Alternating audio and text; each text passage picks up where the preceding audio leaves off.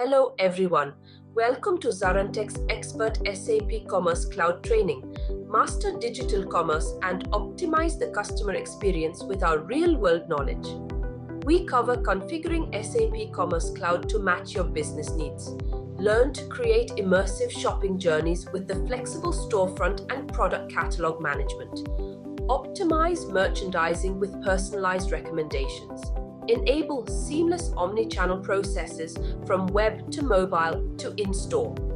ZaranTech's SAP Commerce Cloud Training delivers the practical skills to drive revenue and customer loyalty with this flexible, scalable commerce platform.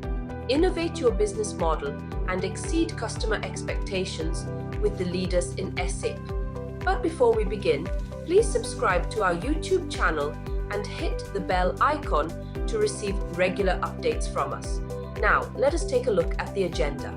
Agenda 1, build and deploy a storefront. 2, capabilities that come with all SAP Commerce Cloud accelerators. 3, what SAP Commerce Cloud consists of. 4, benefits of SAP Commerce Cloud. 5, SAP Commerce Cloud architecture. 6, Hybris, HSQL DB tables. 7, data model of Hybris and data modeling types. 8, Hybris conventions for deployment codes. 9, how to create table in Oracle. 10, multi-dimensional product variants. 11, configuring the cross-selling components. Let's dive into the video now. Okay, so let me start with the first, that is SAP Commerce Cloud. We will have more, we discuss about that. SAP Commerce Cloud is a suite of e-com solution plus PCM software, and also a cloud. That means commerce plus cloud. So cloud will contain that some automation feature with the build, and self-service portal is there to control your build and to control your application. Either back office or some backend services, APIs, and your storefront. So that capability can be controlled within the self-service portal. And yeah, these are the cloud, commerce cloud services and commerce capability, how that payment integration being done within the cloud, and how that that customer support integrated with the cloud, and how these services happen. These are about the cloud capability, commerce cloud capability, and how that omni channel happen with the across the channel, right? So how that CS cockpit can handle within the cloud, how your web shop or particular point of service, or how that capability integrated with the within the cloud. So we have that some more about search engine, how that search we see that we saw in application, how that search capability happen for any web shop, and have another also within the suite promotions, cart, order, bundling, and to interact with the social media. So that sort of capability already we have within the suite. And right, so there are multiple. The motto is to how we can engage with the customer very easily, and how we can increase the traffic with the help of these promotions and all. Yeah, these are the component within the Commerce Cloud suite, right? So product content management, which is the PCM software to handle the complete life cycle of the product, and customer experiences, how application behave, and how our commerce application can create a value for a company, or for a business. So these are the component, and we have that order management also, and commerce capability to how that order processing and everything happen with this capability. And again, we saw that about that, how that build and deploy happen for your web application. So later this session we will see how that build and deploy happen for particular e-shop. That means for your storefront, not the complete commerce, but to deploy your specific application, how this automation process will happen. Right, so we have that capability actually to easily deploy our application, and you can also roll back your application with the help of self-service portal. So these are the capability what we saw yesterday, right? So platform which contains a core functionality, and then again product content management to handle the product related information, product specifications, and their prices and all. So we have that product cockpit which we can maintain or manage the content on the fly. And again, in the similar way, we have that web content management system too, where you can maintain your site of the content. So what we see on the web application, all the content are part of this WCMS. So WCMS have that capability to maintain your, to create a banner or to create a web pages. You this this tool have that capability to define the banners and to define the component what we see within the website or storefront. And again, we have that customer support capability to create a ticket, and to how that cancellation and return process will get tracked within the customer support. So we have that separate application within the suite. So that capability is also available within the SAP Commerce Cloud. And we saw that order management capability, order fulfillment, return, inventory, and all. So as part of order management capability, this suite already has. And the store locator, right? So to locate your physical shop based on current users. So that capability is already enabled by default. So once we set up our application, and based on that feature, this by default capability enabled. And search and navigation is also available by default in your application. So for the search, that search engine we are calling it Solar Search, which is already embedded with our SAP Commerce Suite. So with the help of that Solar Search, we have that search capability very faster and quicker, right? And navigation is also there, so that any end user can directly navigate to the page. So these features are also there within the suite. And again, we have the payment framework to connect any payment system.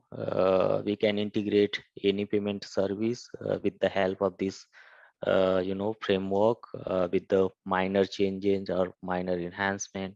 So we have that already out of the box available, this feature within the Commerce Suite.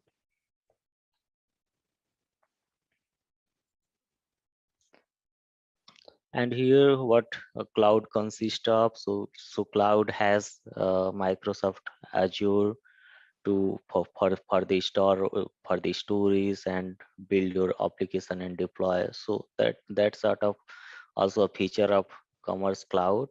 And also we have that infrastructure as a service we discussed about yesterday. And we have that SAP Commerce Cloud portal, which have we are calling it as a self-service portal, which through we can maintain or build and deploy of our e-com application. So self-service portal is the main thing within the cloud, which through we can control or build and deploy. Here are the some benefits, right? So SAP Commerce Cloud. So this is we are in a CCV2, so that means on a public cloud, so that anybody can access that on a distributed environment manner, and that is scaling also very easily possible within the commerce. And we have that self-service environment, right? Self-service environment means that self-service portal is there to enable to create a different environment based on either development, staging, or prod. So we have that we see that yesterday how we can easily configure our environment. And we have that again, disaster recovery and backup within the cloud. So we can easily enable that feature within the cloud in case of any backup, right? And we already integrated that flexible continuous integration and continuous deployment with the help of Jenkins, already integrated within the suite with the help of Kubernetes and all. So there is nothing to do. So just what we need to understand here, we need to understand how that self-service portal works and how we can, with the help of self-service portal, we can control the complete cloud services. Here are some architecture about that SAP Commerce, right? So how that architecture is about commerce. So you can see here there are three layer which consist as part of architecture. First one is infrastructure and and their environment, and again your commerce application. So we can, if we can divide these three layers, infrastructure means where your application being built and being deployed, and environment is specifically what environment that application has, either dev or staging or prod. So we have three environment within the cloud, and this and third layer will be your end user application, where your application being deployed into that specific different environment. So here some glimpses about, so all we are talking about CCB2, that means public cloud. So we have that commerce application. What are the different application? So we can see Spartacus, a data hub. These are the application, and commerce, your web shop, and right extension factory, and also that sort of end application, or you can say storefront, which end user or any user can access. And again we have that environment. So as part of environment we have that database server and blob storage to store the media information or binary information, right? So that sort of uh, capability or feature available as part of environment, under environment. And we have infrastructure, where how that automation and how that build process happen, and how that logging and recovery being integrated. So these are the as part of infrastructure feature. So this is the basic architecture of the cloud. Okay, so that was the basic architecture, but here, if you see the slide here, we have that how that runtime architecture works, right, with this cloud portal and automation engine, and how your code base so integrated, and how this that automation happen at the runtime. So somewhere with your code repository, and code repository will integrate it with the code builder, right? Then so these all are the part of automation feature. So that these all the touch points are available within the cloud. So to for us, what we need to do, we need to just configure our source code. Your source code somewhere will be in the repository, and then you have to define your configure your repository within the public cloud. That means your self-service portal, where automation engine can automatically pick based on the configuration.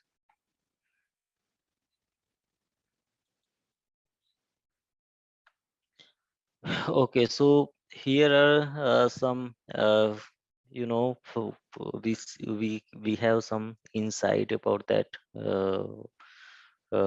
some more detail about our environment and about infrastructure. So we see that within the cloud we have three environment: development environment, staging environment, and production environment.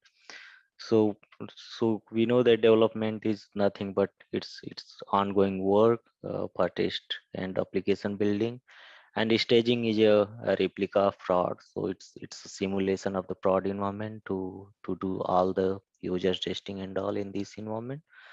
And this environment has a standard database, and dev environment also have that standard database. So but in the prod we have premium database, so these are the infrastructure, services we can as part of information we can keep in our head. So yeah, so these are that cloud uh, infrastructure, you can say, services. So in prod that cloud have memory in between 500 gig to 1 TB, and then in staging it has 250 gig, and in dev we have 250 gig memory in standard database.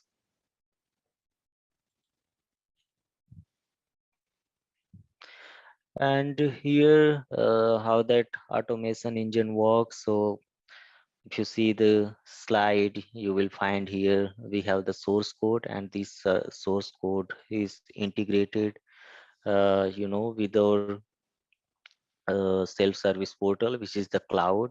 And cloud have right, so there are uh, some automation engine will pick your code and then deploy with the help of Kubernetes. And then within the cloud have that feature to create a different application in a different environment, right? So we have that back office application, and then some back processing and API endpoint and your storefront application. So we can have easily configure and we can control that specific application and their touch points.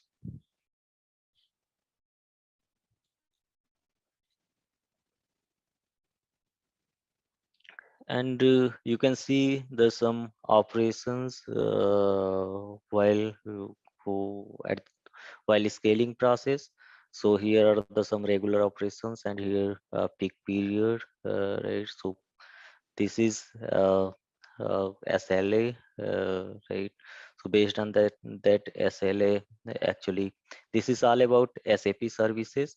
But what I can tell you here is uh, there is actually a big 1 second of response time uh, wo- in terms of performance within the application. So but based on our customization or based on our application enhancement, it may take more, but standard performance is maximum 1 second.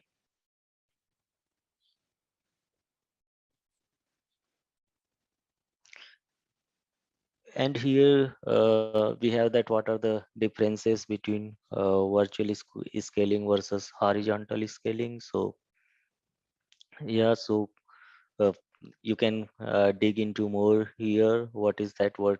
How? What are the impact and what are the pros and cons in terms of virtual scaling, and at what case we can do a virtual scaling, and what are the benefit? For the cloud, actually SAP is responsible for the support, right? So this is nothing but it's a you know service level agreement. So services what SAPs provide us, because on the we are in the public cloud. So always once you get the license, right, for your for your business, then there will be a contract, and there are a lot of services we are utilizing from the SAP. So SAPs always sign up contractors to maintain maintain that SLA.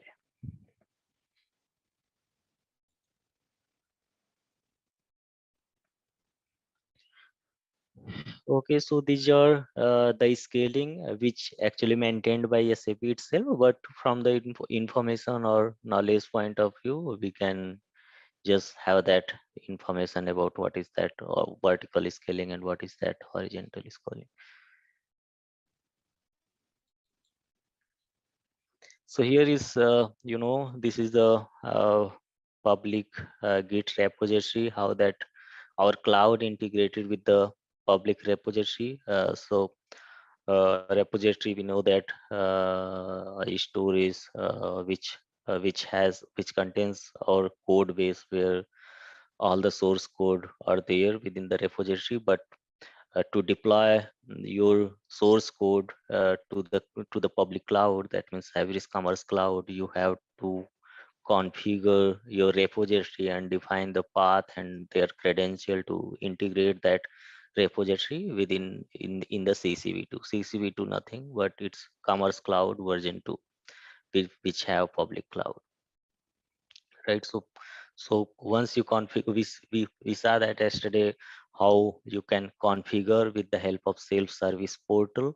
So there you can configure your build, you can configure your repository to point out to your source code, and your source code will get automatically deploy with the help of automation engine.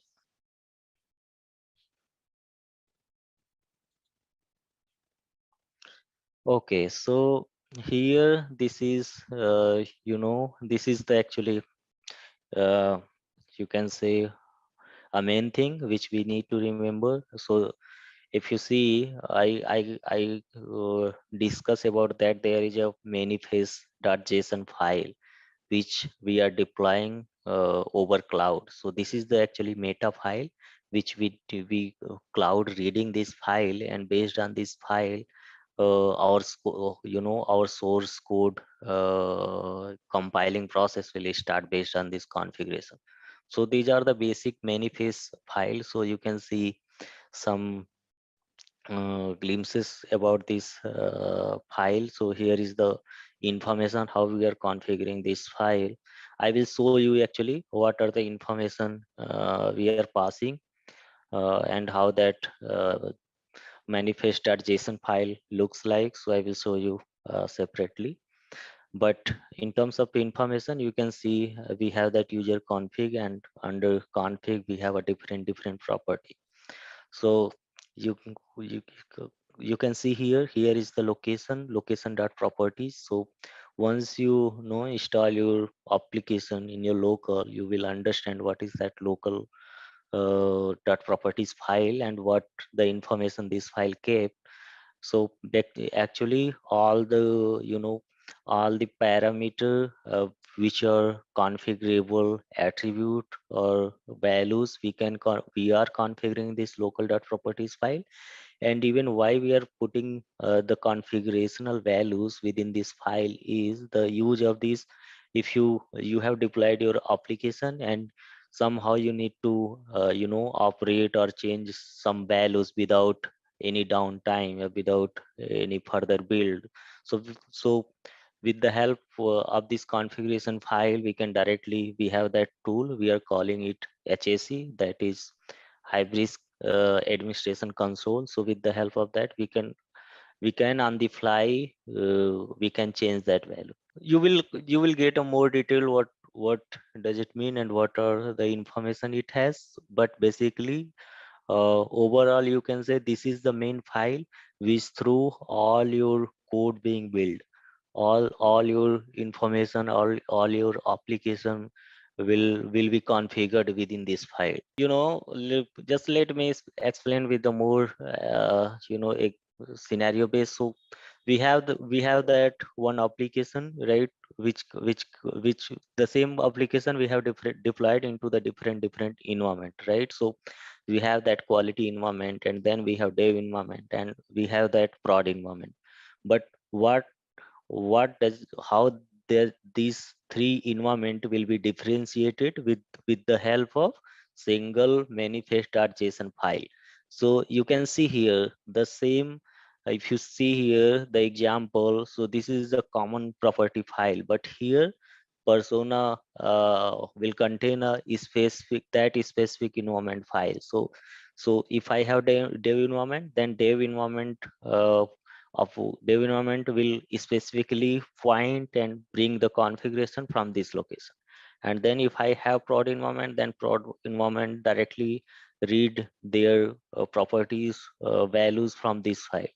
And we will see the actual how this file and what are the all the information I will show you after this. Then you will understand actually what are the information. Here are the actually some information about our environment specific, how we can separate the different properties file with the different environment.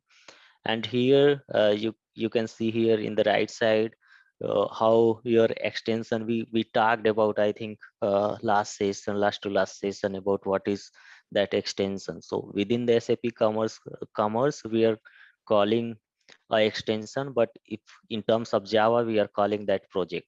So but and in terms of Oracle application, that is a ATG, which one is also one of the e-commerce solution. So there we are calling the same as a module. So everything, every source code, every functionality are there within the extension. But yeah, so extension, here is the path how we can define the extension. Here this is the JSON file, so we have that extension location, and what we need to exclude, we can specify that excluded extension under here. So and we we will discuss about what is that solar. But solar, we at high level I told you solar is just solar search engine which have embedded with the commerce suite. So in the development environment we have that within this solar search engine is embedded with our software. But on the public cloud, this solar also on a cloud, so we are configuring it separately. So we need to just configure their path and all.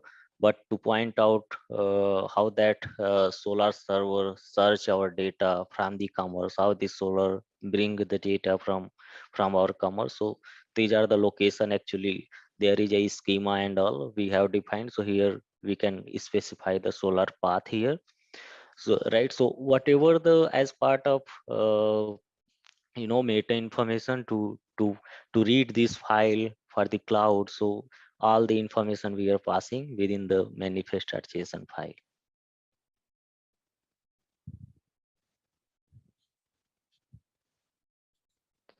Okay, so here are in what are the integration options within the SAP Commerce Cloud. So we can see that different feature available to integrate the either SAP integration within the SAP or any third party integration. So the here are the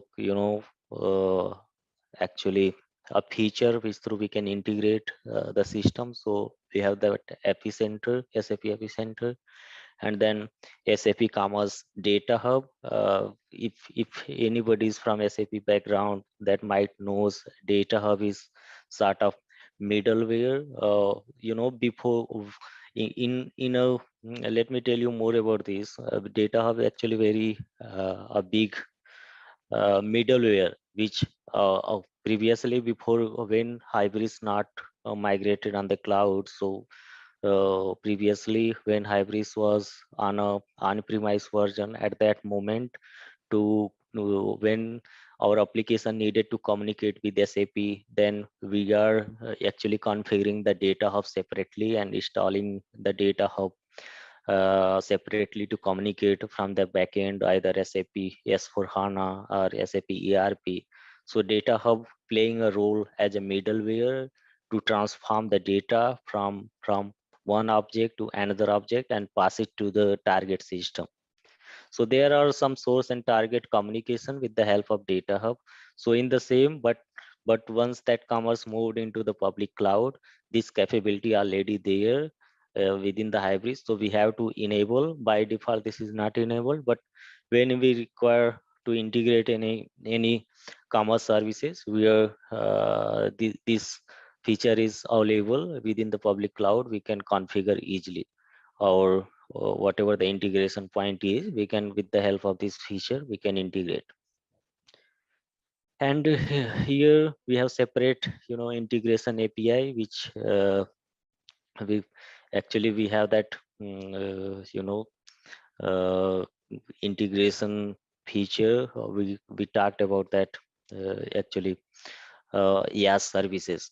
So with the help of IaaS services, we can directly connect to any system. So this is basically a REST call, so which also provide us a solution to talk any third party system.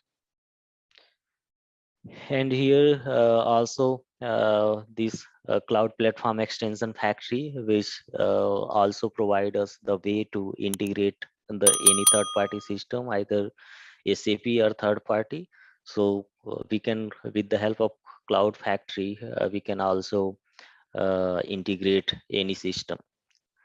And last one is impex. So let me explain about, because this is the common file when you deal with the e-commerce, you have to you should have how that impex work. So impex is nothing but it's a file which through we can import our data into the database. So this is the medium actually to importing any data within the commerce. So with the help of this impex is a separate engine, which this is the actually comma separate is, which this file actually contains the comma separated values. So with the help of this we are importing the data within the commerce, and if we need to export the data, then with the help of this there is a process actually impex import and import impex export. So with the help of that tool we can Hybris can export their data to the user. So we will talk about that once we go with the topic by topic, then we will discuss how that impacts work. So but at high level you can just get this impacts is a medium to import the data within the suite, within the e-commerce DB. We are not directly interacting with the database. With the help of impacts we are importing the data within the database. So this is the tool actually.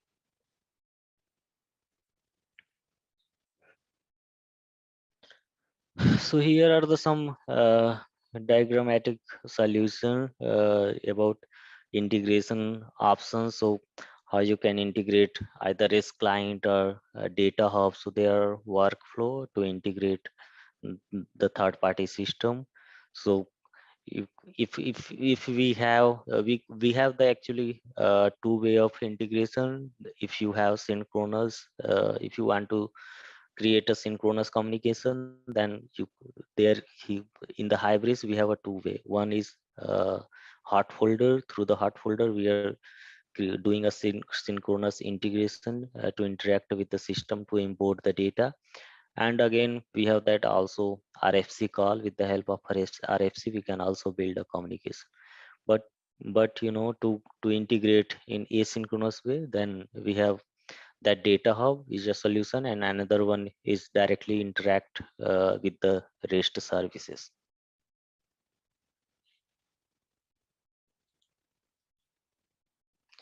Okay, so here you can see some overview about how your how your single application run and how your multiple application can be handled within the cloud commerce. So here are the some examples in terms of solutions. So let's say so SAP Commerce Cloud is a single suite, right? So but as per your requirement, let's say you wanted to deploy more than one application within the single cloud. So within the commerce have that solution. Either you can deploy separately. Here example like one application for B2B and another application is for B2C. So these two application will deploy independently so as per the diagram. But if you see the solution two, we have that actually in the single cloud, single server, we can deploy both the application. So if you heard the concept of clustering, so we are creating a actually clustering environment to communicate more than one node. So when we deal with the multiple application, actually we are creating a cluster for different application, and cluster itself with the help of TCP and UDP, that communication process will happen. So the database will be the same, but application will differ. That application might be one or two or many.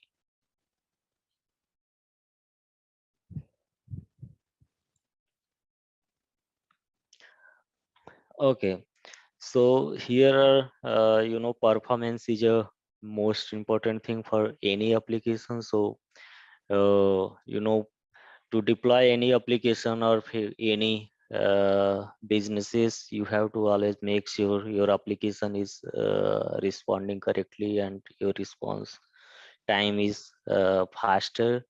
So we discuss about that SAP as per SAP standard or SAP recommendation will be SLA will be 1 second response time. So to ensure that this response time we have that feature right when while you are building a code, while you're writing any sort of functionality, so you have to make sure that your application, your functionality perform very well. So there is a time is less, that should be actually performance should be less than 1 second. So with the help of you can performance tool is there, either you can integrate dynatrace or jmeter. So with the help of that you can make sure your application responding correctly. And before go live you can these are the some basics. So prior to go live you have to make sure that your each feature and actually need to meet your application with the performance criteria.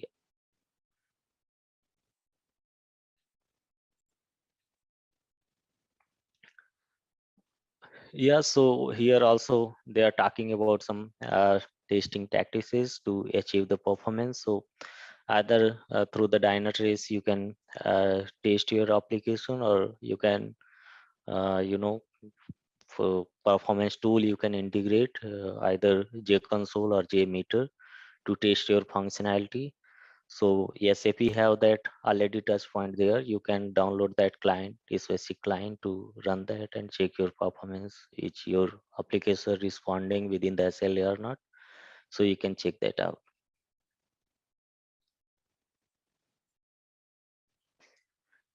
Okay, so here as part of agenda, we see that commerce have that capability to actually troubleshoot the any issue at runtime. So you can very easily in terms of the issues is related to the infrastructure, then you can directly we have this HAC within the commerce. We are calling it as Hybris Administration Console.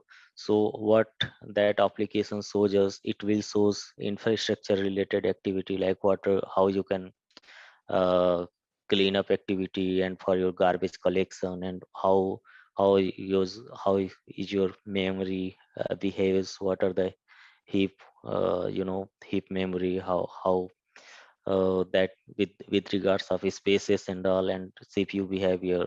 So that sort of monitoring tool are there, so that you can easily troubleshoot your issue in terms of infrastructure. But in case of if you find if you wanted to debug or troubleshoot any functional issue, then we have that logging we are calling at Kibana log within the commerce. So if cloud provide us a Kibana logging is there. So with the help of that we can trace that issues, and we can find the root cause in terms of our functional issue.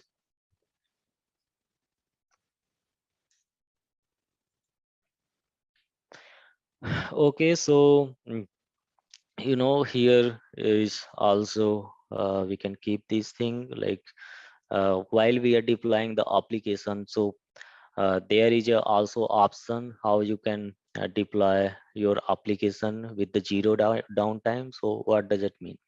So when you deploy your any application in the cloud, so at the time of deployment actually we have that sort of configuration. If you have the database level changes, then to you need to update your database. That means at that moment, and zero that downtime, some downtime required. But if you don't have any database or table related changes, that means you don't need any downtime. So zero time, within the zero downtime, without any shutting down of your application, you can easily you can deploy your functionality into the cloud without any downtime. So that configuration is already there within that self-service portal. So while deploying, we have to select that what uh, what are the operation we are going to push. Do we need that downtime or without downtime? So that option we can check in the self-service portal.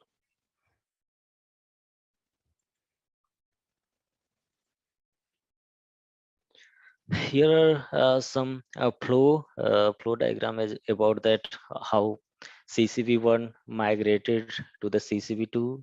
So there are actually CCP1 were integrated with the very older version, but now we are dealing with the CCP2 only. But here are the flow about how that CCP1 migrated with the CCP2. So in CCP1 actually it's more related to the infrastructure related activity, but when we are dealing with the CCP2, we have a infrastructure as well as we have that some advanced feature on the public cloud.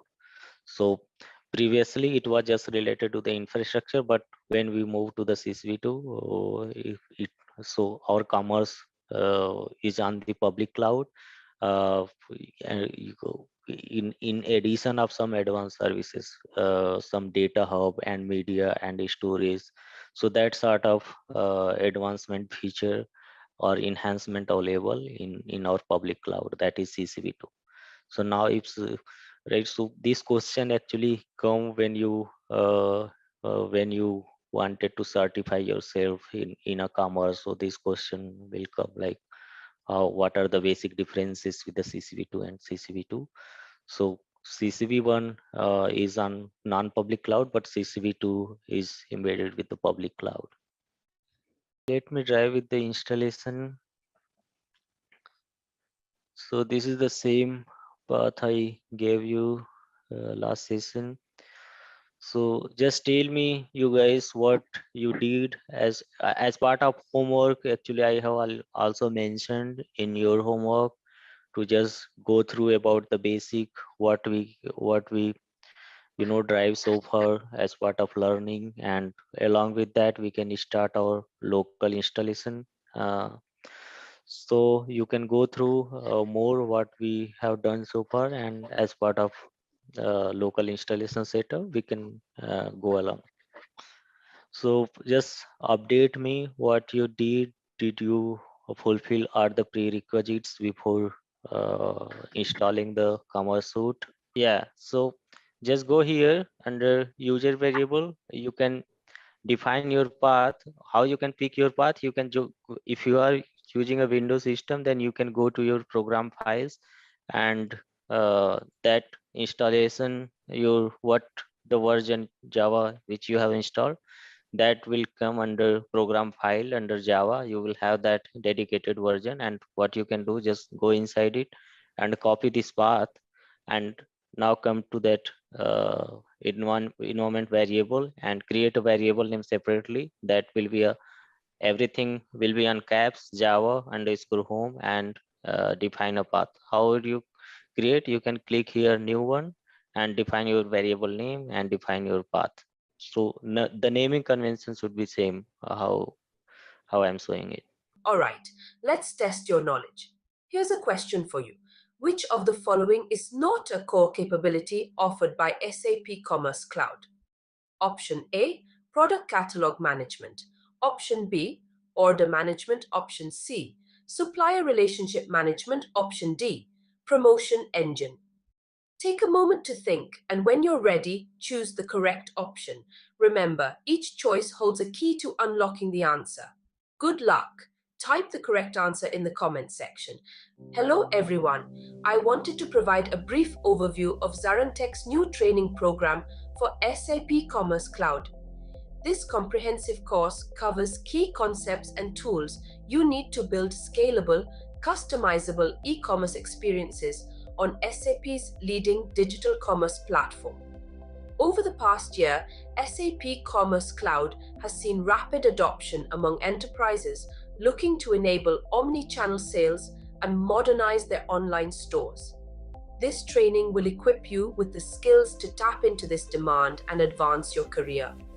Many professionals have already benefited from ZaranTech's other SAP courses, and I'm confident our SAP Commerce Cloud training will similarly provide immense value whether you're looking to pivot careers or deliver more value in your current role. If you're interested to learn more, visit the link below for full course details. Investing in this training now can open up new career avenues or growth opportunities. So don't miss this chance and register today. So here this module will all about the setup of our SAP Commerce Suite. So let me directly go here. So we have seen that how to install SAP Commerce. So as part of this step, what we did, we just set up with the prerequisites. So what prerequisites needed to install the SAP Commerce. So first we need that Java 11 version, which is the prerequisite before doing any installation of SAP Commerce. And then we need that ID, which will be your Eclipse or IntelliJ, whatever, so that you can start, configuring and start editing and play around that with the help of editor. So these are the prerequisites as part of installation. And then third one, you have to download a SAP Commerce Suite so that you can start that installation process. So there are steps which followed, and there are more steps which need to be followed in order to complete that installation. So we will see later on. So basically these are the steps what we did as part of installation. So first we did that prerequisites, and then after we started the installation of Commerce Suite. So here are the some steps what we did in order to install the SAP Commerce Suite, as you can see here in the diagram. So first we have downloaded that install Java JDK, so which is already we have completed this step. And then after installation of this JDK, we have pointed to the, we have set up that path of install JDK to our environment path, so that our machine can point to that specific installed version. So with this step number second, we did part of installation. So we install the JDK and we have set it the environment variable path. And third step, what we did then, here you can say these are the prerequisites before doing any sort of installation on Commerce Suite. So here what we did, we downloaded that SAP Commerce, which are suitable based on that prerequisites. If you install that Java 11, then you need 1905 or 2105. So that latest version would work with Java 11. So these steps we did. So this in this step we have a zip file with the Commerce Suite, and what we did as part of installation, we created that separate directory where we can install our Commerce Suite. So first we unzip that into that dedicated directory, and we saw that the naming convention before going to install any suite. So the naming convention should be without any space or without any special character. So that directory should be. And then we unzip this commerce software from zip to unzip. And what we did, we went to the platform directory and perform the end path, right, where we end is a builder tool, where with the help of end we are executing the that couple of commands in order to install the SAP Commerce Suite. And then you see that after performing the end command, if you realize that there are couple of directory already being generated. So what directory that being generated once you run that end command. So up bean is already defined as part of commerce suite, but there are some couple of directories under in Hybris folder. So you have realized that there is a config directory, temp directory, data directories, solar. So that sort of directory are being generated once you executed that int command. So here these are the steps. Basically I wanted to highlight what we gonna do as part of installation and what we did. So these are the steps which we have to keep in our head. So as these are the steps we have done, then here we have finished. Let me switch to the practical laboratory. What we did, that will give you the more idea at low level as part of our lab training.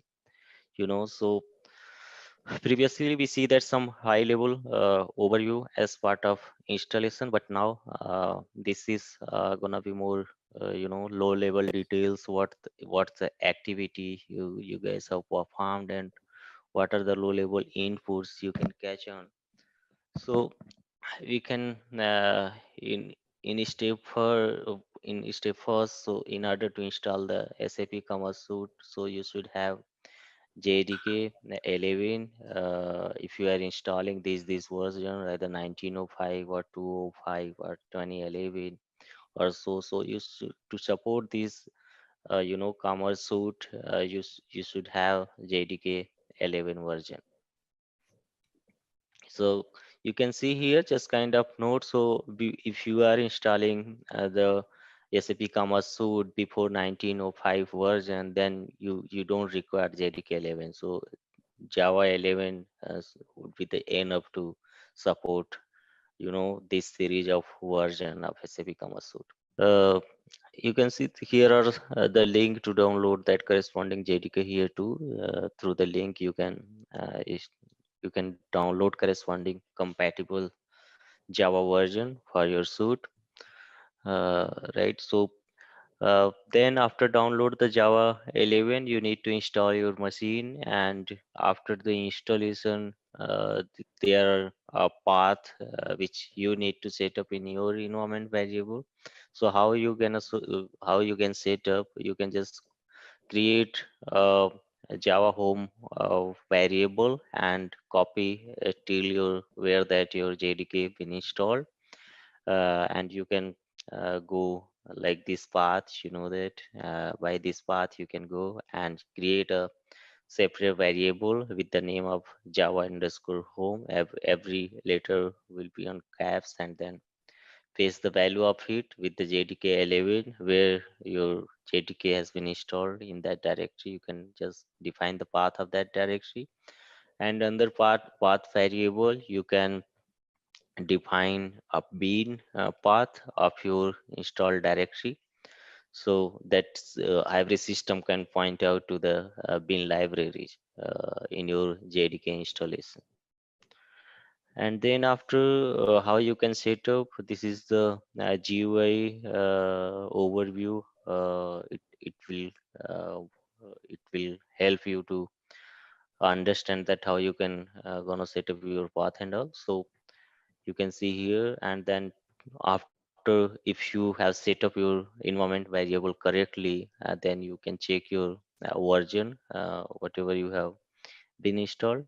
So you can perform some set of command to check your JRE version by putting that command Java space hyphen version, and then there is another command to check your compiler version too, because sometime what happens, sometime you used to install JRE but not JDK. So you should have to check both the version, because at the end your compiler should also be needed with the same versioning which is compatible with your suite. Okay, so to check the Java C version, you can just type a command Java C space hyphen version, so that will tell you what Java C version been installed in your machine. So there are some some references you can follow in order to install and set up your environment variable. You can go through this tag, And then after, if you fulfill with your prerequisites in order to install your SAP Commerce server, then you can download the SAP Commerce suite, and suite will be in zip pack. So either you you can unzip through the 7-zip 7-zip software, or in your window zip application, you can just unzip into that dedicated directory where you want to install the Commerce suite. And then once here you can see a GUI overview to understand. So when you download that suite, that zip will look like this. But once you unpack that zip, this is the view. And if you go inside this unzipped file, you will see that this is the directory structure. So here are the build tool. We see that Hybris, then Hybris SVG, then installer, and their license, which contains this license related information, right? So okay, so here there are more some deeper information about that directory structure of your commerce suite. So bean folder is a main one which contains all the information about SAP Commerce. So under bean, you have seen that there is a two main folder which are part of your commerce and core feature. One is module and another one is platform. So platform is a main where all your commands and all your core features are there under platform. But module, what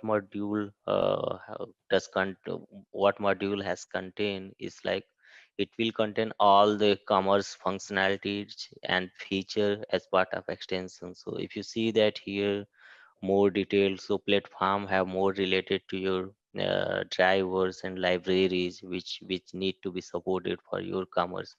But if you can see here under module, we have some feature in terms of commerce, like adaptive search feature, API registry feature, assistant service feature, assistant service integration, and B2B accelerator add-ons, and so on and so forth, right? So, so module will contain the commerce feature, but platform will contain some core libraries in order to, to perform the operations. So here are also a note point, which before doing installation, you have to make sure don't create any spaces in your path.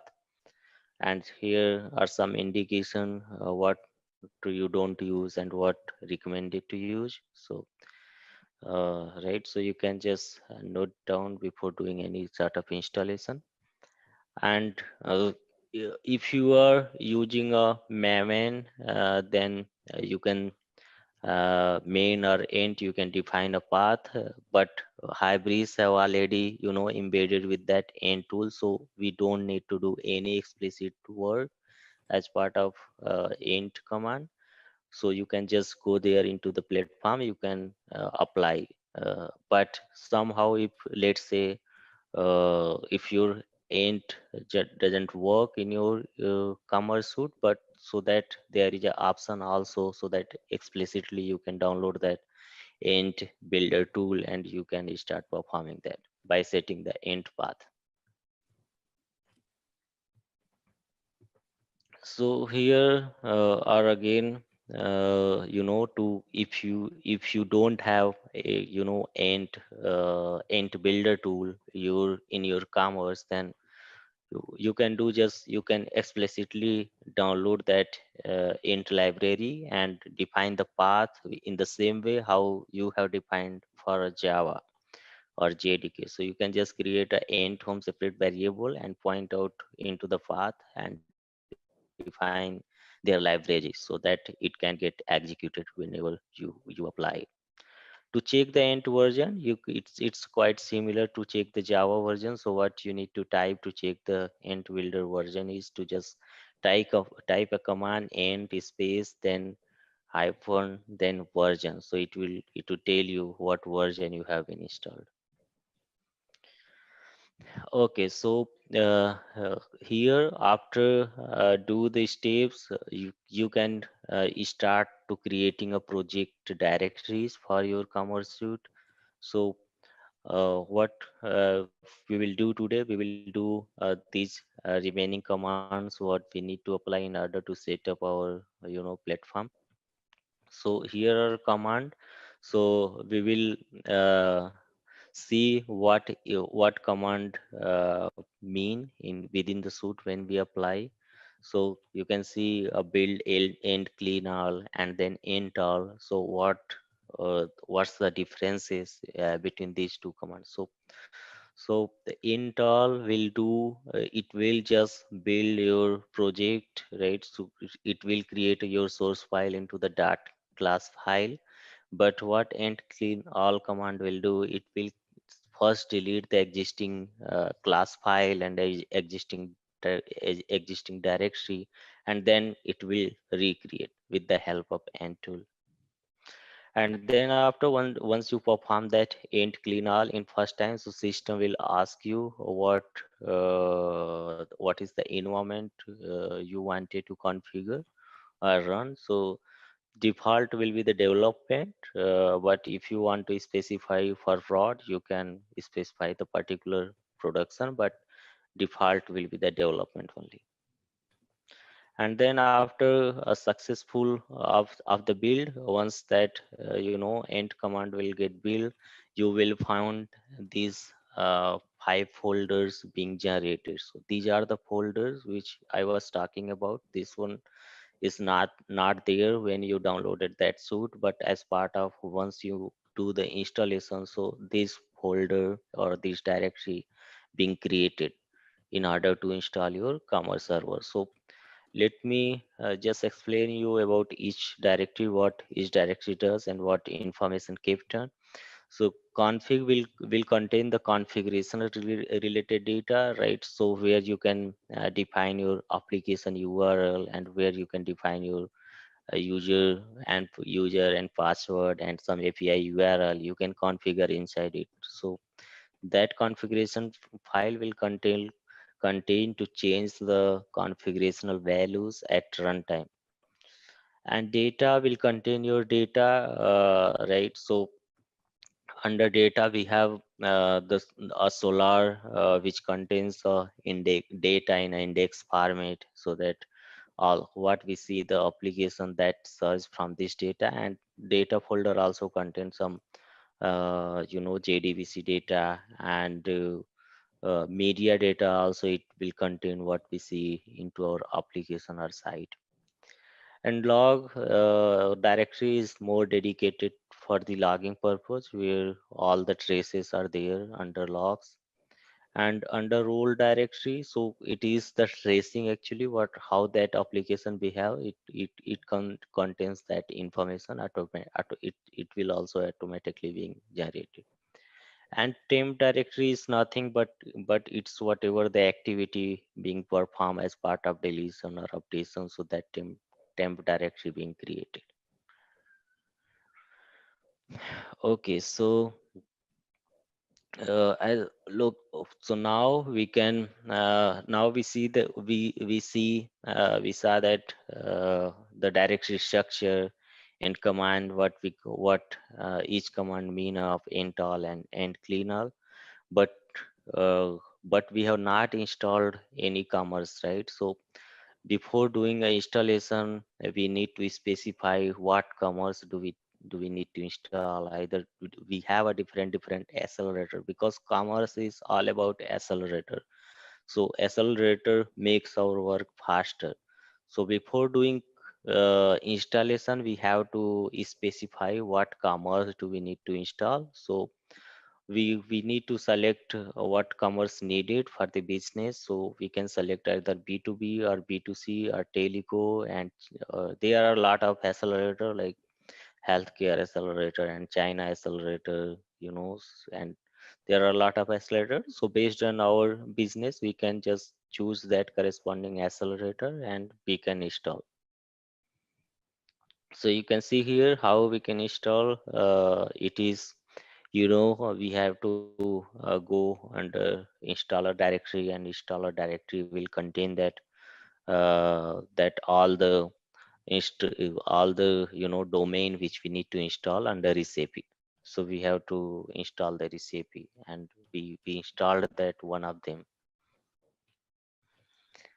Okay, so at the time of installation, so this is the upgraded change after 1905. So what we need to define at a installation, we need to define the admin password. So you can see here, this is a default one, admin nimda before 1905 version. So here you can see like 5 series version or 6 series version or 1808 or 1811. So we don't need to set up any explicitly. It is already being set up, admin and nimda. But up to us, what do we want to set up, either nimda or any password, up to us. We can start setting up in our latest version, what we did yesterday. So here are some explanation why we are setting, why we are not using that default password. So we can our that installation actually giving us the option, we can define any secret password, so it won't be a default always, we can change it. And here how that, where this password being stored, how to set that default, there is a gradle file, build.gradle file, where that once you set your password, this being created here like this. So this is more low level details or low level information you can see about once we setting up the password, where that password being stored and how that can get verified. So we perform that command, installer command, in order to install the recipe, right? So we perform that. Here you can see uh, some example for window, operating system to there is a command for window specific. So install that bat and then hyphen r, which is more indicating with for the recipe with the default, and here is specify with the some cx, what cx you want to. Yeah, Daniel, please tell. What's the -R option do? Yeah, that dash r means recipe. So if you follow that references, there are indicators. So we are using always r because that r indicator tells you that you are just installing the particular recipe. And the name of the recipe is CX. I Yeah, see. yeah. Cx means Thank you. name of that recipe. Yeah. Okay, so once you install that by performing this command, install.bat, then -r, and then space, then you have to specify your recipe name, what the recipe is you want to install, either B2B accelerator or B2C accelerator or China accelerator. So based on that listed recipes, you can just choose that recipes and just execute this command. So once you execute this command, so that system will start building and it will create a dependent extensions and that dedicated directory, right? So once that installation being successful, and in step you know step 8, we see that that build was successful. So also after a successful of the build, what we build, actually what we install, we just install that recipes based on accelerator B2B or B2B or B2C. So then after, with the help of int command, we can we can create a, if we wanted to create or customize something, so we can also do by following command. You can see command number 1, int clean all, which will first delete the existing directory and then it will recreate it. That means unnecessary directory or class will get cleaned up, and then after new changes will get built after that. And in step 2, this end just the usual command is just enter, because we don't want to unnecessarily delete the things. But in case of any changes or data model related changes, we are performing the end cleanup. So end all is the usual command, and end customize all is, this is also a most important command. We are not uh, as as regular basis we are not using this command, but for the information point of view, you can just so what this command does is, okay, so we have that if we are trying to modify any existing libraries or any out of the box functionalities, then we are performing this, executing this command into customize. What this into customize does, it is just override the existing change, override the out of the box file. If we wanted to modify the some out of the box file, then we can just, there is a some directory structure which we need to follow in order to run this command. And then after this customize, this is the sequence actually. Once that changes will override, and then it will start building up those source file. And at command number 4, we have extgen command. So this command actually help us to generate the specific extension. So extension for our feature, whatever the template we select, so based on that template it will create a specific extension. So later the session we will see a more detail about this, what this extgen then extgen does and what module gen will do. But from overall we can just try to understand what each command does. So in uh, fifth number command is module gen. So once we type a int module gen, it will create a set of extensions what needed to be, for your specified domain, either B2B or B2C. So in order to, if you don't want to create a specific extension, but if you want to just create a set of extensions, then you can just go ahead with the module.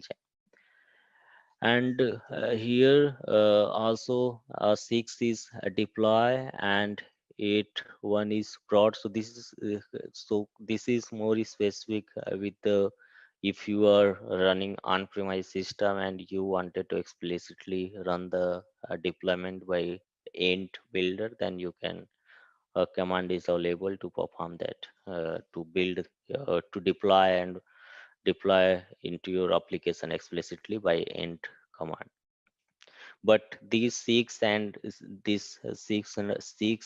seven step we are not generally doing, because there is a we are running in the cloud, so that automatically our system will get it deployed. So you can see here some snaps are there when we are doing that end cleaner. So this will take us some couple of time to build your project, and then build will successful. So once that build will successful, then we will start creating, to initialize your system. So what initialize will do, it will create, it will create actually all the essential data and all your sample data being created in your database as part of commerce feature. So there is a way actually which you can initialize your system with the help of command. And there is a also option from the HSC, we are calling it Hybris Administration Console. So with the help of that HSC tool, we can also initialize that system. So I will show you how that HSC will look like in order to initialize or update the system. So first we can run through this take.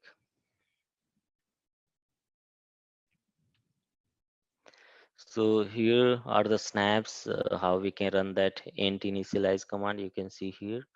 So just let me recollect here what we did so far. First we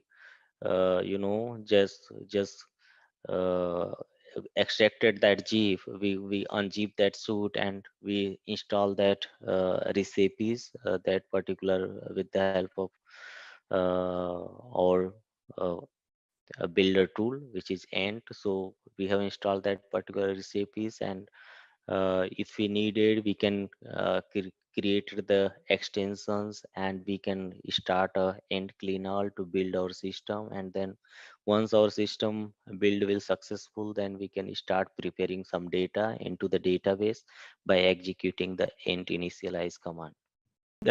Because we are actually creating essential data and some sample data in order to set up your commerce feature or functionality. So it will take a longer, it will take initially around 2 to 4 hours, or it's less than that. But this is a average mark once you start, because it will preparing all your commerce data into your database automatically. So this is the automation feature. That data will get created with the help of this, ent initialize executor.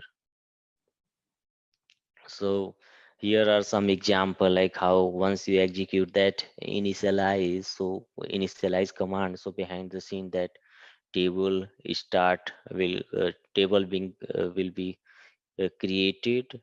Required table as part of essential data is like car table, order, then user, product, your store. And then there are a lot of tables within our commerce suite. So all the to store the inventory information, and to store the pricing information, and your order information, cart information, and your b2b unit information. So that all the tables will get created once we execute this end initialize command. Okay, so now once that initialization being done, then we can what we can do as part of step 10, we can just restart our server by putting the command hybris server.bat. If you are running in Mac or Linux system, you can just execute this hybris server.sh command to start your server.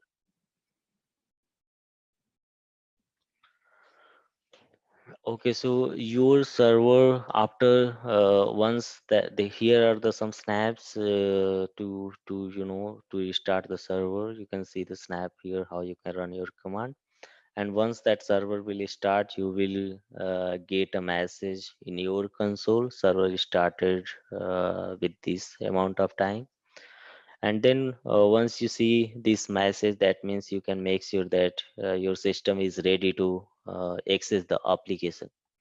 So first application, you can just make sure by the HAC. Here is the HAC.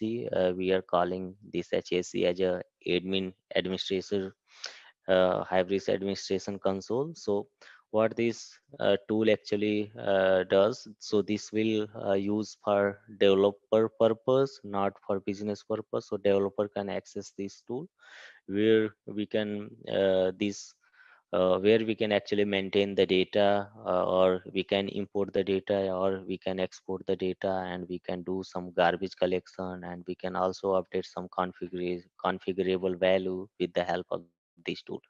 So that is why this tool is more specific with the developer purpose, not business purpose. And okay, so you can just make a note of it, like at step 11. So once you if you have done already the initialize from your command prompt, then you don't need to initialize your system from HAC, as at this note point tells us, right? So if we have completed the step number 9, then we don't need to do this step number 11 to initialize explicitly from the HAC, because we already executed that initialize command from the command prompt. Okay, so how you can access that Hybris administration console is, so this is the URL. Once your server is ready, your server has started, and then you can just type this URL to access the HAC. So once you open the HAC, you will see if you have not initialized your system, then first window will tell you to initialize your system to create some essential data in order to access your application or in order to access your commerce site. Right, so it will also take around between 1 to 3 hours, depend on your CPU cores. Okay, so in between initialization process, so there are some you know uh, points which you need to take care. So otherwise your data being corrupted if you are doing any kind of activities at that moment. So just make sure that at the time of initialization, if you did the initialization from the HAC, or then you don't need to close your browser, and don't you need to close any command which are already being running, and make sure that your system not going into the restart mode or sleep mode. Otherwise you will face a data corruption issue.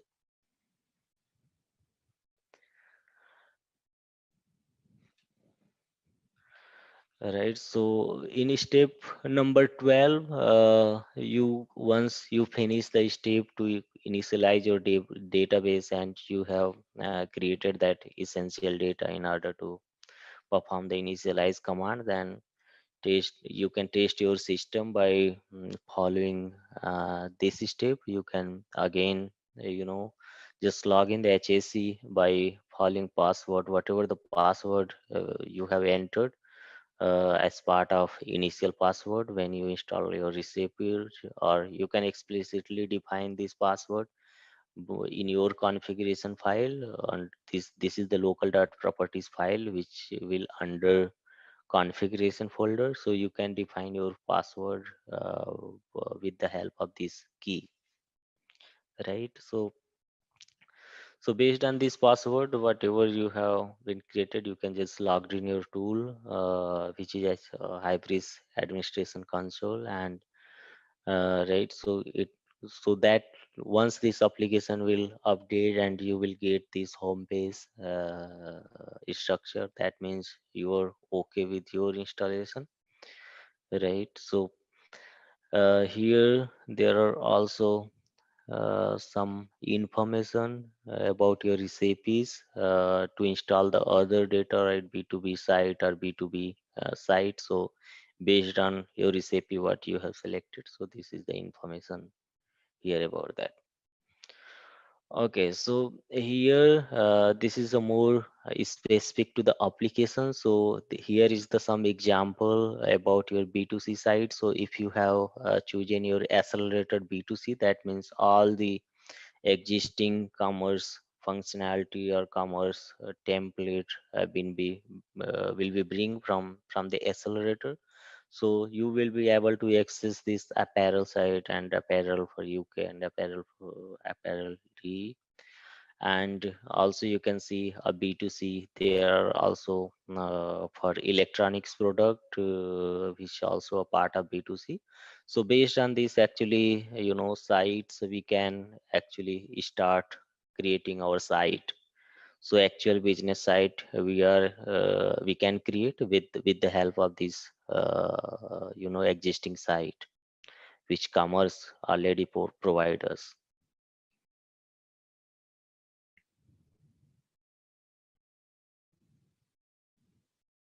So here, how we see that about B2C, we can have a similar example for B2B. So B2B have also a separate storefront for your application. Like here is the template or application which is called Power Tool application, which is also a part of B2B accelerator domain. So there are some same configuration and same set of installation we need to perform to pull this site. So so far we discuss about how we can install and how we can initialize our system, and what is the tool to initialize, that is HAC. But more, let me just scroll down and we can see here, this is also very important and capable of our data maintenance and management perspective. So this is, we are calling it as a back office. So all the back office work can be done with the help of this tool, right? So back office means we can interpret any kind of data from the back office. We can manage any product data, and we can do catalog restructuring. We can define the category. We can define the catalog from the back office. So this tool is more specific with the back office work, right? So you will have the similar tool once you're done with the installation.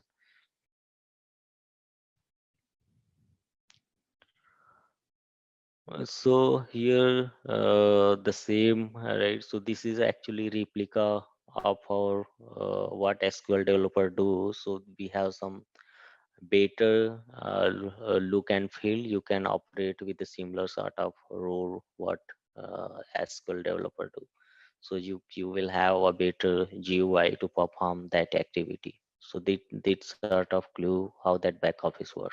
So this is very capable tool actually to perform all the activity whatever running the application for end user. So here, what this SQL developer tool will do, it connect to the DB, and we can see all the tables here. So all the database, all the data we can see here under back office. That's why we are calling it as for the back office purpose work.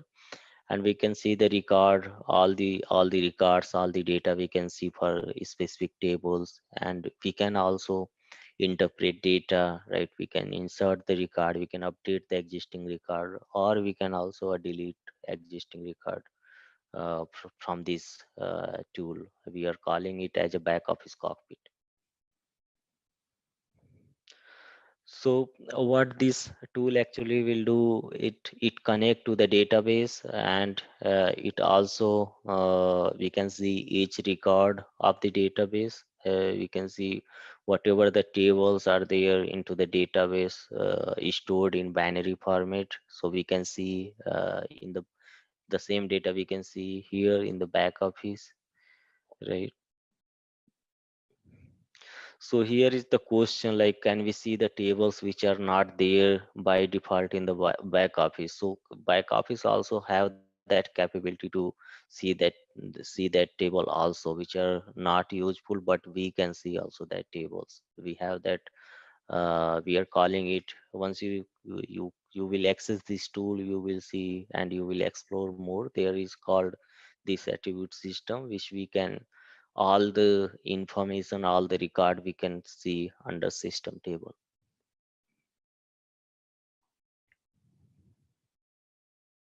All right, so now this is also more insights about this tool. We can see the record inside the table. We can perform insert, update, and deletion activities.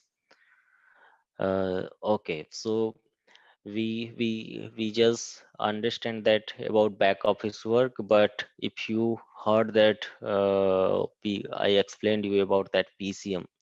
So PCM also have that capability to maintain the life cycle of the product.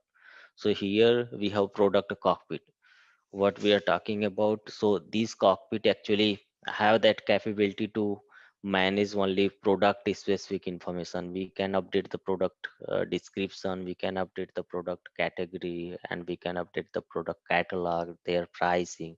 So all the information which is product specific, we can handle through this product cockpit tool. And we can also have that separate window to perform the adaptive search. Adaptive search is also one of the capability where we can define our category and navigation and all the adaptive business. This is actually used for business purpose. So whatever the navigation configuration wanted to do, we can do through the back of through the adaptive search functionality, so that anybody can just navigate to that specific specific page, and they can directly navigate it over there with the help of adaptive search capability. And here we also talked about that CMS cockpit, which is also one of the software to manage the content. So this is the content management system. These are the separate tool, or you can say these are the capability, one of the capability area for your site to update the content and to define your pages, to define the banners, and to define the carousel component. So all the application or web shop related content will be created here. So this is the content creator, you can say. CMS cockpit is a capability within our SAP Commerce Suite. And here also we have another tool. We are calling it as a smart edit, which is more related to CMS, what we see. So here we can, with the help of this capability, we can also manage our application, manage our sites. So this is also a very handy tool to manage your application. So with the help of this application, you can also add your content or update your existing content, or you can delete. Even you can define a new template or new banner or new pages. So with the help of a smart edit tool. And this is also a separate capability for customer support. So customer support, actually in our version we have handling through the back office only, so there is no any separate endpoint for that, but back office have itself have that capability to also handle that customer support related activities. So we have that based on the role. Actually we are enabling this capability for CS support specific. And we see that admin cockpit are there to perform the admin related activity, right? So we have this capability are also there within the back office only.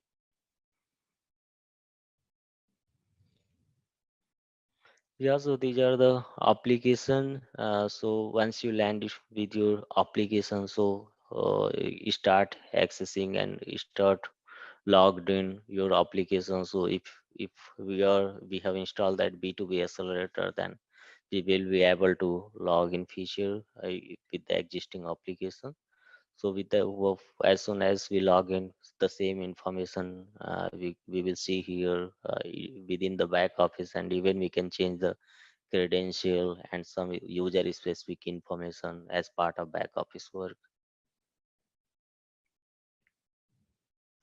You can see here some snaps and glimpses about that your B2B application, how that B2B application looks like, and how you can define on top of that your business specific changes you can do here. Yeah, so I think almost we have covered here. This is all about cron job. So this will, once we move to that specific session, we will more talk about what is that cron job and how we can create a task. What is the cron task, cron job task, and what is that cron expression. We will talk about more on that.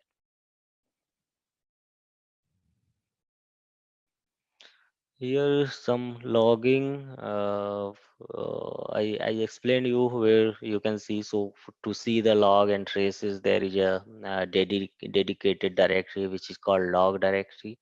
So under log, that all the log being roll over based on that date. So you can see this all the based on that tracing. You will see all the console log are printed over there into that log directory. So that's it as part of our installation and practical. So now we can move and continue with our setup. So if you are inside a platform, if you are running any command in platform, so first step you have to make sure just set your end path before executing any end command. So the end, to set the end path is there is a common command like set end tnb.bat is the command to set the end path, and then you can start executing the end command. So this is the first step. Once whenever you are running the command from platform directory.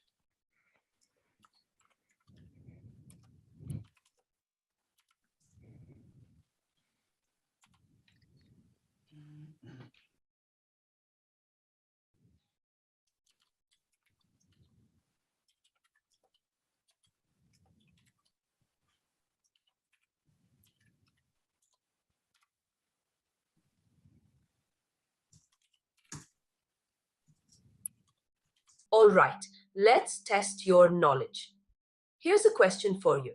What programming language is used to customize the storefront in SAP Commerce Cloud?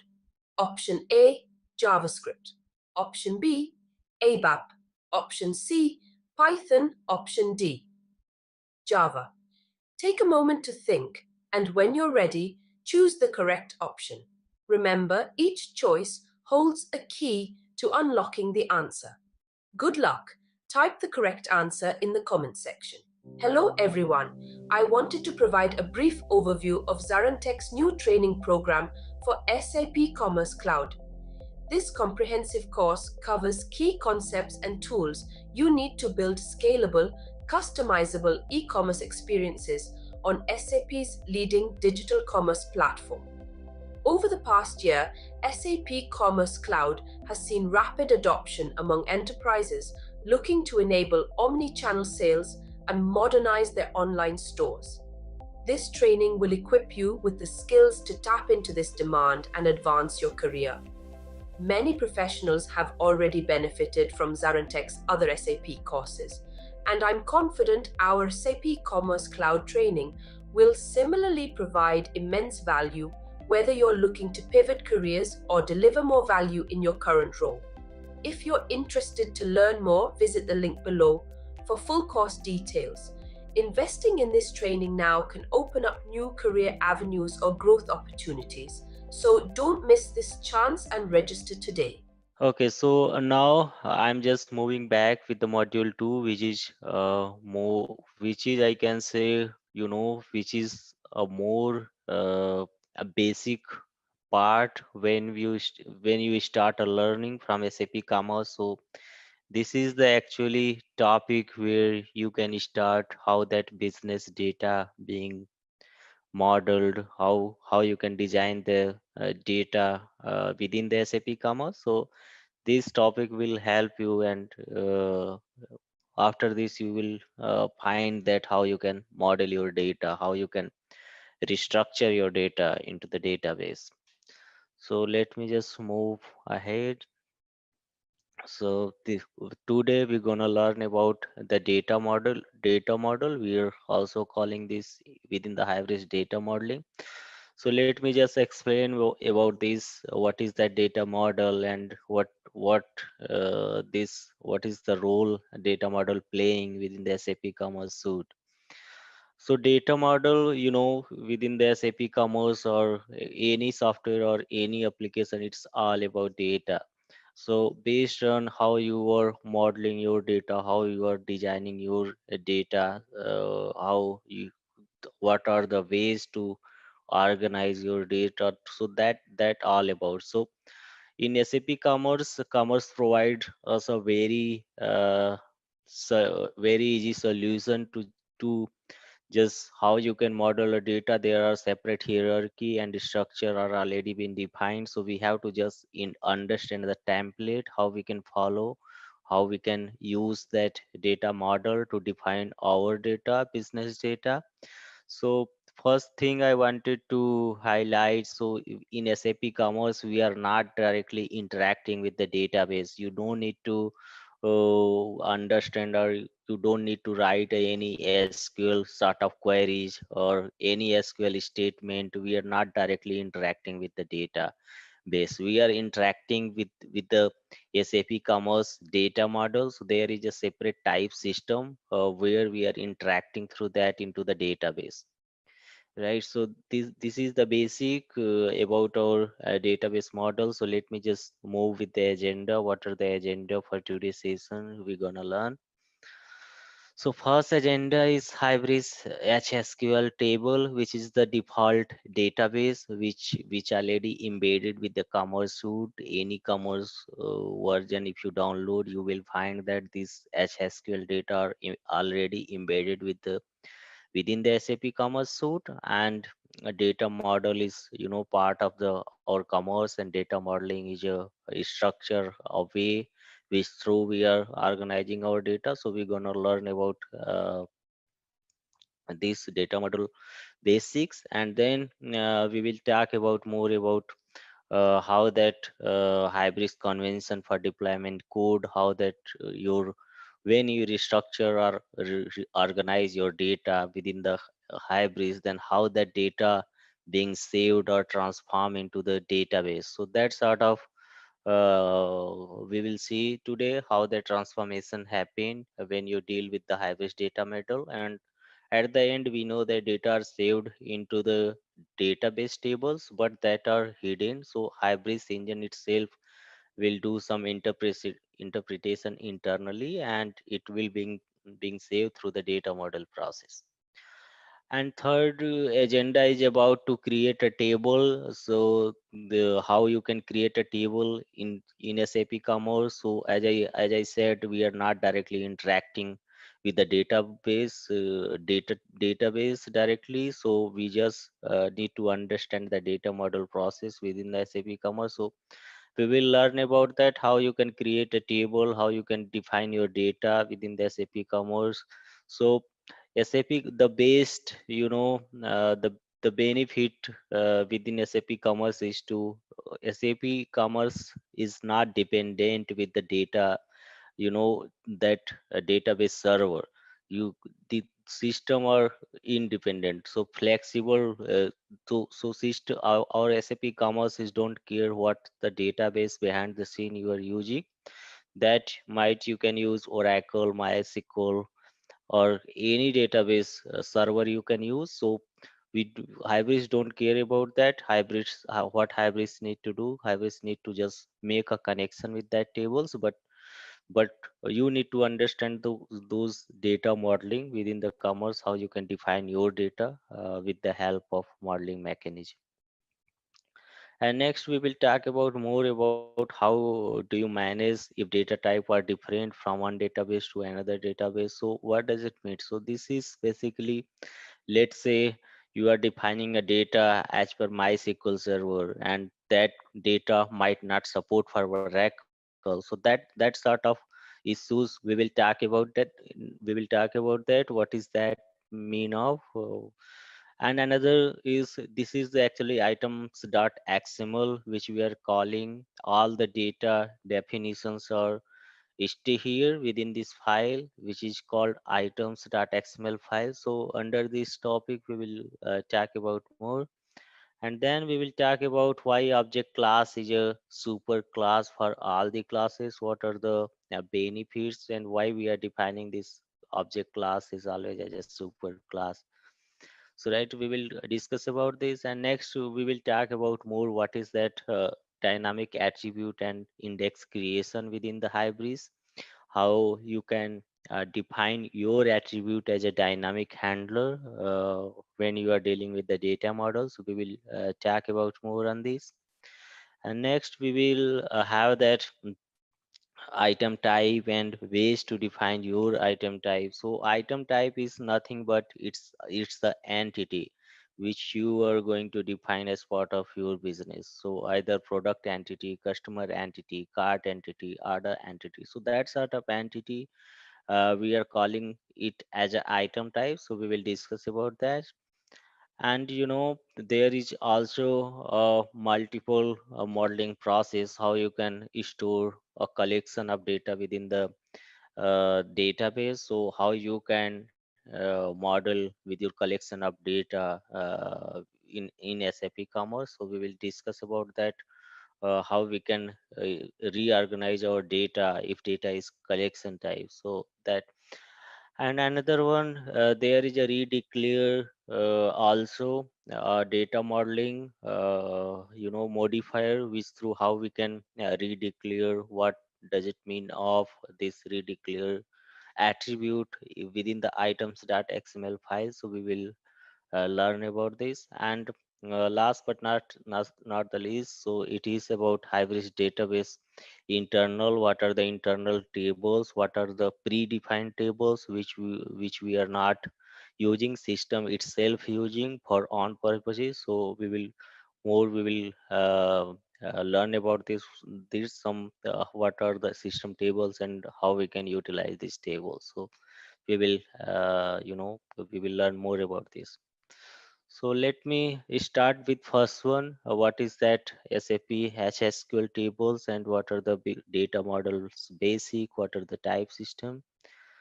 So let me move to the next slide. Okay, so here is one of the basic that is HSQL, as I said, which this database is embedded with our SAP Commerce Suite. So when you download any SAP Commerce Suite, so this database is embedded with that. So you realize that in your installation, you don't need to do any sort of activity related to the database server or any connectivity. Why is it so? Because this database already integrated with your suite. So what you need to do, you have to just take care about your activity and take care about your accelerator and functional work. So you don't need to explicitly define your any external server and make a connectivity with commerce. So this our suite itself take care about that.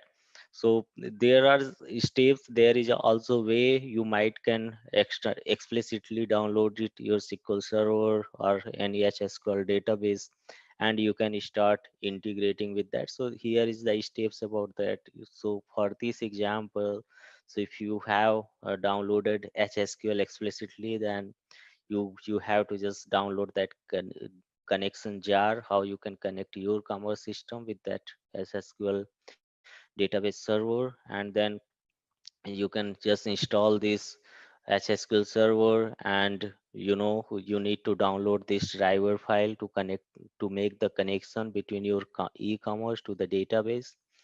And then you have to, after downloading this SSQL driver, you have to place it to the dedicated directory. So there is a separate database driver library which is under platform. So you have to place it that SSQL driver into that dedicated lib, so that our Hybris can automatically make that connection with the help of this driver file.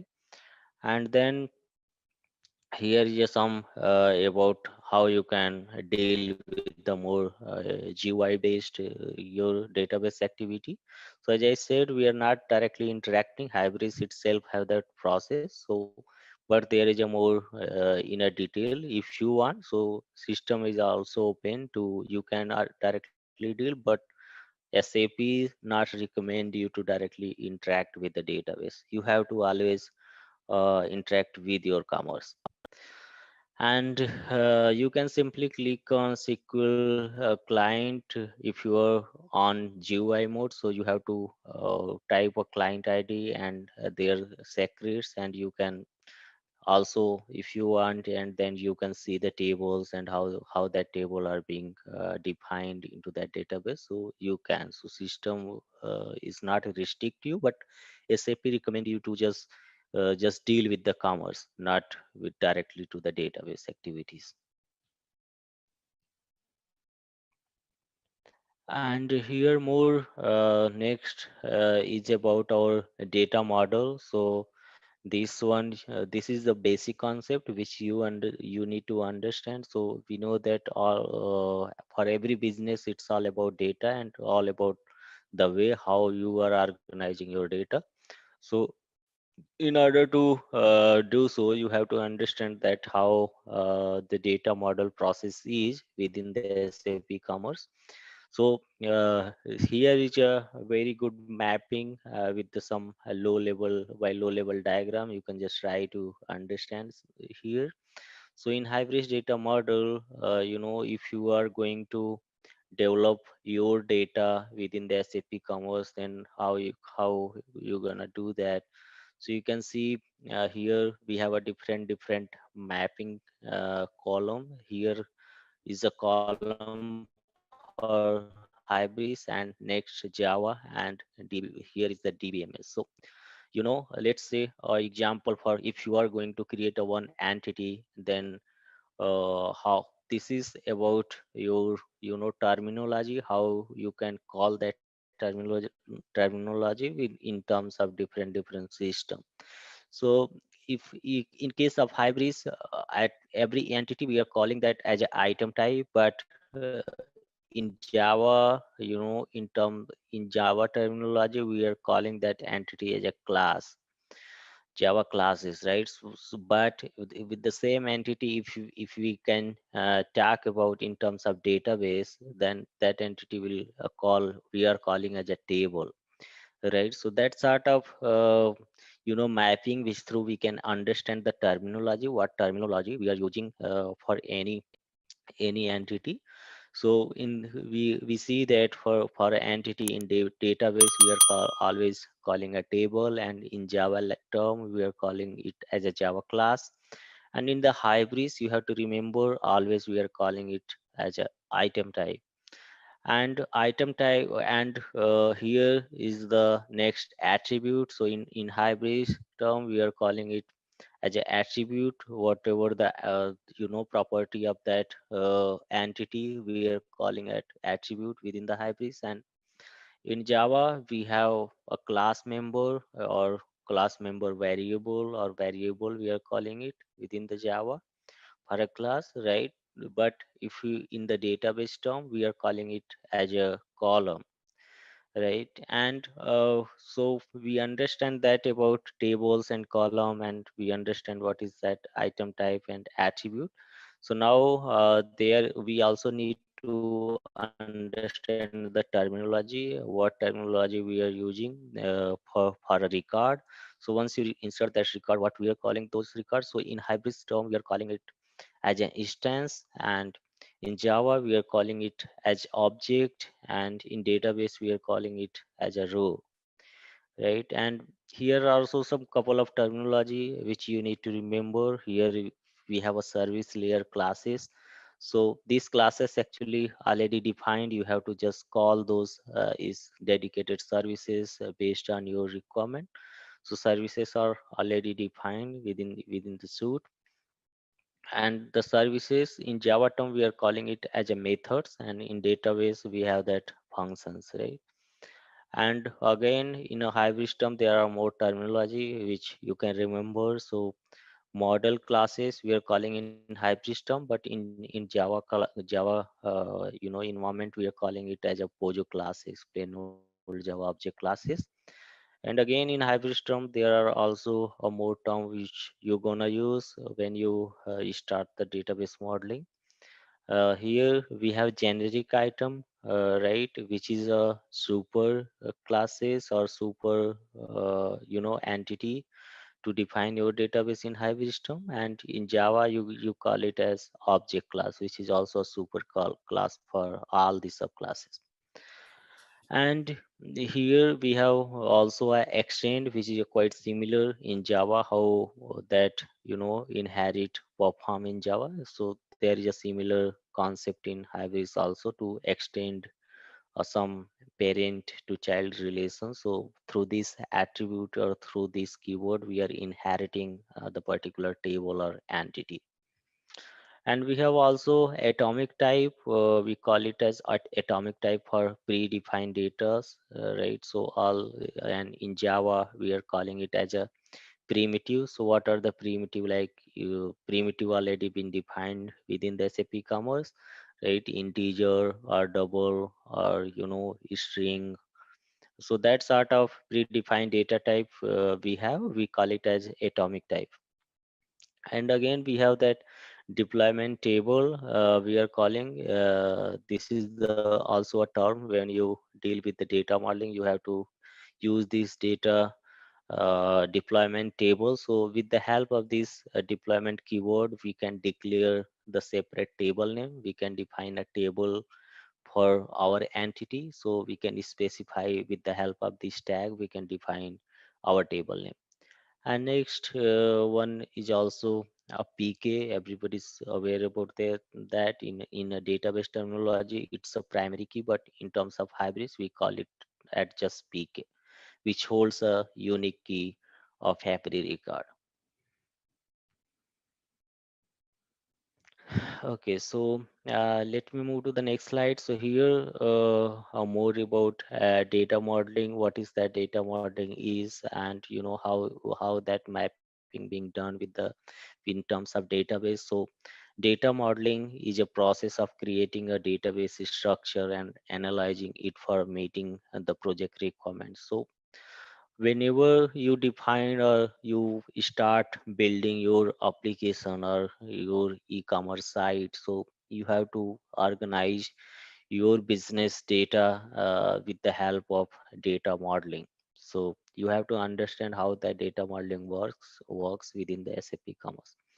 And hybrid service layer provides all the services for handling the database handling, right? So all the services are there to handle that life cycle of the data. So so what kind of services hybrid providers, right, to deal with the life cycle of the data, like either you can update your data or you can create your new record or you can delete the record. So all the crude operation being handled from the service layer job. Not you don't need to directly interact with the database. You have to interact within the service layer to call the different services to modify or play with your data.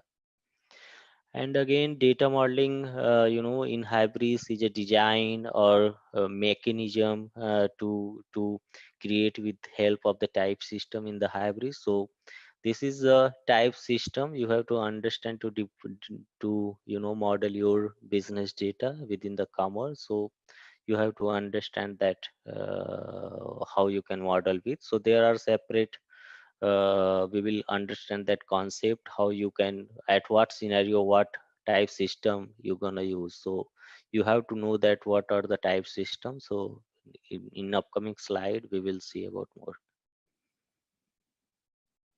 Yeah, so here you can see these are the actually type system. So these are the types which always when you model your data, you have to understand that how what is. So these are the basically types, and with the help of these types, so all the data being modeled within the SAP Commerce. So we have one atomic type, and then collection type, and enum type, and map type, and relation type, and then item type.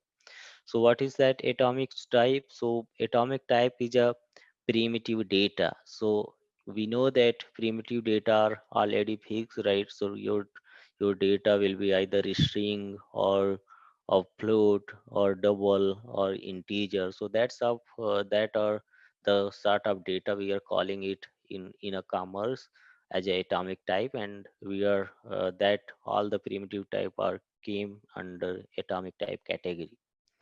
And next one is type of collection type. So all the collection type data, when you require to model your data as a collection type, then you can have to use this collection type to model your data.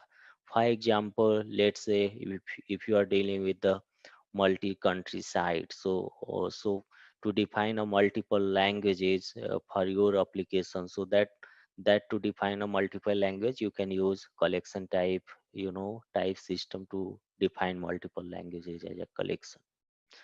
And the next type is enum type. So enum type is just a sort of fixed value and constant value. So with the help of we can define a fixed value, right.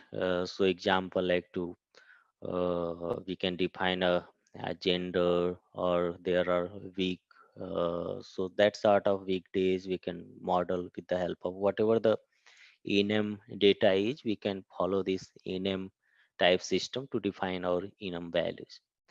And next type is map type. So if a data or business data is like to organize in a way, like in a way with key and value pair, then we can use this map type data type to define our data in a map type data structure.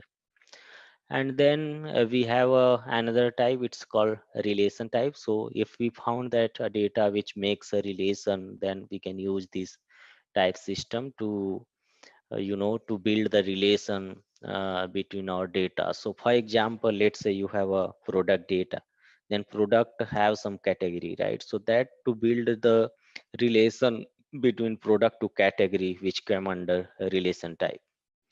And another one is item type, which is also one of the type of type system. And in item type we are defining our entity. So if you have right to define your customer or to define your addresses, so these are the item type. With the help of this item type we can define our entity, right?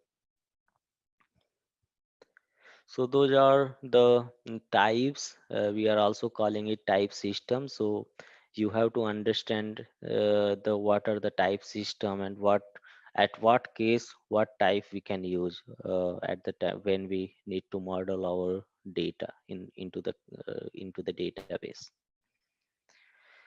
And here we have deployment. So let's say you have organized your data into your with the help of some type system, and then you need to to store those data into the table. So as I said, we are not directly interacting with the table, we are just dealing with the commerce item.xml type system. We are in the type system, we are defining our data. So here is also one of the concept to declare table.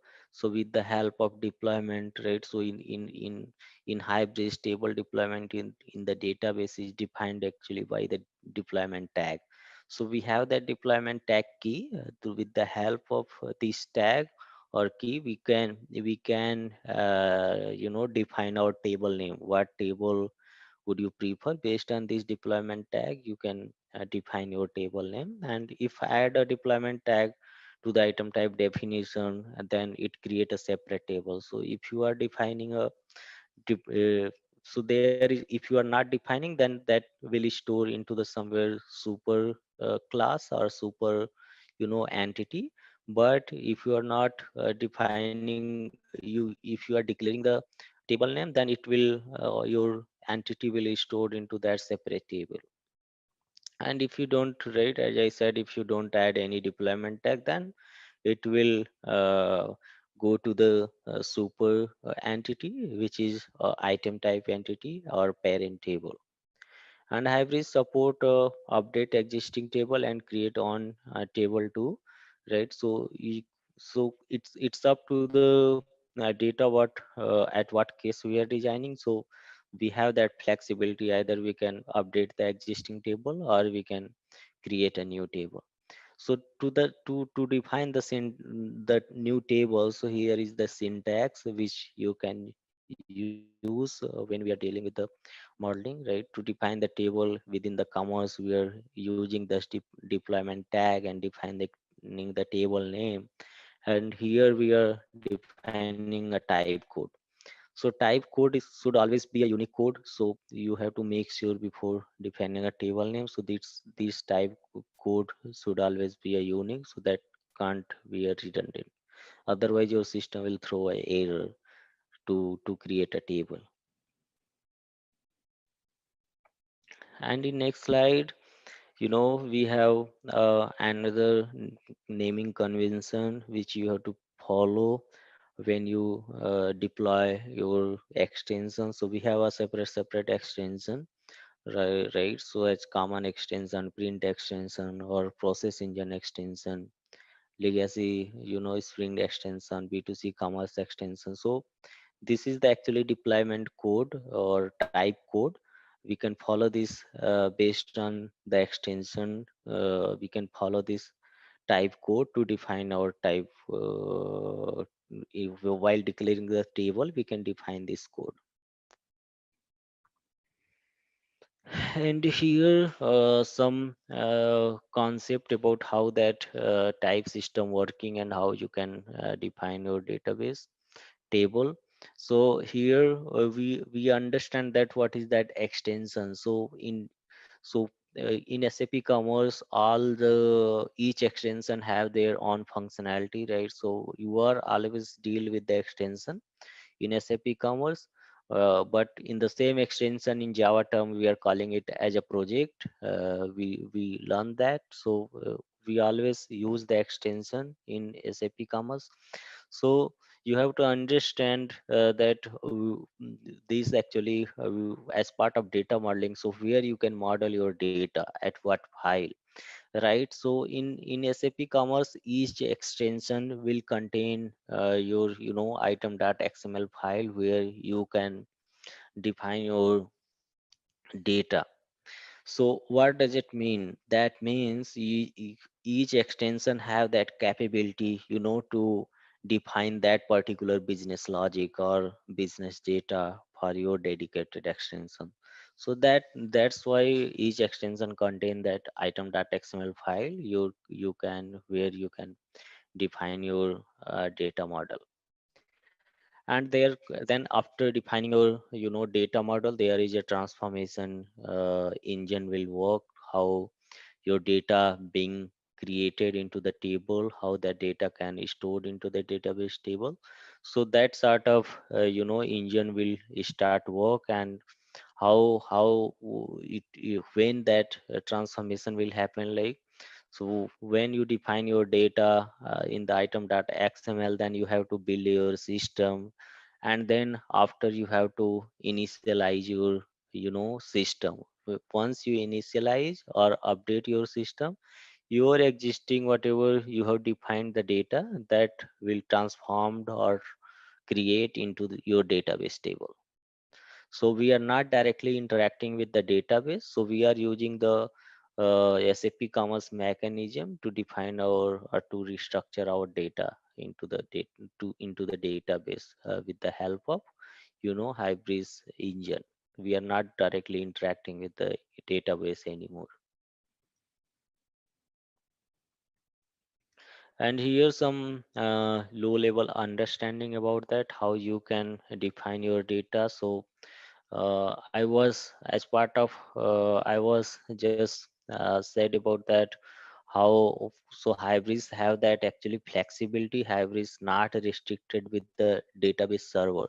So our Hybris commerce itself determine that it's not depend with the server. So if you are defining any data that in backend, that doesn't matter your database server is Oracle or SQL or MySQL. So that doesn't matter. So Hybris engine have that flexibility to deal with those backend servers. So you need to just define your data. And if you want to make to define additional property with the specific your database, Hybris have that opportunity to declare your data with the specific server, but it's not restricted. So I said we are not directly interacting, to design our table or to define our database into directly database. So we are always dealing with our SAP Commerce system, where we have logic, where we have mechanism. It's called item.xml file, which always be under each extension.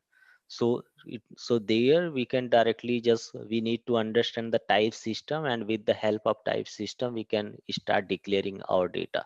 So let's say if you can talk here, if you are defining a, let's say, customer data, then you have to define just customer item type into your item.xml. And then once you build your system, you can just build your once you do install to build your system and restart your server. And then once you update your system, so Hybris engine implicitly will start creating those table into the database. So you don't need to do anything explicitly. So Hybris server itself do that job.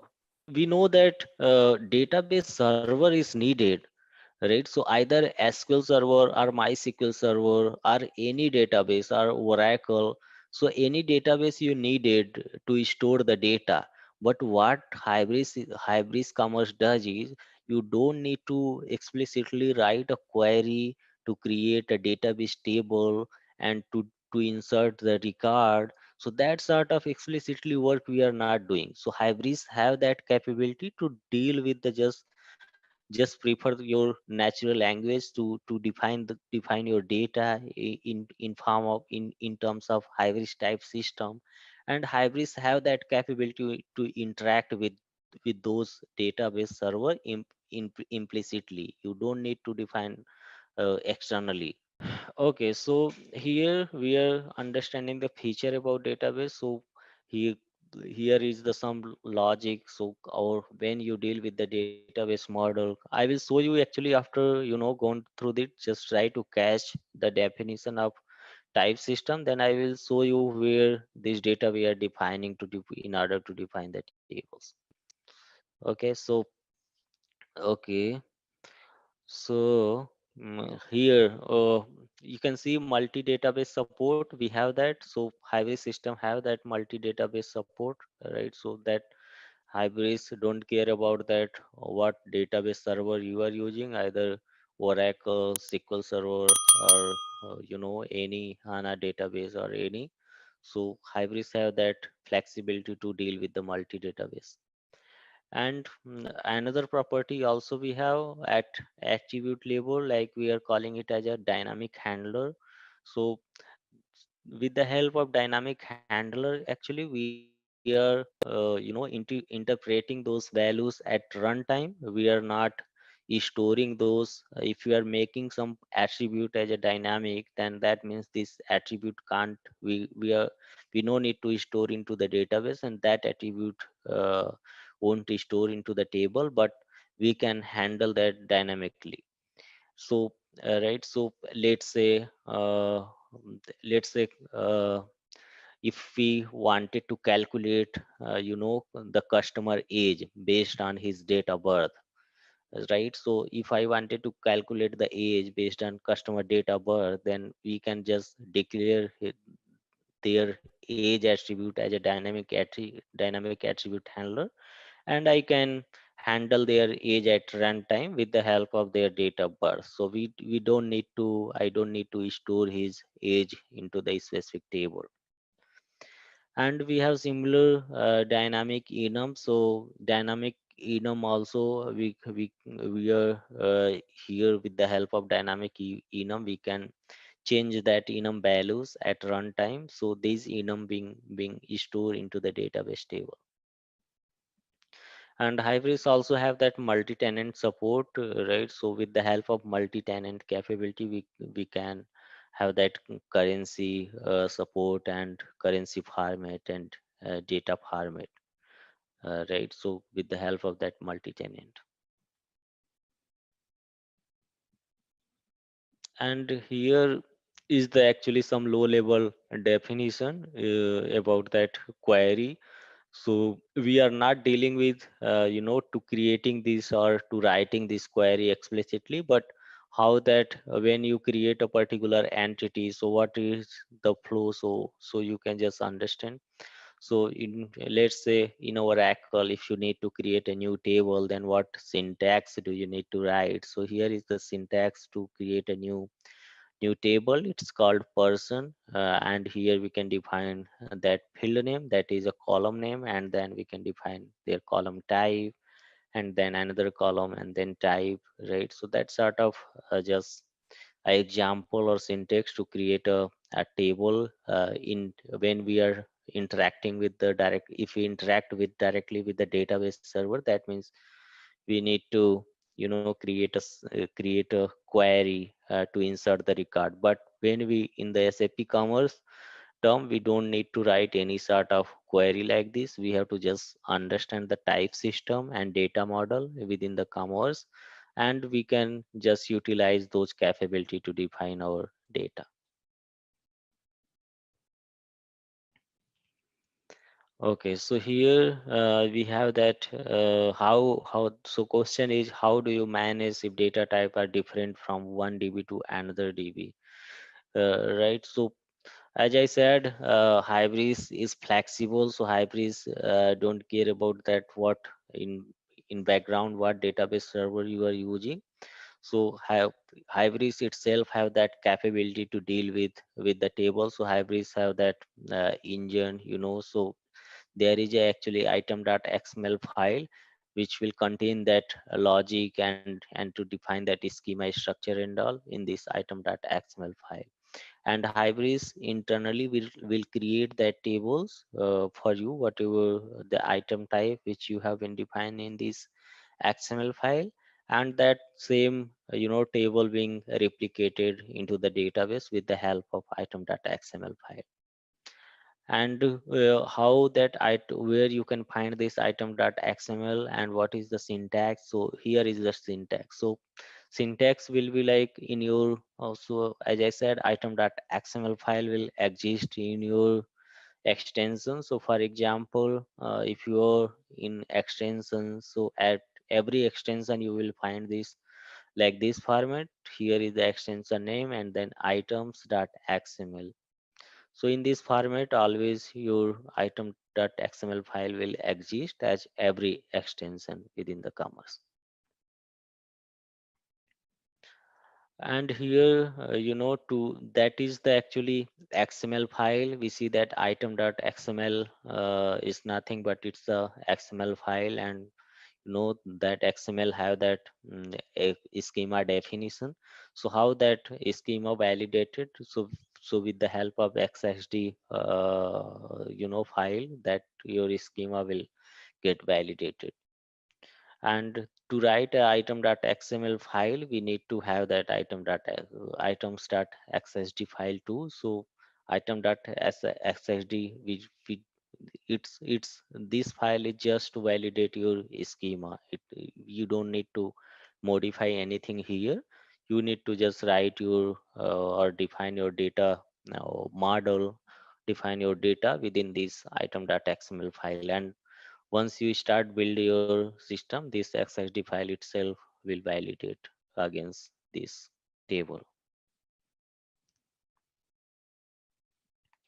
And here are also some important notes about items.xml file. So the item type itself,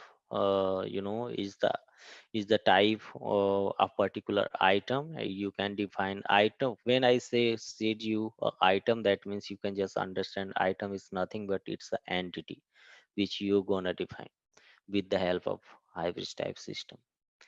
And next we have that right to define the item.xml file. There must be an SXD file which is some which has some rule, right? So this SXD file with the help of actually that schema being validated. And instance of item type is stored in item table, and but item type definition is stored into the compose type. So there is actually composed type predefined item type which is the reserve. So all the actually definition are stored in this table.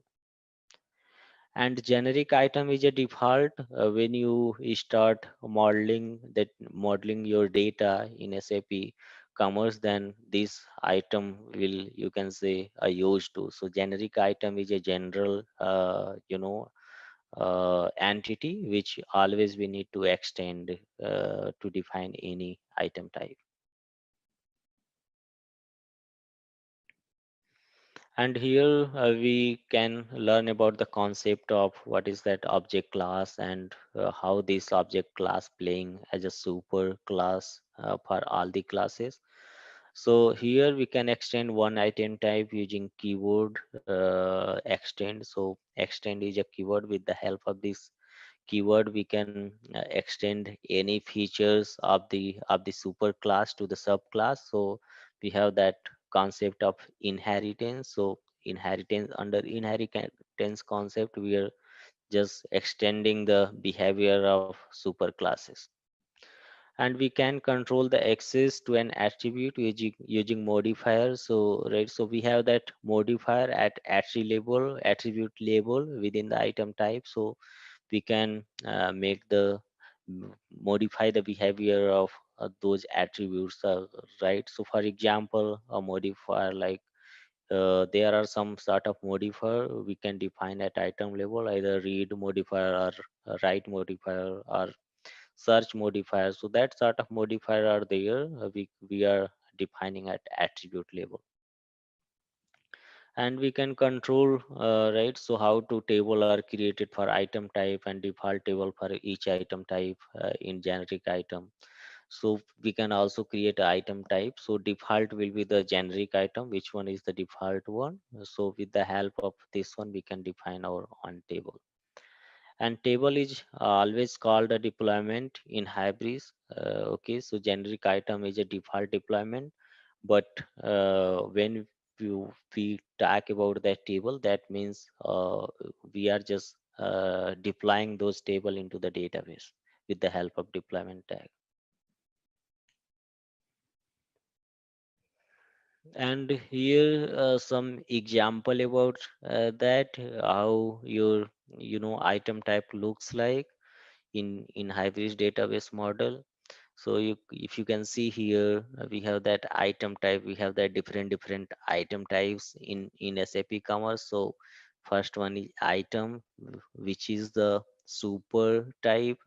It is the topmost super type for any child item, and another item type like extensible item and localizable item and generic item. So all the item actually extend this item type. And here how you can define your item type. For example, if you wanted to here is example to define your item type. So here is the syntax. So first you have to write item type as a tag and then define their code. So here example for user right. So if you are defining a user right item type for your user, then you have to declare or follow the format like this. You have to define the code, and then you have to extend the generic item, and then there is a modifier, it's called auto create true. So there is a separate concept we will learn into the upcoming slides. So auto create and generate is two modifier. With the help of these two modifier, our item code is replicated into the database table. And here we can see here deployment tag is there. So with the help of this deployment, we are defining or specifying the table name. And here that item type is mapped with the database table, and item type is associated also with the database table name. And to define this code, actually there are ranges which lies between these, like ranges from 0 to 32767, and some ranges are reserved and some ranges are open to define for our database codes. And here the same example also here, so you can go through that. So you will find that how you can define your code, and what are the attribute and what are the modifiers, how we can declaring our modifiers at attribute level. And here about that, to more about how you can define your item type, right? So there are sort of more um, uh, explanation about your attribute when you deal with your type system definition. So you can also define the indexes. So if you deal with the indexes, right? So indexes actually help us to search those data into the database, but have that capability within SAP Commerce too. So we are directly dealing with the item.xml file, where all the indexes we are defining for the table.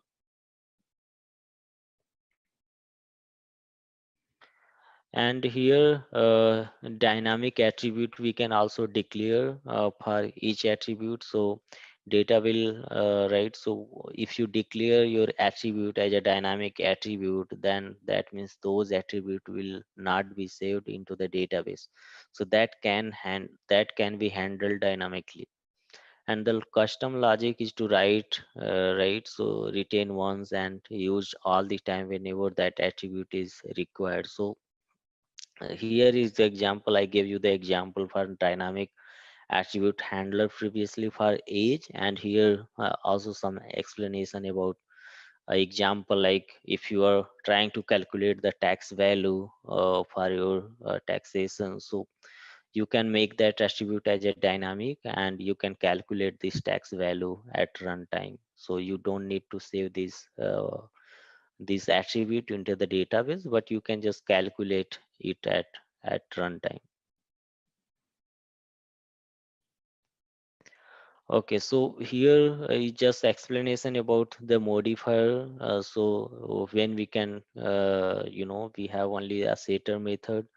When we have getter method, so here is the example for that modifier. So modifier will be like read. That means this allow you to just generate the getter method, and write is right equal to true. That means it will set some attribute to that class or to that entity. And here is also we have that search modifier, which with the help of this, once you make this flag as true, so that means your attribute will be searchable by this attribute name. And optional, we have also a modifier. With the help of this, you can make your attribute mandatory or optional. So these indicators will make your attribute or more, mandatory or optional. And here we have also a modifier. It's called initial. So if you are making this flag as true, that means your initial values will be defined at a times of system initialization. And you can also define a uniqueness with the help of this modifier for your attribute. If you declare your attribute as unique equal to true, that means your attribute values always should be unique. And here you can define your some custom property too for your particular attribute. So let's say your property is like hidden for UI. So if you are writing some custom property which makes that attribute for the UI as a hidden, then you can also set by default values as a true.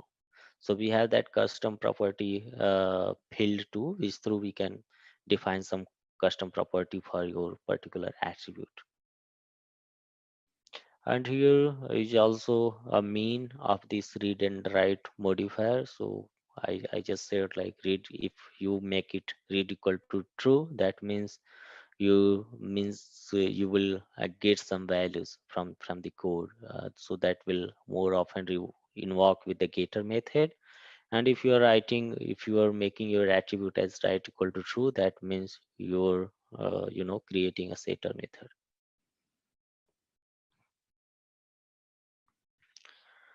And here is some example, like at what cases we will have only getter method, no setter method. So here like connection properties and creation time column, it's only created once, and later it will not be modified. So right, so here are, you can say, some scenarios why we need just getter method, not setter method. So if you face some connection, so you don't need to set your connections once that been set up.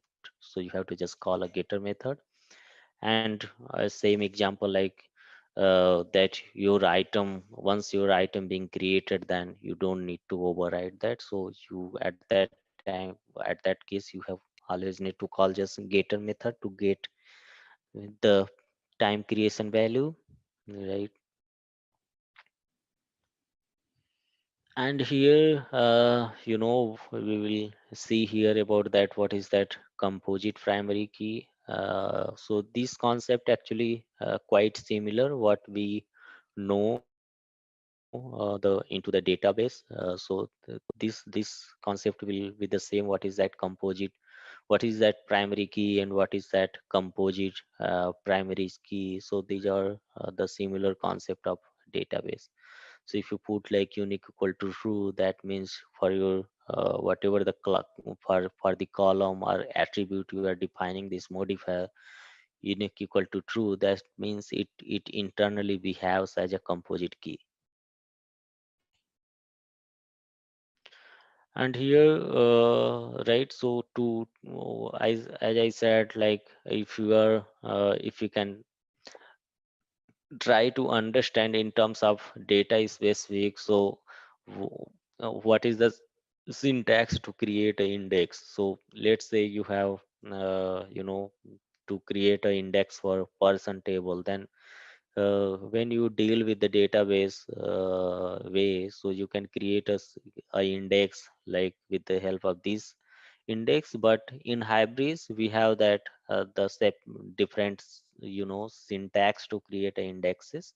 So you can define just with the help of indexes tag, you can just define your index name, and declare your qualifier. So that's how you can make your attribute, or you can make your table or item type to be indexed. So you don't need to directly interact with the database, you have to just do the logic, or do you need to write indexes into your item.xml file. And here is also an example how you can define the default value for your attribute. So to make those value as a default, so you can this is the syntax to define the attribute. So you have to just write attribute and auto make your attribute as auto create equal to true and qualifier equal to auto create. So this is the attribute name and this is the attribute type. So let's say this attribute is a type of boolean, and to give the default value of this attribute, you can just declare your attribute as a default value, and you can just define this boolean value as true.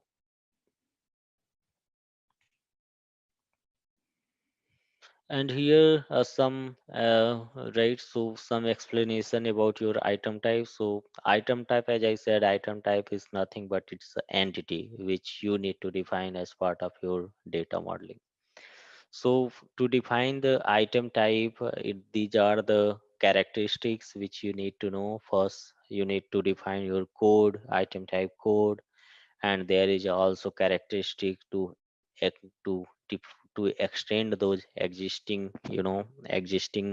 item type. If you wanted to extend some feature from your super type, then you can just use this keyword extend. And Jalo class, we have also a concept. So with the help of Jalo classes, actually, that system we are not interpreting these Jalo classes, because our with the help of Jalo classes, our system interpreting this data to the database. And here we have deployment tag. We see that with the help of this deployment tag, we can declare our item type separately. We can define a table name with the help of deployment tag, and we have that auto create modifier and generate modifier. So we can understand it here. So when you defining your item type and making this auto create flag equal to true, that means this item type will create that actually this item type making an entry into the table. And generate equal to true, so if generate equal to true or false, so this flag scope is at Hybris level.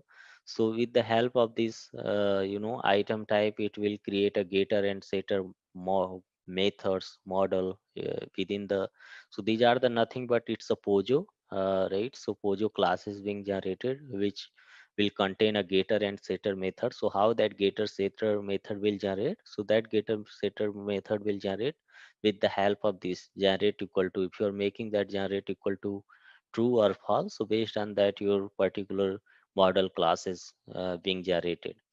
And auto create equal to true, that means when you initialize your system, this for this specific item type table will be created at a time of system update or system initialization. And here some more about attribute characteristics. So if you are to defining your attribute as a double type, like total discount, and their type is a double. So you can also mark it generate equal to true to generate the getter and setter values for this attribute. And here you can define a persistent type. Persistent type means this value or attribute gonna store into the database table. So how you can define the column, right? So here is the characteristics to declare the column. So if you wanted to make this double as a big decimal, then you can just type a column type and define their values, like java.math.big decimal is you can declare this attribute as a type of this column. And you can define a modifier like read equal to true, write equal to true, and search equal to true, optional, unique, initial. So that sort of modifier you can define at attribute level. And if you wanted to define some default values for this type, we have that this tag to assign some default values for this attribute. And here the ways to define the item type in the Hybris, like to define a new item type without extending any. These are the actually way different ways we are applying. So based on the scenario, what kind of data we are going to create or going to model. So the ways to define your item type, like first is to define the new item type without extending any existing item type. That means you are creating a separate you are defining a new item type which don't need to extend any property of the existing item type, right? So that what is mean of first point. And next is to define, if you are defining a new item type by extending it with the existing item type, so you can also define your item type by extending some property of your some super type, right? So you can extend. And also you can define an existing item type again with the new attribute. So let's say you already have that existing item type, but if you want to define just new attribute, then you can just declare your item type and you can just define a new attribute for your corresponding item type. And here when we should define a deployment mandatory, so here is the some explanation about that, and scenarios are there when you can define a deployment tag. So I just said earlier at when we can use a deployment table. So once you declare your item type with the deployment tag, then you have to you just mention your table name to create the table for your item type. And if you are not declaring with the deployment table, then existing item type will hold these object or these item type. And here also we saw that collection is also one of the one of the modeling of your data in the type system. So you can make a collection of your atomic type values, right? So uh, we have that a way to actually make the collection of string or collection of integer. So that sort of modeling mechanism also there. And you can also have that collection capability to store your object type collection in the item.xml. And here some definition about dynamic, how you can make your enum type as dynamic. So it is different from dynamic attribute. So once you make declare your enum type as dynamic, that means these dynamic values will define into the database. And why this enum type define into database? That means you can change their values at runtime from your table. And we can make enum type as dynamic by specifying the dynamic equal to true. So if you enable this dynamic equal to true flag for your enum item type, then those values will get stored into the database.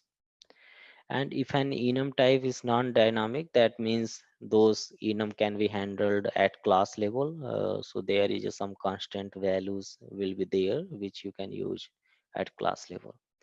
And if you add any non-dynamic enum type without values, so right, so there is no sense actually if you are declaring your enum type without any values. So your system will throw an error, so will not succeed.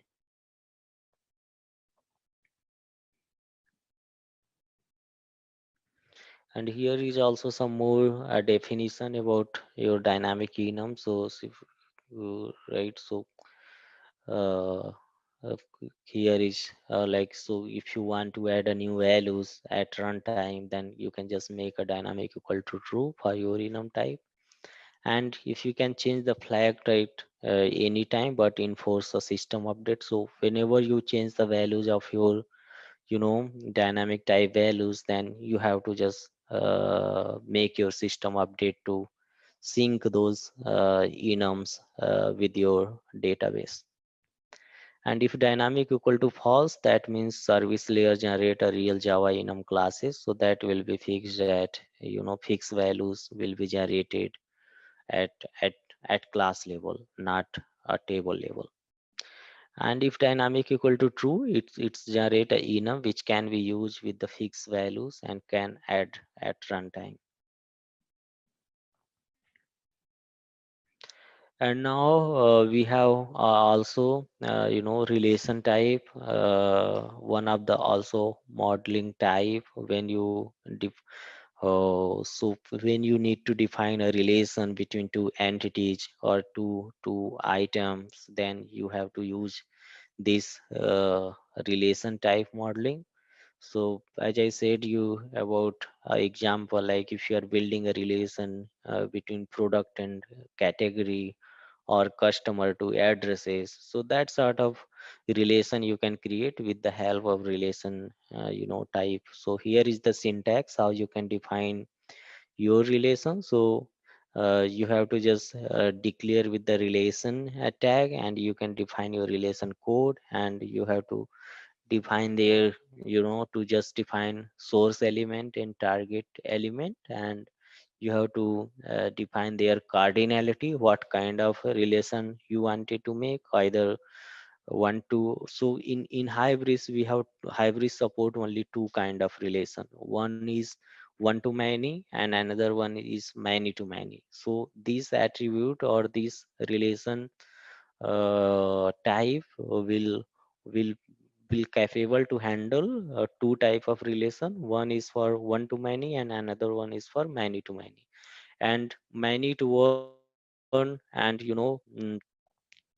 also handled within the item type, so there is no need to define that one separately under relation. Here is also some advantages and disadvantages about collection and relation. So there is some sort of when at what cases if you use the collection, and what cases you can relation, and what are the pros and cons if you use the collection and if you use the relation.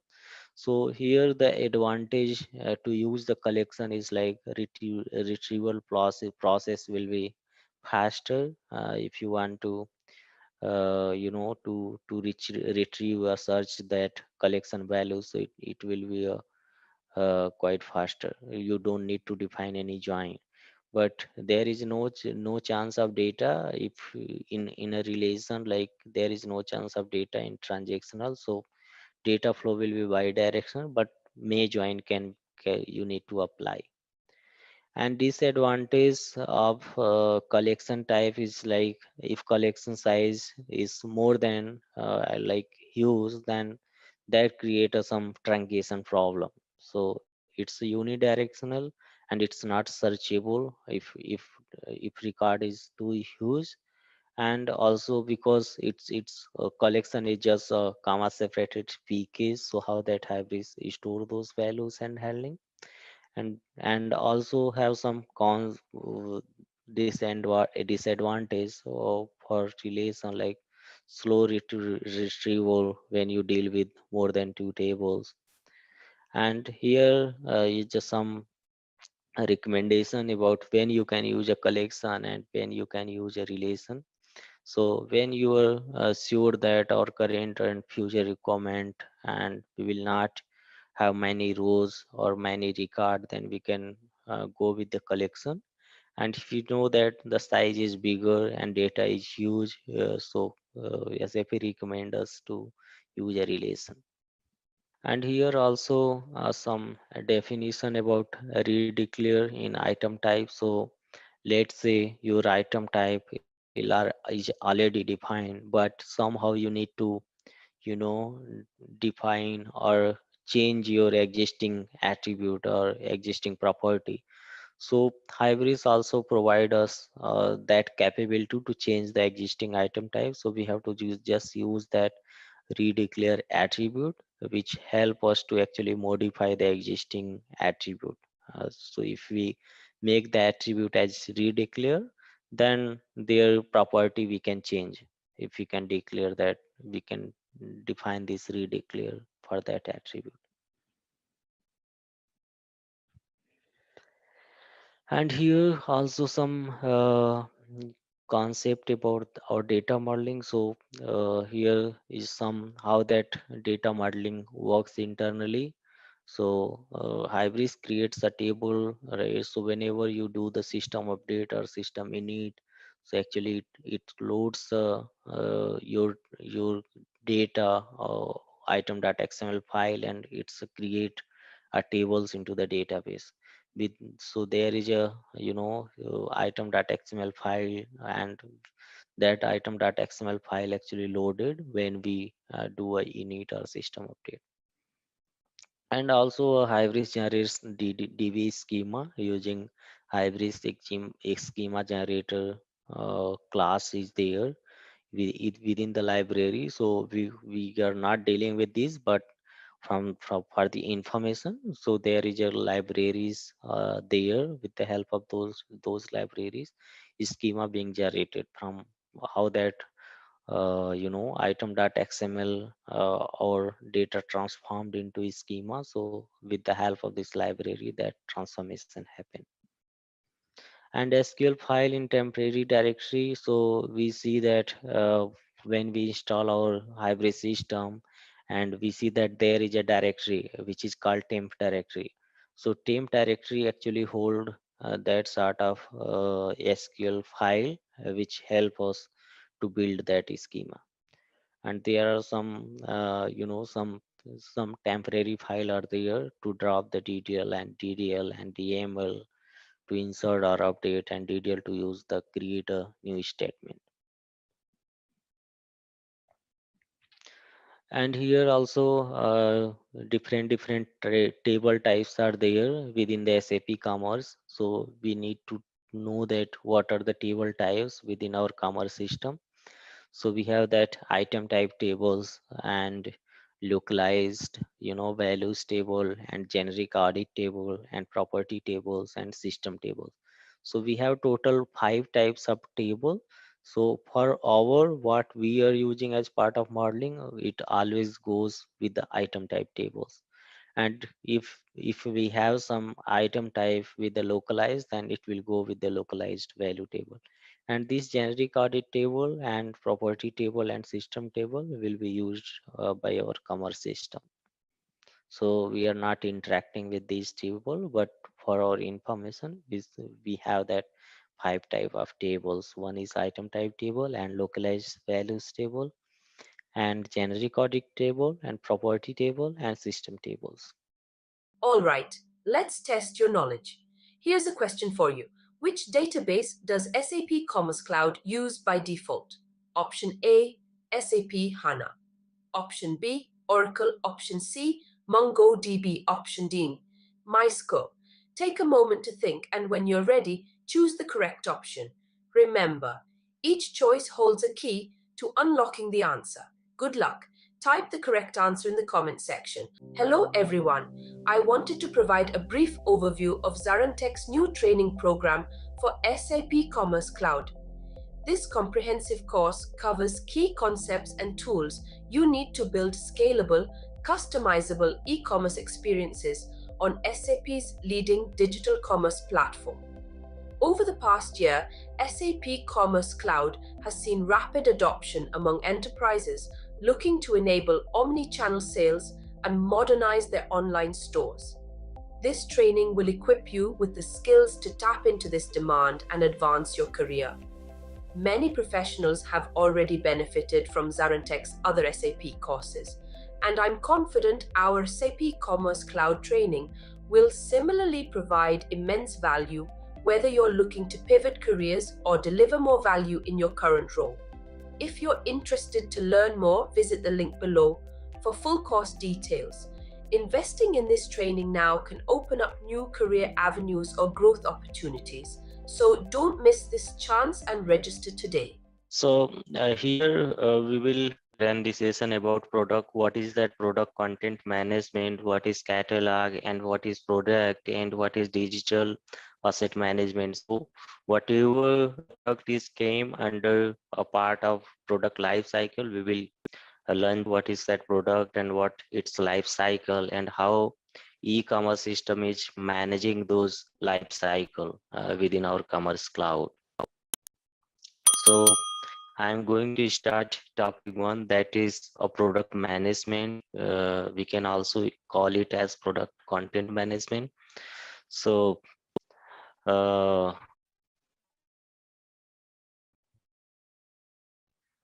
okay, so here basic agenda is, product is we know that product we have a different products, so based on businesses. So some product have base product and another one is variant product, and other is uh, multivariant product. So you can say product can have three types. One is a variant product and another one is multivariant product, and third one is base product. And because it's all about a product, so we will also see that how our product is structured, to how their category structure and catalog is. We will talk about that. So here, as you can see that as basic agenda, like it's more about multi-dimensional product. So multi-dimensional product, we are also calling it as a variant product. So we have that different dimension of the product, so which came under multi-dimensional product. So we will go through it. And another one is configuring a cross-selling component. So selling also one of the softwares where a business doing, so that, so if you are buying some product, so that actually business promoting some additional product and flashing to the user so that user can interact some additional product.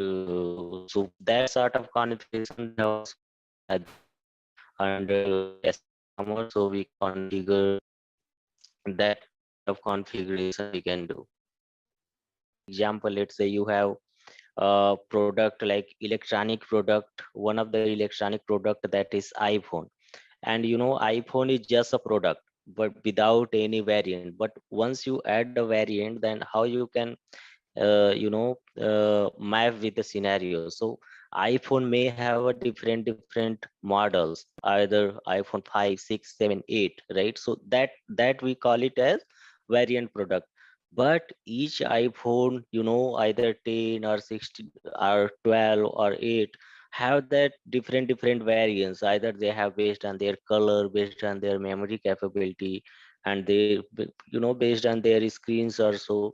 So that each model have their different variants. So that came under multi variant or multi-dimensional product.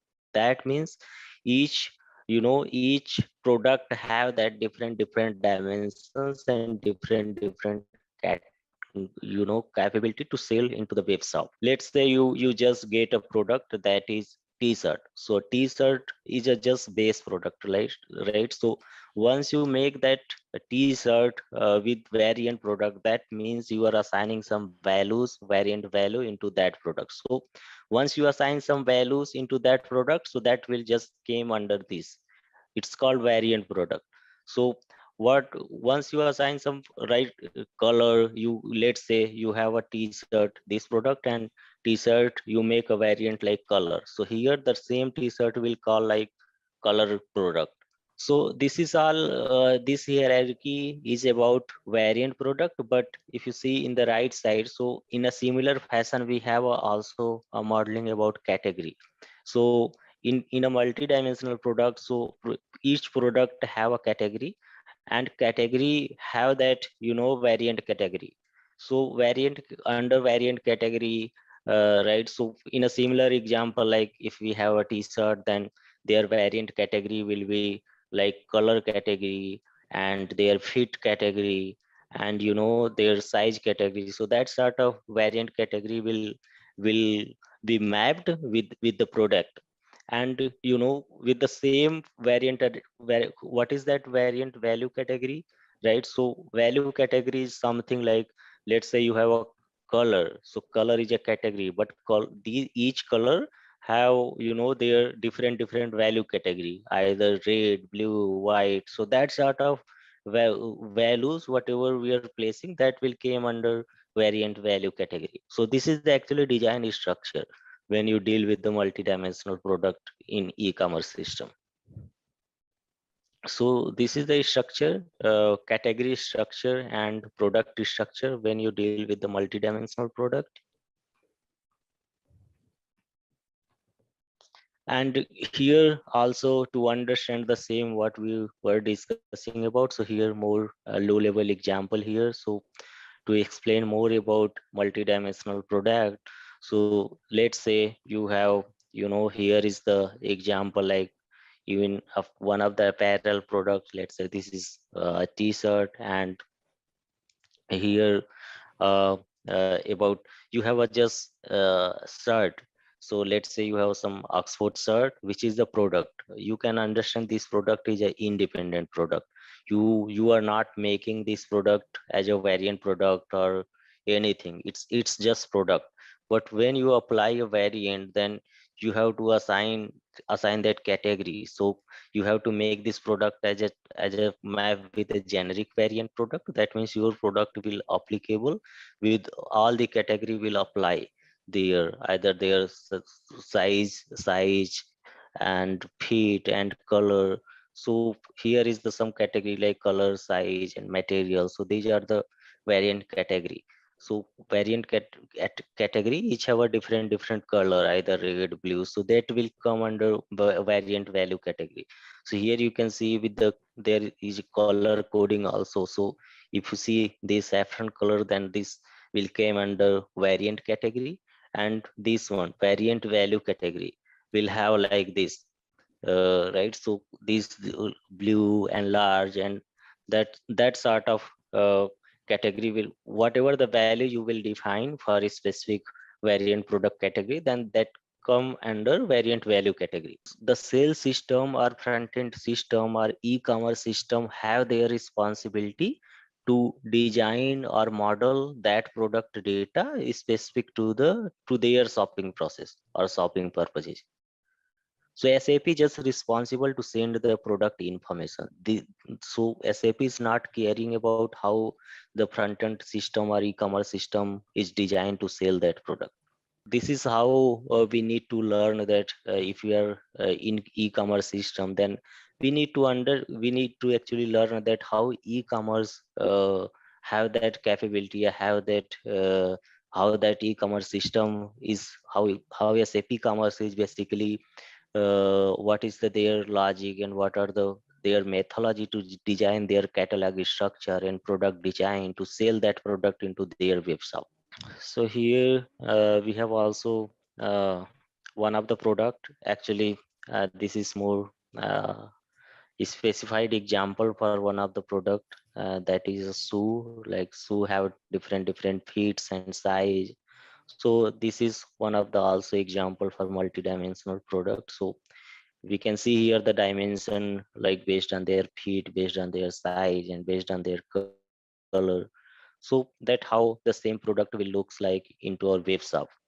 So this definition, how this definition came, so this definition is came actually based on this concept what we see here in previous slide. So like, so you can see here these are the value category: red, blue or green, and here is the category color, sizes, material. So each have variant category. So if you came here, then if you try to map with the previous examples of color, you can see here color is just a just a category, variant category. But what color we see, either blue, red, or something, then that will came under multi-value category. And in the similar way for feet and size also will. So you have to actually, this is an example of multi-dimensional products, how e-commerce handling this.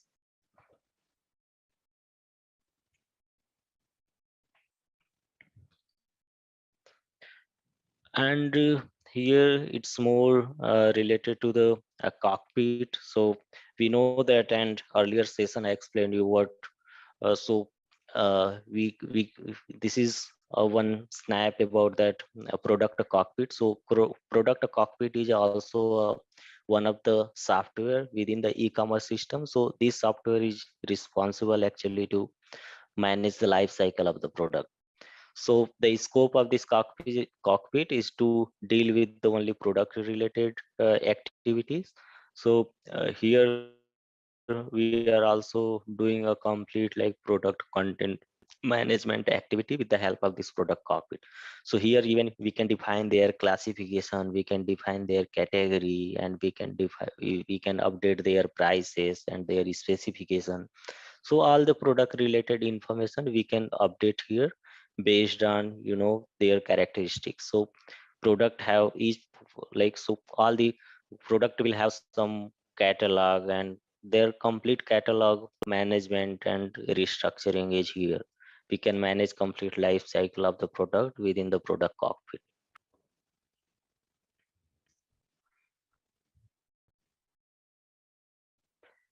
And this is also right, so how you can, with the help of product cockpit, if you want to assign any category or you want to update any category, so here how you can do. So you have to just go to your product cockpit. What I was saying, like, I'm one of the cockpit in our e-commerce system. So this is the back, we are calling it as a back office cockpit, and this cockpit is used for more back end related work. So all the back office related operations we are handling here. So I will show you some practical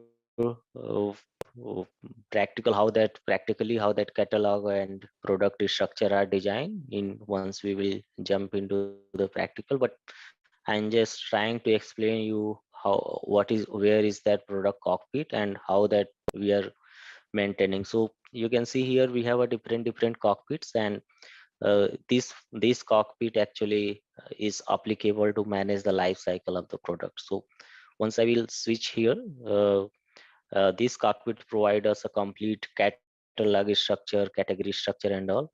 So because I don't have any product in my system, so that's why it's unable to load. So I have to just load the sum of the product in my local, so that I will be able to see. So if have that product, then all the category and catalog structure will be here. So we will see that even in your case, like you did that some local setup, and if you do the update your system, you will be came here under product cockpit, so you will be able to see your all the product and categories here. So this is the cockpit actually, how this cockpit looks like in our e-commerce system.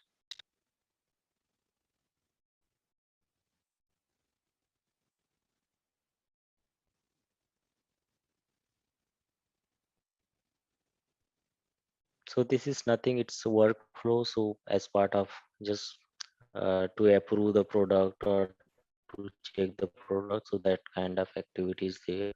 Okay, so here also what we see in this slide, so we can see here, this is a one of the example under product cockpit. So this cockpit, so what here that example telling us about is that, like, they came under one of the catalog, and each catalog have some, list of product, and they have opened some one product, and they are trying to actually update the category of one of the products. So it's quite easy. In this cockpit, you can came here under your category section, and you will find whatever the category been assigned, that category you can update based on your requirement or your functionality. You can update the category,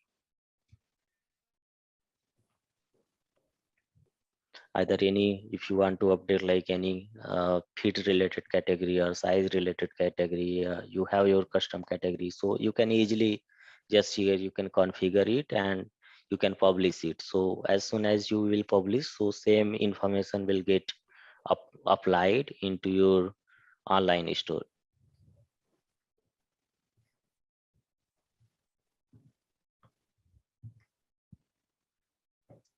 And here also, scenario about cross selling. So this is, I was just explaining you what is that cross selling component and when this component will enable. So you can see here, so cross selling is just about promoting a sales against, if you are buying something and adding into the cart, and then some, additional that product will flash to promote, just to promote the sales. So for this example, so let's say somebody has selected the camera. So this is also one of the electronic products. So here I'm, let's say, in a PDB page. So this, once customer will came here, then that this cross sell product also will flash here. So just to promote the sale, a user can interact with also with the different color and different variants. So this is the one of the component which mapped with the this that under our description page, so where we are showing all the description about that, so that along with description component, so this cross sell component is embedded with. And you can configure this, to make your cross selling component. You can easily define, you don't need to any code changes or any deployment. So you can, for your business, you can easily configure through within the SAP Commerce. So we have that smart edit, we are calling it smart edit cockpit, which is also one of the software within the Commerce suite. So through that we can easily configure this component to just selling or cross selling related activity.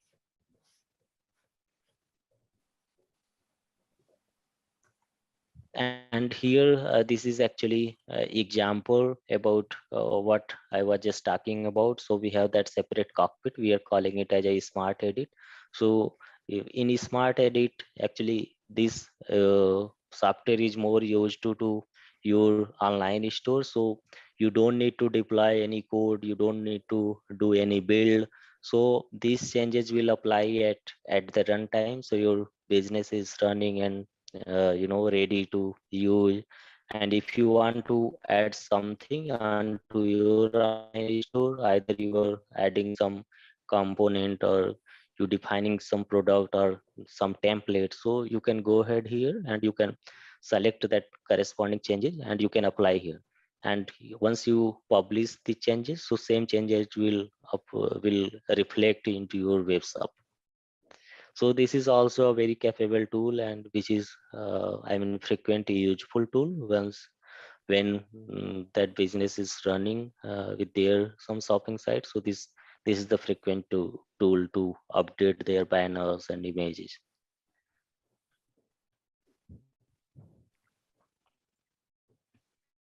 And here also it, right, so just how you can make your cross selling component. So there is your smart edit. Under smart edit, you can just select any product, and for that description page you can make some condition, and you have to just enable those product for cross selling. So whatever the product you will include under cross selling, so the same product, once you buy that product, this same group of product will reflect there into your online store.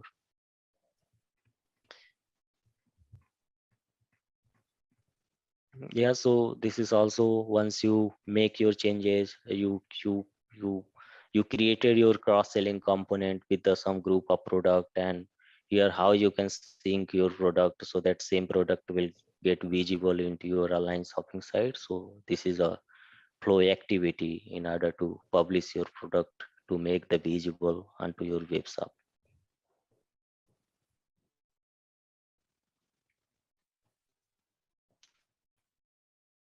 Okay, so here it's about, we understand that cross selling. So in cross selling there is also a similar configuration for upselling. So this is also one of uh, the the functionality which through we can promote the sales. So there is in low level there is also a defined architecture and defined model is there. We have to just pass the references. So how we are including in cross selling as part of group of product under cross selling component. So in the similar way, we have that upselling component to promote the sale. So once you configure your product, you will find that option to make that some group of product which you wanted to include as part of your upselling product component.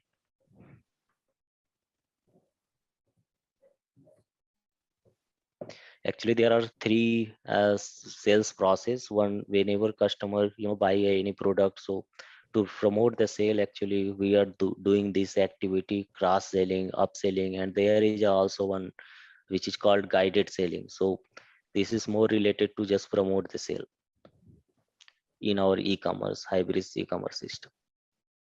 Business or marketer, even marketing people also do. So there is actually part of user management who can do. So it's up to the business how they wanted to do. But within the e-commerce system we have that user management, so one can apply the changes, and one need to check that or review those changes, and another somebody has to approve that changes. So once that changes will get approved, then same changes will reflect into our website. So this is also one of the snap about how you can find your product references. So this is modeling, like one product will hold a different product references. So to find that references, so you need to go here under type system. So under type system you have to type of product references. So product reference is nothing but it's one of the table which hold those values of reference product. So this right, so this is a table name actually which is designed to hold the reference of the product.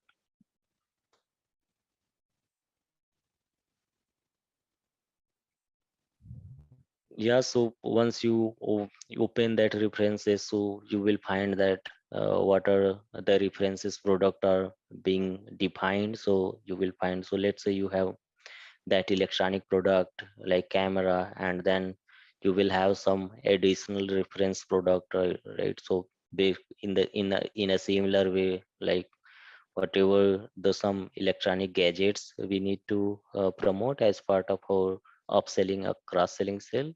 So to achieve those logic, so we are using these product references, when we defining actually that cross-selling or upselling process. So these references actually gives that product information. So in that, once we go into our product description page, so additional reference product will get visible over there into our website.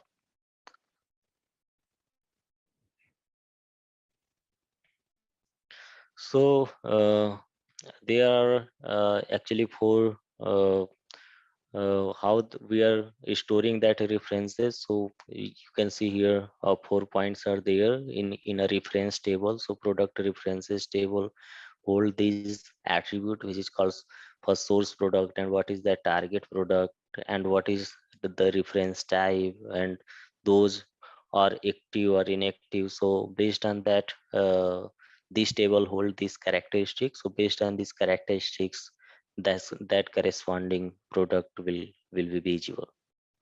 So you can see here in the example, like let's say you have selected some product, and this product will call just in reference product, which is a source product. And whatever the reference product we have added, it's called reference product, and this is a some group of item. And whenever once you choose any product, so that product will called target product. So that how characteristics being defined for single product.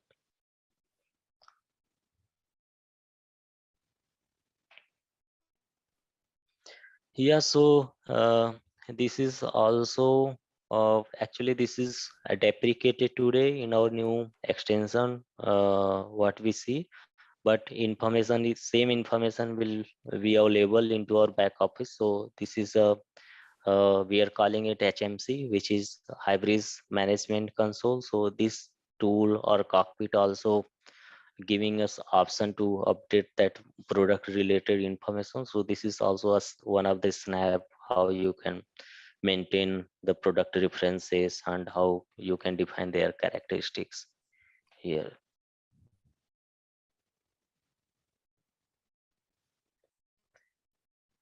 Yeah, so here this is also one of the example, like how you can define their references for any product. So let's say you are in category under catalog, so you have opened some of the product and you can define their references under product references section. So some, and this is a part of category system. So whatever the reference you will define, the same product will actually get visible into your web shop once you select that particular product into your product description page.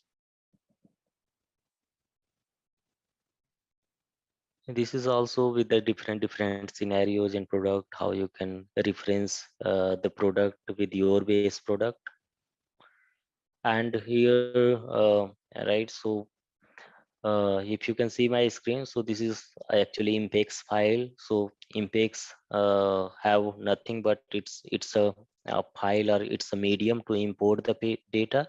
So we are discussing about product references. So this is actually one of the impex file where that references are being defined for the particular product. So here we have just source product and target product and active inactive relation indicator to make those references active or inactive.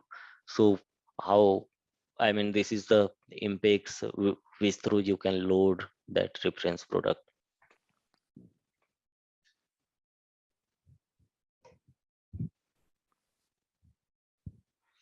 And this is right. So once your product just imported into the database, so this is the table view once that product imported. So how that reference product being stored against your base product. So you can see here this is a just reference type, and this is the source in a table. Actually it's stored in a form of PK. So based on PK you can fetch that corresponding product, because at the end product will store under your product table, but it's the reference in a form of PK. So we are calling it as a foreign key or something. Okay, so here we can more learn about that what is that configurable product and what are the information which we can configure, right? So you can right, so we can learn here how we can come configuring that product within the within our SAP Commerce system. So let's say actually there is a when you deal with the product data.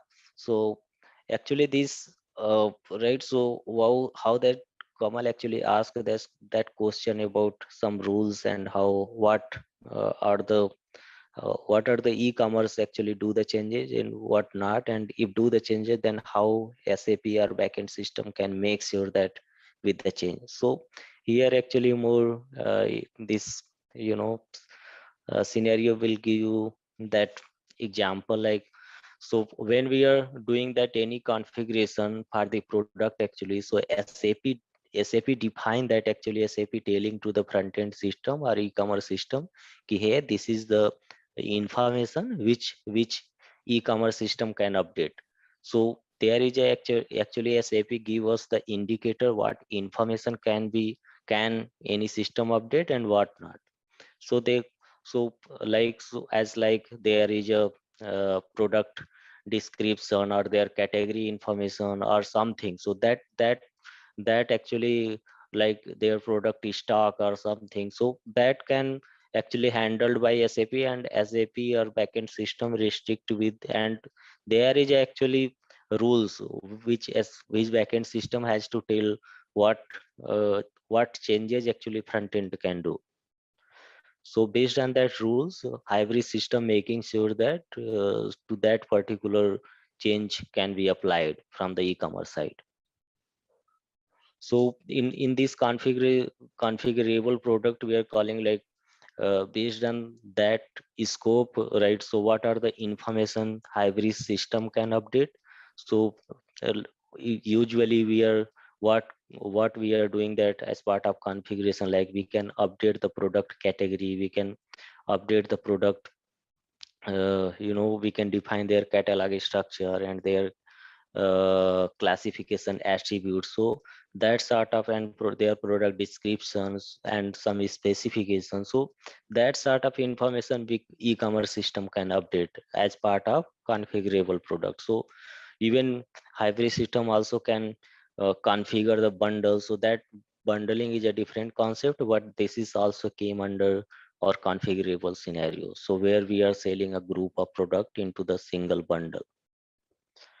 So these configurable product are that require to additional information from the customer to complete the purchase flow. So that how this explanation about. So for example, like if you want to complete the purchase, let's say a car, if somebody buying a car, then we need to select which engine should we build into the car. So this is some real scenario example, like what will be the color and what will be their property, so that how in e-commerce level have also that is scope to configure based on the customer choices. So it's more related to the again to promote the sales. So based on that, that e-commerce system or front end system have that capability to update that product. So to make it configurable, we have to, while we are modeling the product, we have to give the definition, what are the characteristics or what are the product attribute which e-commerce system can update. And this is also out of the box feature within the SAP Commerce, so we don't need to customize anything. So we have to just enable those capability to make those properties configurable in order to make the editable. And there is a configurable setting, right, to when that product can be applicable, like order and cart label, and to support these two new data type, right? So here we can see the configuration setting, so represent the actual configurational property. So it's right. So this is actually also a catalog aware. So we will understand like about the concept of catalog, because in e-commerce system, the all the product actually will belong to the catalog. So catalog have that two version, one is staging and another one is online version. So this is actually all the product once we are getting from the third party or any SAP system, so that by default we are storing into our staged catalog. And after if everything is fine, then once we approve those product whatever we received from the third system, then it will come just create a replica or copy and came into online catalog version. So this is more related to the catalog. So we will see that how what are the versions available and how you can make your catalog as catalog aware. So this is how I mean versioning concept works within the e-commerce system. And in the similar way, how you can define your catalog and how you can define your version. So in the similar way, you can also define the category, and category also have a catalog interface, right? So catalog aware. So it also category have that different version, right? So it's either stage or online. So similar sort of synchronization needed whenever that category been approved and it's came to the online to reflect into the web shop.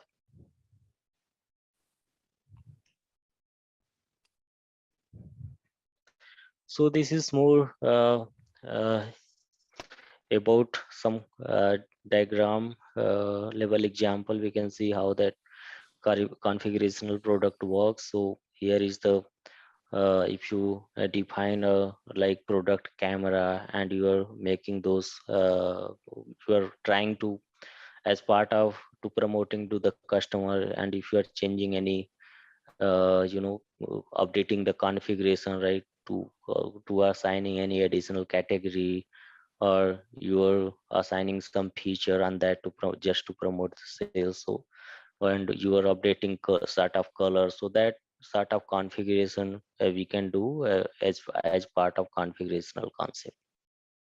And in the similar way, you can also update the category feature too. So that you have to update the category information, you have to also make category with the configurable.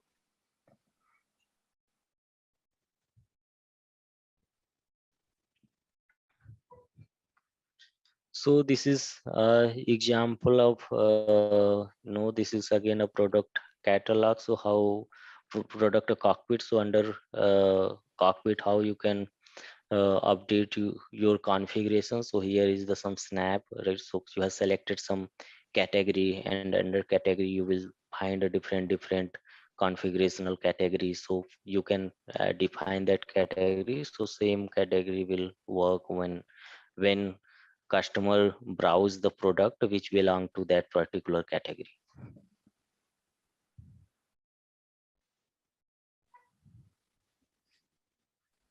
This is also a back office view of how you can update your category and how you can define the configurational product. So you will if you open some categories, you will be able to find those category as a configurational category.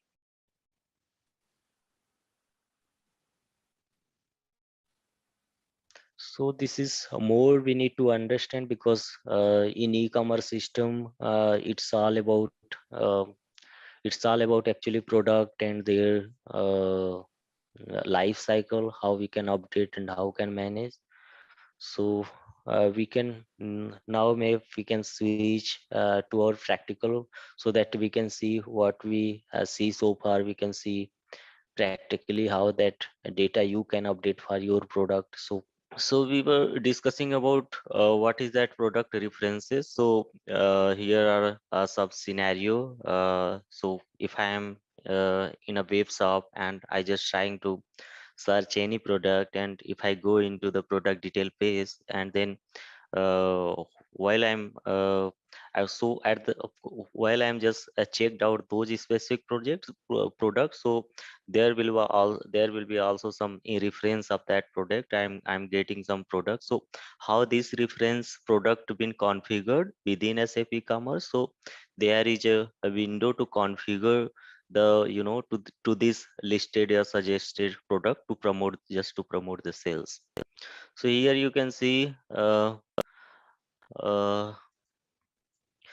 this is the example where we can see a target product as a reference product, and here you can see how we can give the references. So reference is nothing but it's kind of as a as a reference key, as a reference product IDs, those we are mapping along with our main product where that description product redirected to. So along with that product, we are just giving a reference of those product as a collection, so that whatever the references been designed for those specific product, it will get you know reflected into our web shop.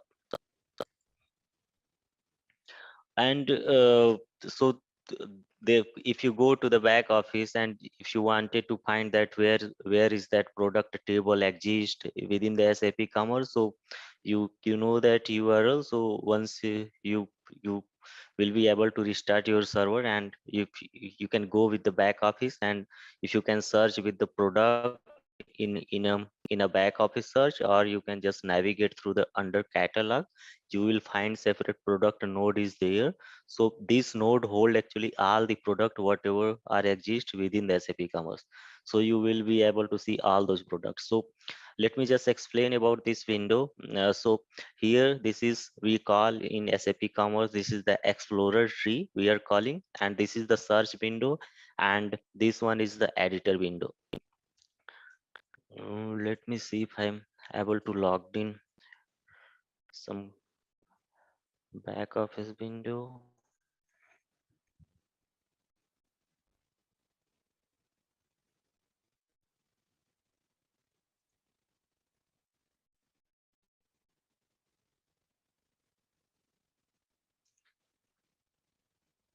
Okay, so once we will jump into laboratory session, then I will explain you more, but more or less you can understand like there is a three part in any cockpit. One is navigation part, that is we also calling as explorer part, and there and another one is a search page, or you can say search area, and another one is a editor area. So navigation through in the navigation section, you can just go through with your specific nodes or specific functionality by navigating those, or by searching those. And in search area, you can just whatever the item do you like to search, you can just type it there. So there is also advanced capability to have that to search by different combinations. So that is we are calling it as advanced search. And we have that separate editor area within the back office, so that you can apply some modification on top of your item. So that's sort of area about back office. So this is a window about, so we are actually browsing through the product references. So if you can see here what this slide tells us, that user logged in a back office, and under catalog they just clicked on product, and after clicking on product, so there are a couple of product being whatever the list of product is there, they just uh, go into by clicking on one specific product, and here that editor window open. So in the editor, we can see all the product information which are there for a specific product. So we are just driving through the product references. So under category section, you will find find the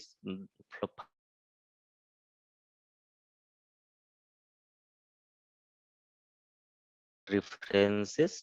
So whatever the reference you will pass here, the same reference will reflect here into your product description here. So this is about product references. Let me just move to the next slide. And also this is the same slide about with the different products. So you can see here how to pass that product references. You can just add here, this is about just to show two reference product. So same product will be visible in product description page. And okay, so this was about to what we see here in the window, which is already created. But let's say if you want to just re-import with the fresh data, then how you can create a references, or how you can import your bulk of record within single shot. So we know that there is a impex file. Impex is is nothing but this is a way to import the data within SAP Commerce. So here is the example, what is the information you need to pass in order to import the product reference data. So first you need a source, that is a product code, and a target is a product that you wanted to give as a as a part of references. So in the same information, you have to also define that catalog. So catalog will must be the product catalog, and version you also need to give. Oh, so in a product catalog we have two version. One is staging and another one is online. So whatever the changes we are applying as part of editor or updation, we always doing the change in a stage version, and once that changes are finalized, then we are publishing into the online. So the online means whatever the product is visible on our web store, the same product is get fetched from the online version. So make sure that whenever you are doing any kind of update or some modification, so you have to make sure that you always need to be applied on stage version.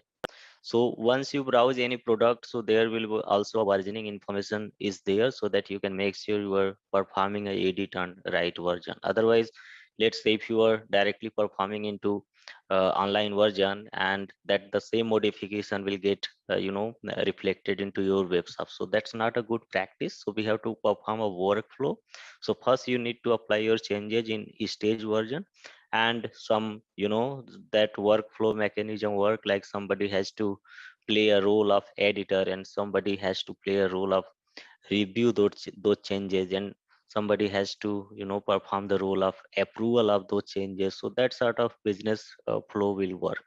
So always we need to make sure that to apply the changes on each stage version a product catalog. If you remember that I just explained with the scenario, like because we know that of the master of any source data is SAP. So SAP is a master to keeping the product information, to validate the information against SAP. So SAP giving us the actually list of field or values for those material which source system can modify.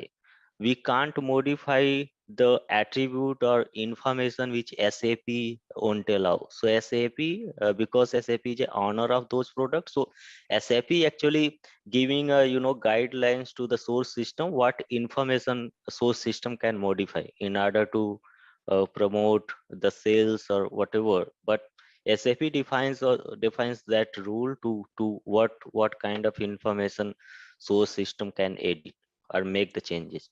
So this is the just way to how you can import your data as part of product references. So if you are importing a fresh data, then you have to follow the way how we can import through the impact. So you can just import your bulk of record in a single shot with the help of impexes. But if you have existing product and you wanted to make some changes on the fly, so no downtime required, then you can just go ahead into the SAP back office or SAP product cockpit capability tool, and there you can just click, you can find your product which you wanted to apply as a part of product references or define as a product reference. You can go here under category section, and you will find a field or option to update the product reference. So as soon as you will update this reference, so you have to make sure that everything, I mean workflow you have applied, like somebody has to do the review and somebody has to approve your product. So once that approval will approve that product, so those changes will sync with the online catalog, and online version will get published into our web shop, and same changes will get reflected here onto the product description page here. And here some snap of product references in terms of table. So how in Hybris table, this is the actually low level information how Hybris product reference table kept that information as with regards of those list of product against one single base product.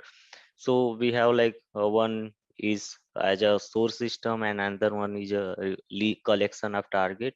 So this is nothing but it's just a collection of pk in terms of a list of items. So we are just this table contains just a list of pk of those product which we wanted to pass it as a reference. And here we have a configurable product concept. So this capability also there in our in our SAP Commerce. So you can configure your product. So this is more about upselling and cross selling scenario. So this is also a capability within the SAP Hybris. So there is a option there. We will see moving forward slides. So how you can configure your product. So there is a configuration, actually rules are defined within the commerce, so we have to work accordingly.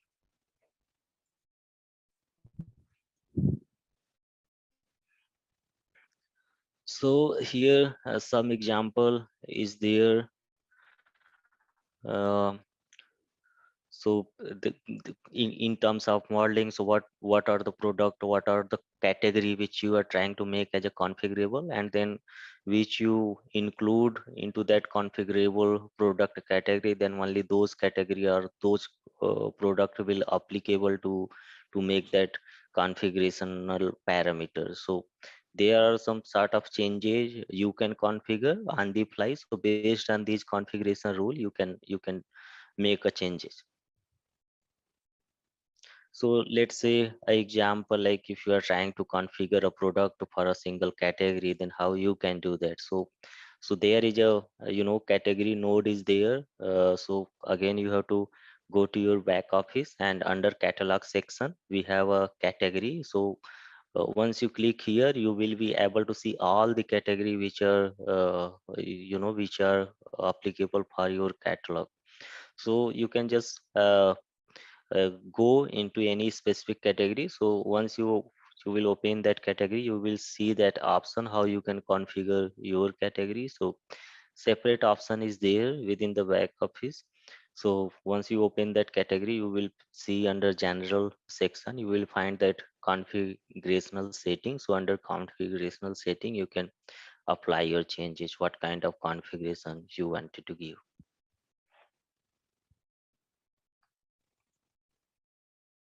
And there is also a same example in other way, right? So if you just search with any category and you went into the some details, and on in general section you will have that uh, to configure your category in terms of their font and their sizes, like that you can configure. And here category structure is there. So within the Hybris, actually this is also we have actually three concept when we are dealing or we are calling it catalog modeling.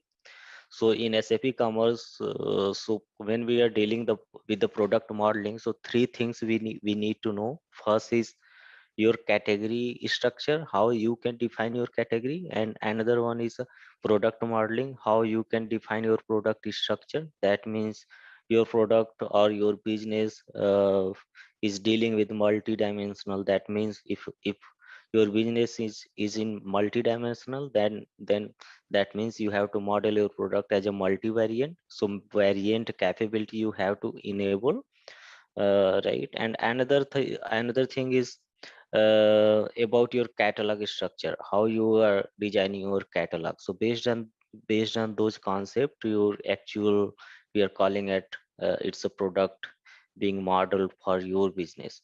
So there are sort of rule while you are, so it's up to the requirement, what is your requirement. But as part of OTB functionality, so you have to understand three things. First is category structure, and then your product structure, and another one is your catalog structure. So if you can see here, just looking for how we can configure a product and how we can make a particular product as a configurable. So under category section, like you can see, let's say if there is a some product and I wanted to make it as a configurable, then in general section, so I can define that for this category, this is the configuration. And whatever the category that's supposed to include for this specific product, you can go here under category structure and you can assign the category for this product. So either this product a part of that if you are dealing with the electronic gadgets, then this is part of some accessories categories or some main product. So that sort of a structure you can change.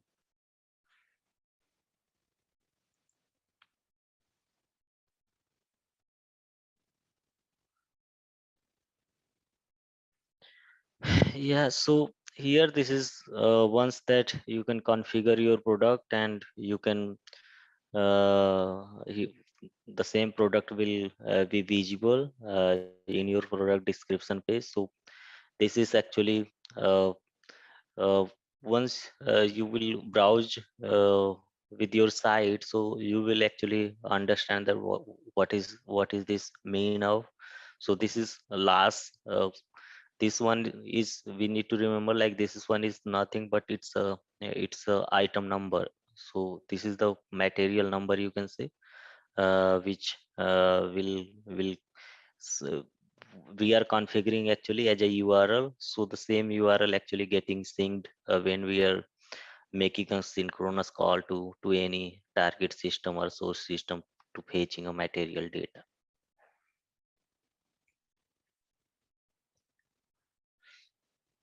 So here also you can see right, so based we see that how we have configured that category. So this is actually nothing but it's a configurational parameter what we have gave as part of category. So I'm just, let's say if I am like this category power hard, then there is a whatever the defined configurational parameter are there, so that based on this I will be able to add those product what I have specified from the backend. So this is sort of concept within the as part of our product management. So this is the one of the concept how you can make your product configurable.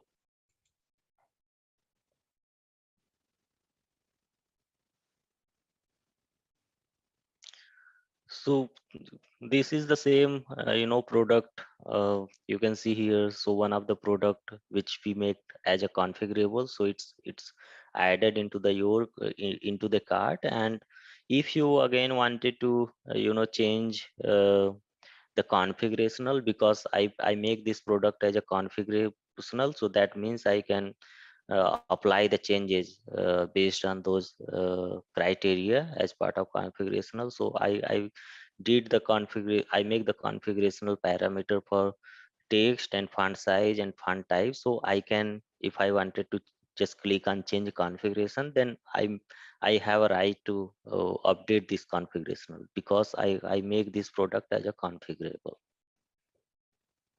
I was just explaining that what are the config, what we make the what are the attribute as a business people can make it as a configurable, so that on when I'm browsing this product or when I'm check out this product, so I make and update this configurational parameter in at the time of my checkout journey. So here I can also, like this is the also a description page, not description page, but it's a card summary page where I can also update this configuration in this page also. This is the card page. So here I'm also getting that option. So in this page itself I can update the details configuration parameter. So so this is actually, this is not about to just this update the product information. So because each size or this product have that different size or different have the type, so based on this configurational changes, so even pricing information also will get synced with this. So when I'm doing the change, that means not about to just change this value, but along with I also have to recalculate the price, and then the same price will get reloaded here. So when you deal with such scenario, you have to take care everything.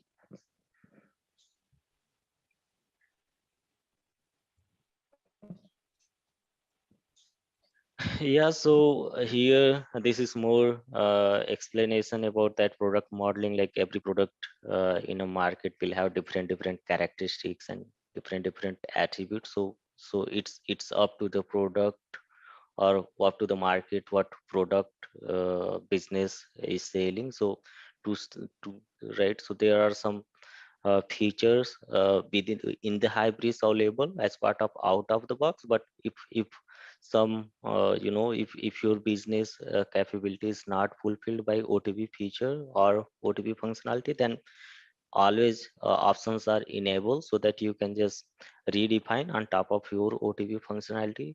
So you can include that with the some minimal changes. So Hybrid is allowing us always to open the changes for any further business customization. So with the minor changes you can do apply as part of your customization.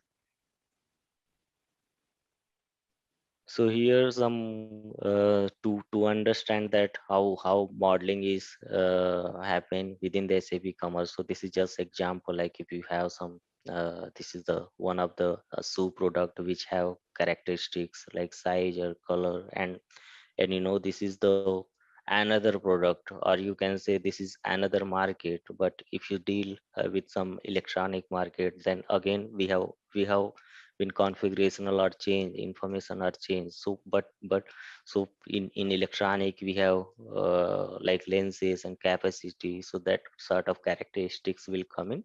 But in sense of product modeling, so you can say this is the different market of product. But within the SAP Commerce, if you model this product in the Hybris, then you have to follow the same model in the SAP Hybris. So you have to just differentiate by category whatever product you wanted to. But in terms of modeling, this is the same when you start the mapping of this product. Yeah, so here is also some more low level information about product modeling. So there are some explanation about with different scenario. You can see these are the type system. So we see that as part of like product, so we have different type system like product type system and order category cron job, etc. So this is okay. So let me explain about more. uh, so let's say you have that product, right? So you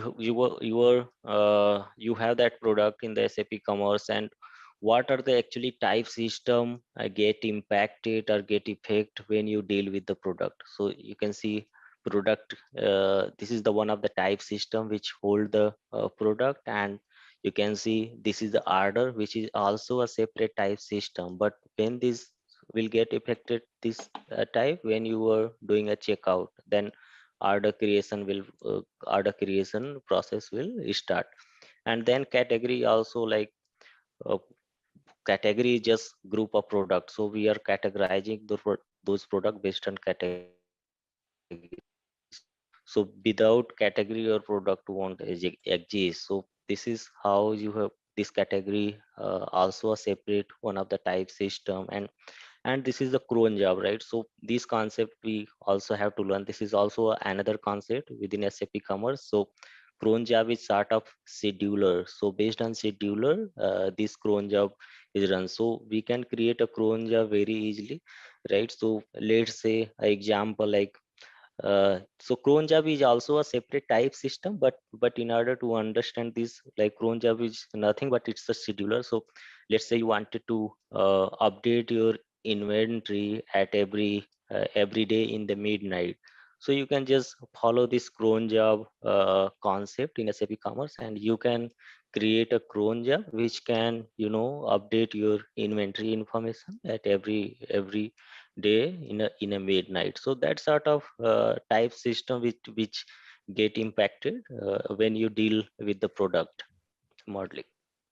Yeah, and the similar concept is like we understand the type system, and this is the similar concept with the classification system. So classification is also system with similar to type system. So actually this is more often used with the modeling when you are start modeling for your product. So classification actually have that classification attribute. So based on those attribute, actually you are making those based on that actually classification attribute. We are calling it as also a classification feature. So this based on this, actually this playing a role like as a common. So if some category is used playing a role like as a common feature, that means we can very easily handle through the classification system. So you can see here, this is just diagrammatic some example like product, and each product have that category. So product and category, we have many to many relation, like, right? So one product may have multiple category, and one category may belong to multiple product, right? So that sort of mapping is there, many to many relation already. This definition is defined as part of OTB feature, and this category and product classify with the classification attribute. We are calling it also a category feature. So based on this classification system, we can just inject this product or category.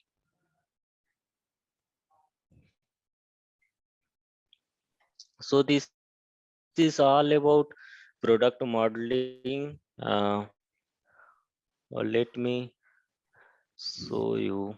Okay, let me just finish this up, then I will show you how we are doing that, that sort of modeling. And where I earlier session I explained you, there is a, when we are dealing with the any kind of modeling, we have that separate item.xml file, which is low level information. So when you are making any change, so you have to follow those item.xml file and modeling rules. So based on that, you can define your model, or you can modify existing model.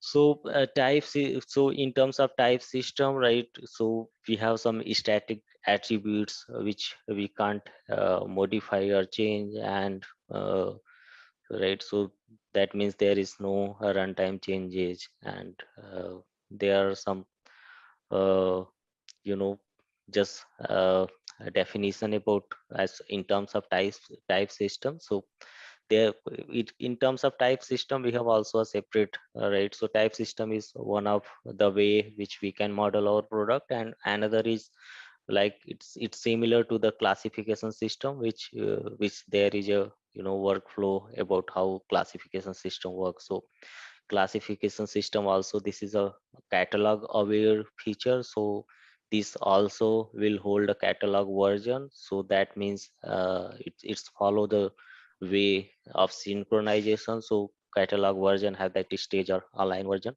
and it will get classified with some category, right? So we have that category feature at the end. This once you model your product with classification system, then at the end it will get qualify with your particular product or category. So this is the also a system when you are dealing with the modeling.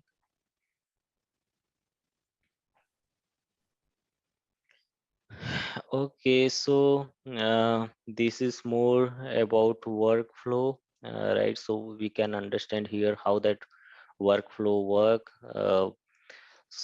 Okay, so this is the okay. So let me just explain about how workflow is also one of the module and one of the capability within the SAP Commerce Suite, and we have that separate workflow extension which we are defining the workflow. So let's say I'm just trying to explain with some real scenario example. So let's say you just Hybris e-commerce just receive the product information, right? So product information from any backend system, either SAP, ERP or something.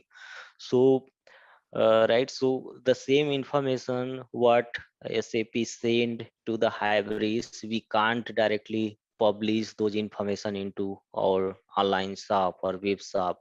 So before publish into the web shop or before going to visible those product into the web shop, we have to perform some steps. So that our hybrid system makes sure that whatever the information received from the backend are the correct. In order to make those corrections, so we have that workflow to perform those steps. So once we are getting those information from the any system, that will came under task. So I will show you. So there is an option in product cockpit. So whatever the material we are receiving from the third system, it will just get hold under task, and from this task those workflow engine will get executed. So what kind of task that somebody can start or execute, like, so first task is to review those product, and some task is to just check your product. So these are the different roles, and some user have that role to approve those products. So that business flow will perform with the help of that workflow engine or workflow template. So even if you wanted to assign a separate role or new role, then this workflow is there as part of OTP feature. You can go to your product cockpit and you can create a new workflow which can just, for example, to change the status. To update the status, you can define a new role. This is the workflow how playing a big role, like when you are dealing with the scenario. And when that separate user, right, some user is playing a role of reviewer, and some user is playing a role of just approval manager or something. So based on that, what you wanted to include as part of your scenario, so you can add it here that to fulfill your requirement. So here also some more, if you can see the right side of diagram. So you can see there is a some user which has a role of workflow designer. So what this user can do, this user will use this workflow template, and based on this template, he is responsible to create a create a new workflow. That means this step, this user have a right to create a new workflow for some user, for any user he can. And this is the user roles. So these are the some list of roles this user can assign. So based on those roles, it will provide a access right what user can do. And also we have that workflow manager is also who can this is also a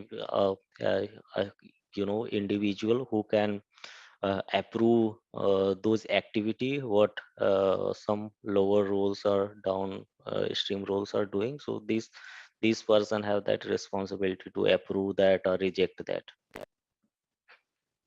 Within the back office, this capability is also there. So you don't need to any write a code, or you don't need to write any logic. You can just need to understand the business flow. So if this is the actually through the back office, you can go through your workflow engine.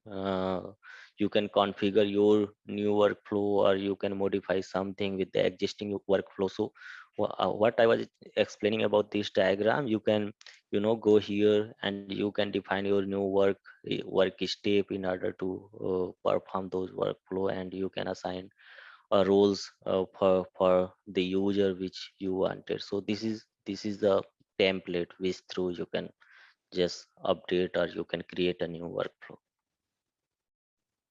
So this workflow is actually mainly used with the approval process. So when we are approving something with the different business flow or different steps, then we are following these workflow steps in SAP Commerce.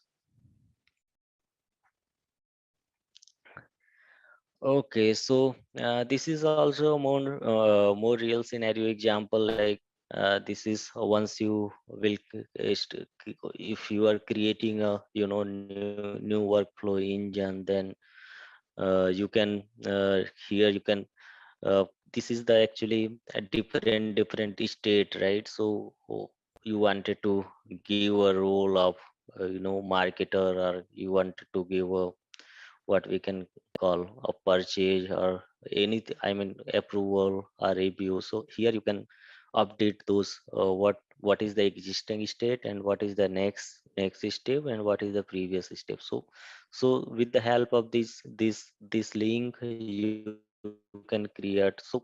So if you can follow this wizard creation of the workflow, you will find those steps in order to create a new workflow. So in terms of like uh, knowledge, you can so Hybris have that workflow engine and capability to create a new workflow, or you can modify a existing workflow. So based on this you can follow the how that product approval process when we are publishing any product for our web store. So here you can see what I was just explaining. To create a new workflow, you have to pass with the different stages. So what are the essential information and what are the optional information and what are the some core information. So once you will start by creating a new workflow, you have to pass through those steps, and you have to fill those information which in order to create a new workflow, right? So workflow manager is there. So this is the main template workflow manager which need to be extended. So at low level, this is like when you are doing any customization in the code base, then you have to follow. But if you are not doing any code change, then you have to follow the existing template engine.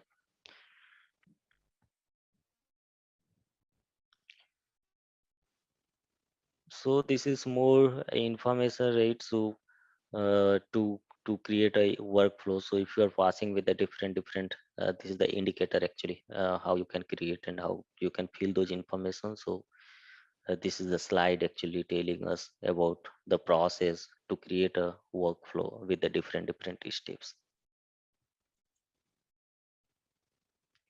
So you can see here the what are the information as part of essential. So you have to define a workflow template, what template you wanted to choose as a product approval template, or product approve or product review template, or product status change template. So that sort of template already there, you have to just utilize it. See, if some step, if you want to define your own template, then you can go ahead with the customization. You can customize your system. And here you can just, as part of essential information, you can update your template and you can assign assign to a name. So that's that sort of information as part of essential one. And once you finish this essential information, and if you click on next, then you will get highlighted with the next step, that is item, which is also holds some core information, right? So you can see here this is the item actually. This is the example actually, what for what item you wanted to create a workflow with. So this is catalog, right? So you have to map with the catalog with some versioning. So as I said, you have to always make the changes for stage catalog version, and then once these changes will get applied and once every step will get finalized, then this catalog will get synced with the online. So the online once the changes will publish into the online, so same changes will get applied into your web store. And again, once you have completed all those steps and created your new workflow, and then what you can do, you to start those workflow, you have to just click on start, so that once you click you start your workflow, your that means your whatever the new workflow you have been defined, it will come into your action. So for whatever the purpose of you have defined the workflow, in the same purpose which will be included with the existing one.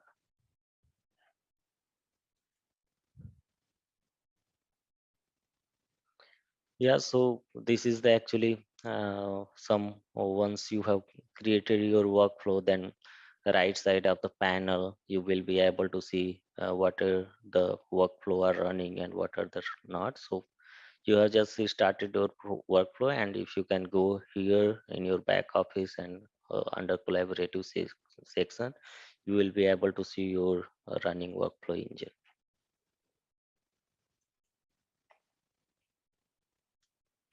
Yeah, so right, so whatever the workflow which you have created, so if you click on the workflow node in a back office, so all the list of product, as you can see here, we have a different workflow is there, like product approval and approval through the product marketing team and approval through the purchase team. So there are different approval template is there. So so if you wanted to define your new template, you can follow those steps to create just new workflow. Yeah, so here this is the task. So this is more about this is the back office view. But if you go to in your product cockpit, you will find a more geographic view. So there is a separate UI for where you can see your task. So if you see this screen right side, we have that workflow, and here is the task. So if I see that in the previous screen, this screen is about workflow and task, like uh, what what task or what action that particular workflow or template are playing. So right, so let's say if I have created a workflow for approval through the product manager team, that means this is the task for me. So this task I have to run in order to perform the approval for the product. Okay, so this is right. So if you see, this is the product cockpit view. So the same view what we see in the back office, we have a different view in the cockpit, but the information or but the action will be the same. So this is the way actually how you can create your workflow by the product cockpit view. ASM is also one of the capability, right? So uh, we know that one actually this is also ASM is assisted service module. This is also a capability for the support team, right? So ASM we are enabling in such a business scenario, like once we have like point of sale or store, so that kind of feature we are enabling in that scenario. So that means here the end user is some employee or some partner are there as part of ASM. In the left side you can see this is we are calling it as a exploratory in a commerce terminology, where we can search any item type or any node by the search. And on the right side panel we have two tab. One is search area and another one is editor area. So in the search area you can if you type anything, you can just it will search by item name or item number. but we have additional, additional as a part of advanced search, you can apply a more combination of search, so that you can just click on Karen plus icon. You can see just a small plus icon is there. No, Okay. on that only search bar. Yeah, so this one I was telling you, this is in commerce we are calling it as a advanced search. So you can see here as a couple of more option or combination available. So based on these combination, we can also do a search. Yeah, so this is about our search. And okay, so you have opened a product, like one product which is uh, you know power tool product catalog, and which is in stage version. So you can see this product is a part of a stage version catalog. So okay, so here you can see all the information, like this is the search area, and on bottom side we can see this is the editor area.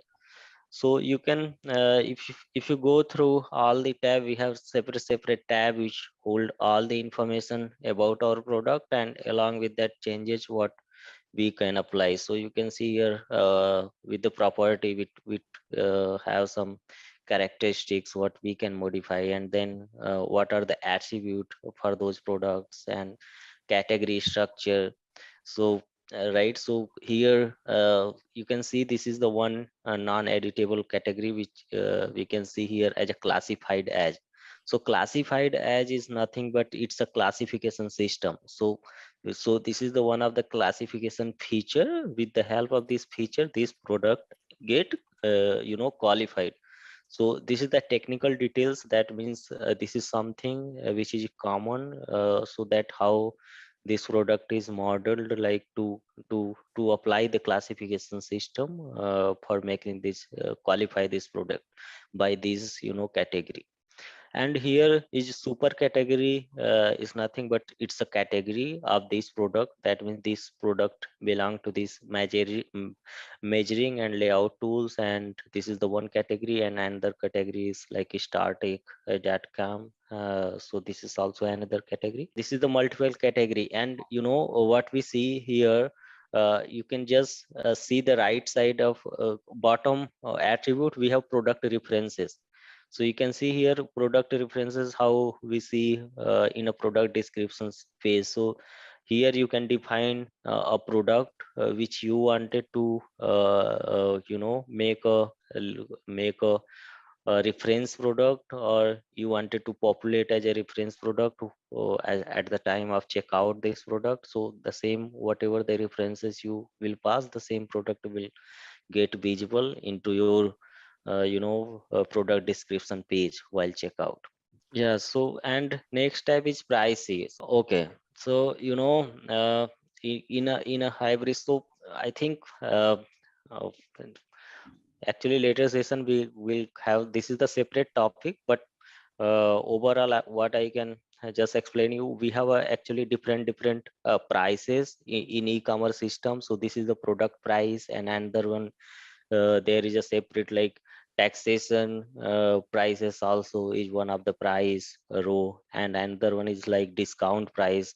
So these are the separate prices row of the prices. So how we are managing as a row in e-commerce system.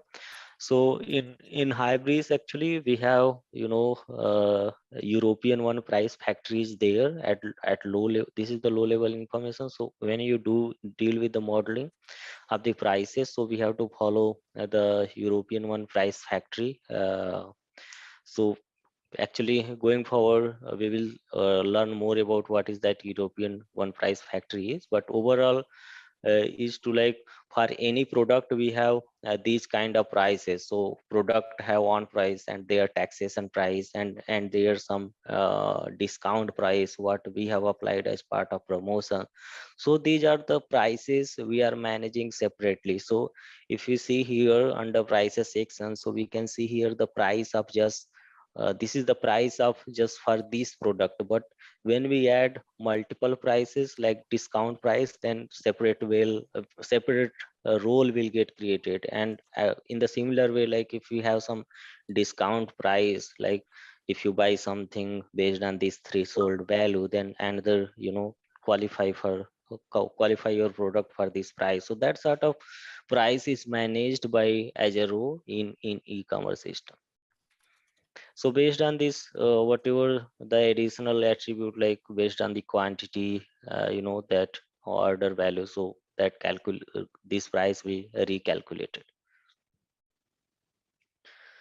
Yeah, so this tab will hold the price information about all the prices, either tax price or base price, and some discount price.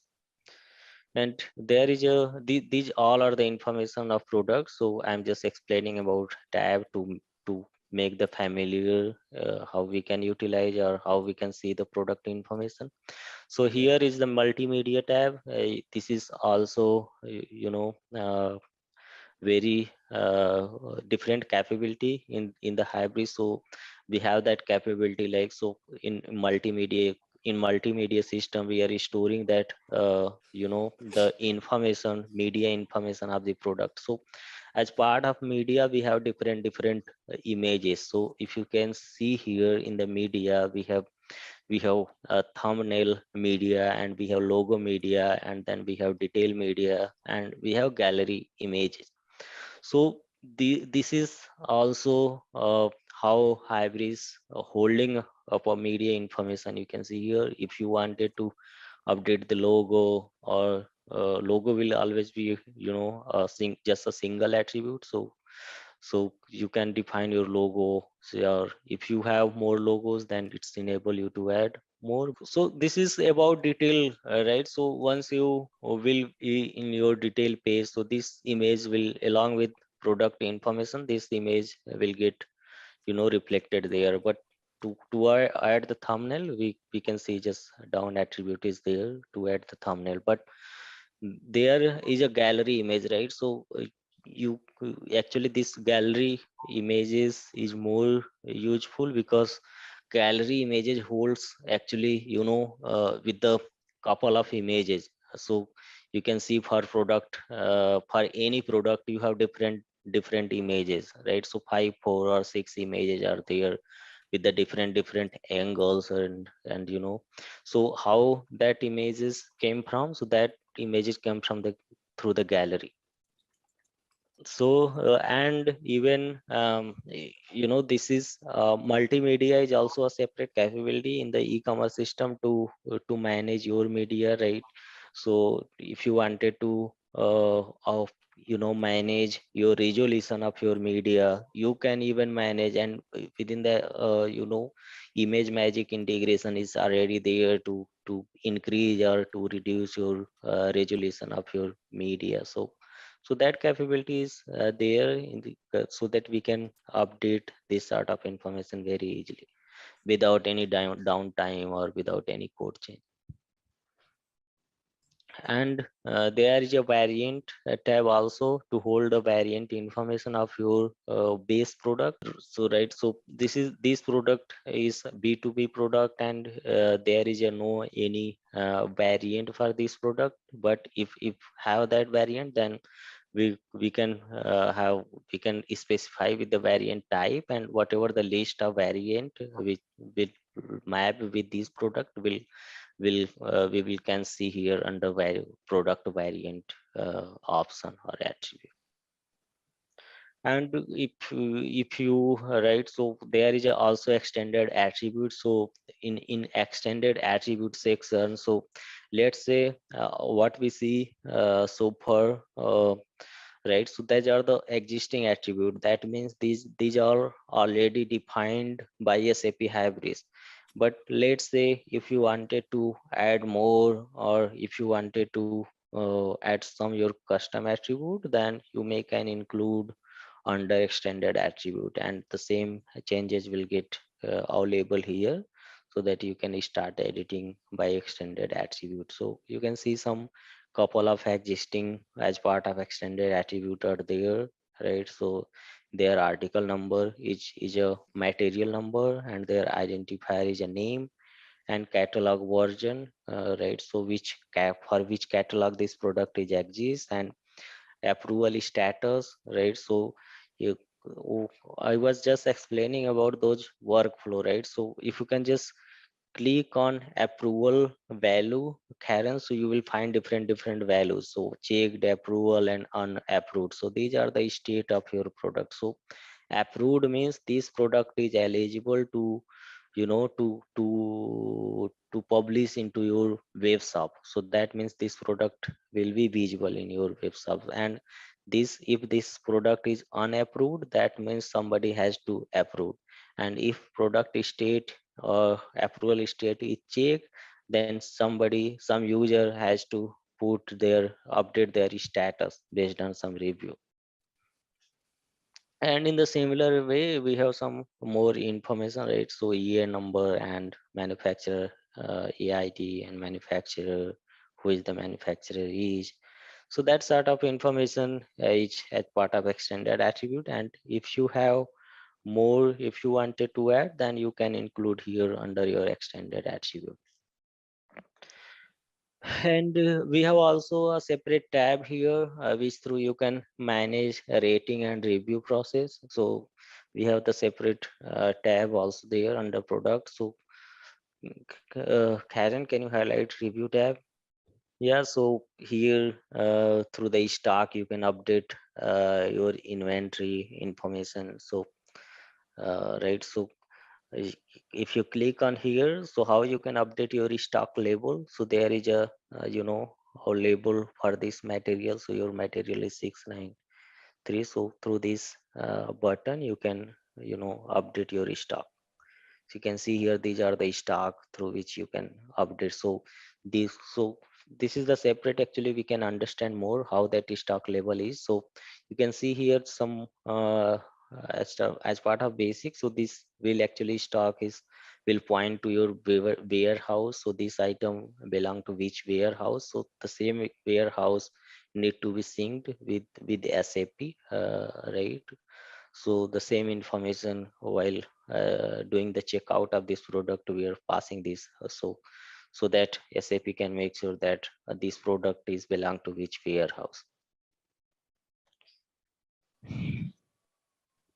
Yeah, so this information you can update. And this is admin tab, is a super tab. So all the information what we just gone through that, so all the information is updatable, or you can modify by going directly to admin tab. So in admin tab, all the information what we see is available. So you can see what is the PK of this product. Even this is the sort of meta information for this product, and what is the type system which this product or item belongs to. So you can see here a product is a one of the type in out of the box. So yeah, so this that time creation and what time somebody has modified, and that sort of information is available in our admin tab section. Okay, so these all about a product and how you can check your product via back office, and how you can modify your product information by back office.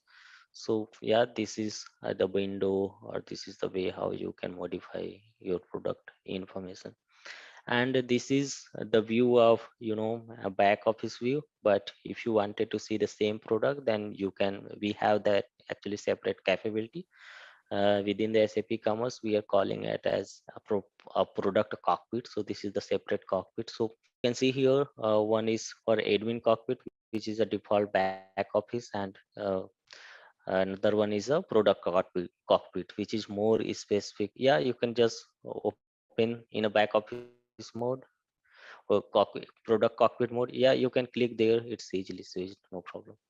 Okay, so this is same product, we can just understand here.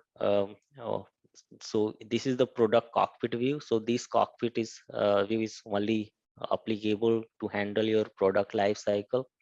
So this is the view wizard. So you can see here, this is showing us another pie chart about coverage of what is that core attribute and what are the core coverage. So Yeah, so and another you can see a product approval. So these windows actually this approval, product approval a diagram suggesting us like this is the giving us some report view of what how many products are in approved state and how many products are still need to be checked and get it approved. So this is the overall information, and you can see a total count like 2718 is a total. And if you want to add a new product, you can just add by clicking on add button, and you can define their status, check or approve directly. And under collaborative session, what we see as part of our workflow template, so you can see here on bottom, um, bottom section, we have a running workflow and my task. So there is no workflow which are running or which are active. So if any, then it will come under running workflow, how we see in our snapshot of those slide. And whatever the task we need to perform, either to check status task or review status task, so we can see here under my task tab. So this is the cockpit view. Okay, so these are these are the features. So this is the more descriptive view how we are handling our product. So you can see all the products are there, and even in this cockpit, through this cockpit, even if you can create a new product, or you can import the product via spreadsheet, or if you wanted to take the export, you can take. So icons and feature are available to do the export. And here is the catalog. So all the catalog and what are the core attributes and marketing attribute and categories, so all the information are available here. Okay, so the same information, right, what we see in the back office view, we can see here in a more battery screen or new cockpit. You can see all the properties, attribute, category, system, prices. You can see here.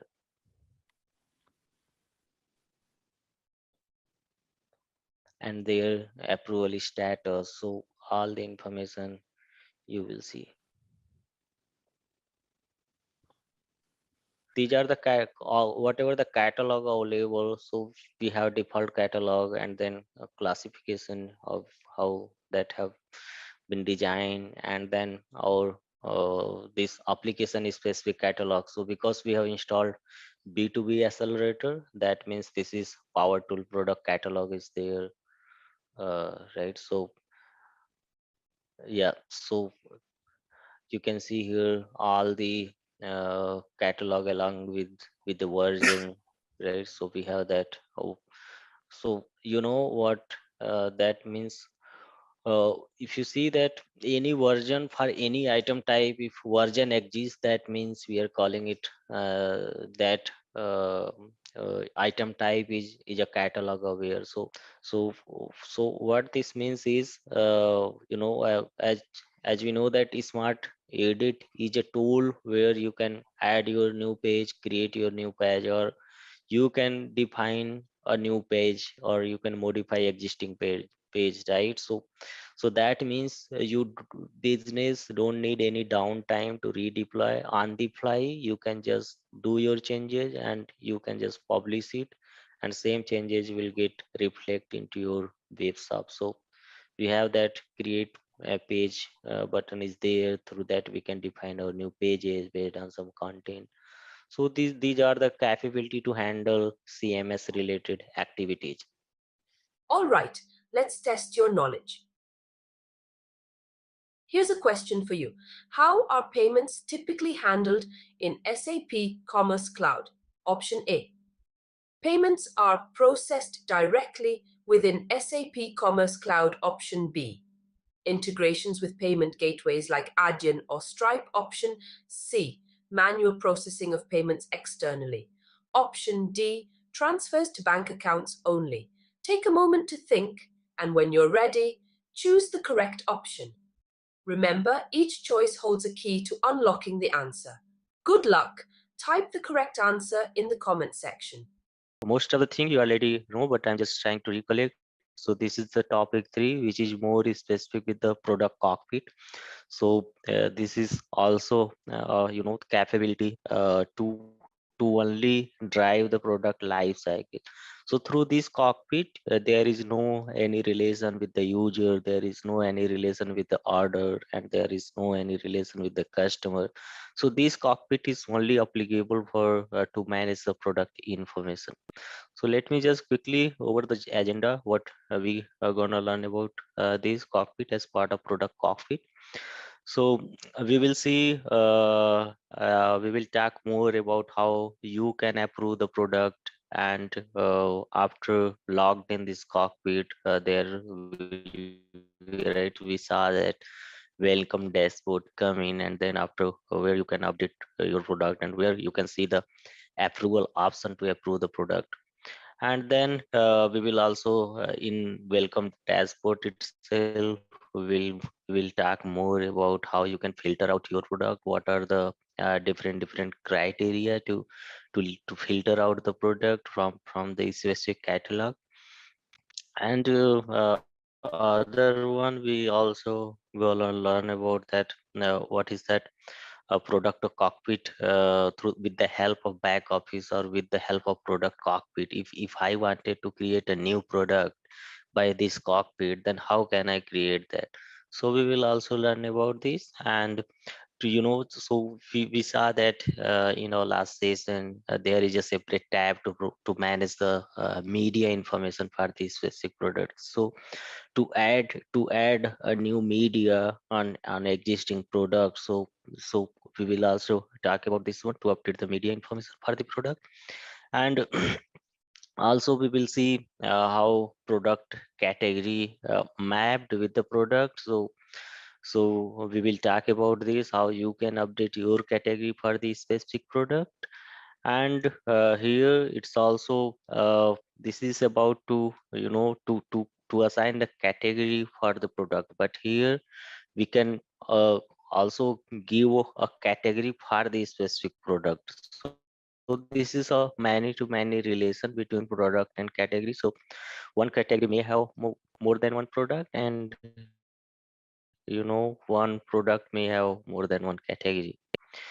And also we will see about that capability, how you can create as a part of bulk upload, to create a bunch of product in single shot. So how you can import those product via spreadsheet or via impact. So there is a separate option this cockpit already has.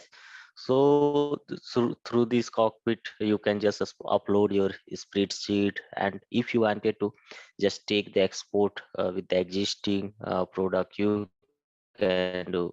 So these are the option we will talk about more. And other is right, so we can also update the media information from the back office as well as from the cockpit, product cockpit. And there is also capability, even if we can update the media information through the Excel file. So that is a spreadsheet where you have to pass the product details along with their media information, so that with a single chunk it will get updated through that bulk upload capability. And also we will talk about more about how you can approve as a for the bulk of the record, how workflow engine will work to approve the product. It's like bulk of product, how that as a business user can approve those product. So we will talk about that too. And there is last one is about to how you can synchronize your product or catalog within SAP Commerce Cloud. So we will talk about this. So to do the synchronization part, there is a two way to synchronize the product. One way is through the cron job, and other way is to synchronize the product by cockpit. So manually you can synchronize your product, and other option is to just run your scheduler, that is a cron job. So based on that scheduler, your synchronization will get picked up based on the timeline. Yeah, synchronize the product. That means this is we saw that synchronization means this is something to to to make from a staging version to online version. So as we are always apply the changes into the staging version, and once you will synchronize, then that means your product is eligible to visual into your website. Okay, so let me start with the topic. So uh, once you open your first product cockpit window from the back office, so you will we are calling that one as a welcome dashboard, where we are seeing that statics about what are the product are in approved state, what are the product are yet to review, that means in check state, and what is their performance like that. So that sort of count we are getting in our welcome dashboard, and there is a separate different filter criteria. Based on that, you can go with your, you can navigate your product through the catalog and their categories and all. So as so first is to, once you logged in with your cockpit, you will get the welcome dashboard, where you can see your basic statics about your complete product. And here this is more about how you can filter out your product for your specific catalog. So within the welcome dashboard, there is an option through you can filter out your product based on the filter criteria, and you have to just select your catalog. What catalog do you want to search or filter? Then you can search it easily from the product cockpit.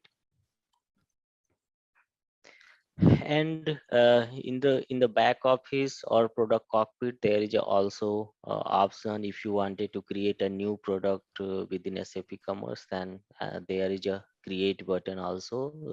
So you have to follow a sort of steps in order to create a new product or to define a new product. So you have to define, put some essential information, and then some optional information and some general information, and you need to define a category and there to define their catalog. So that sort of also feature there to create a product by back office or product cockpit. And we right, so to add the media information, you can update your product media, either product thumbnail or their logos or their gallery images. So there is a also separate feature. So either you can update through the back office or product cockpit, you can update your media. So within the SAP, to manage the media information, actually Hybris have out of the box capability to have that integration with the image magic, so that you can also update, or you can control the resolution of your media through that integration with the image magic, so that you can reduce or increase your resolution for your gallery images or some media information. And in the similar way, there is also you can through the product cockpit or through the back office, you can also assign a category to your product, or you can remove the product from the category. So you can very easily through the product cockpit, you can update the category information. Okay, so here also it's more also some about how you can, there is a relation actually with the product category to product one to many and man. So between product to category, so there is a many to many relation. So once you will go to the code, you will find that how that relation are defined within our item.xml file, who is managing that modeling information. So there is a mapping all already defined with the relation of many to many, so that you can update, assign the category for more than one product, and even again you can assign uh, a more than one product for a single category. So that how relation are built within the commerce. And yeah, this feature is also available. So let's say if you are creating or uploading a bulk of product through the product cockpit or the back office. So the product cockpit have that capability also to process. You can take export from the SAP Commerce, or if you wanted to import via spreadsheet or through the Impeg. So there is also option to to import your bulk of record via spreadsheet. So that feature is already enabled out of the box. So through the product cockpit you can import bulk of record in single shot. And yeah, so as soon as you upload your spread or bulk of product, so by default it will go with the check status.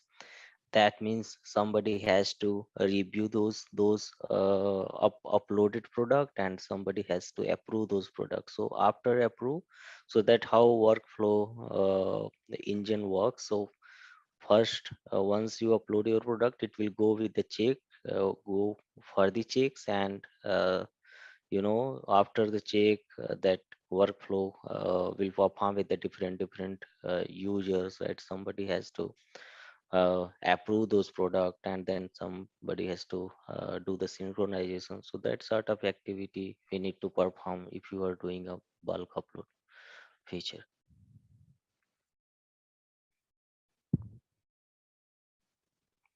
Yeah, this one is about synchronization. So how you can synchronize. So to synchronize, so actually we have a catalog. So each catalog have two versions, right? So one version is stage, which is more specific to making the changes, and there is another version is online. So we are not directly making any kind of changes into online version. So online version is to just to publish the product into our web shop.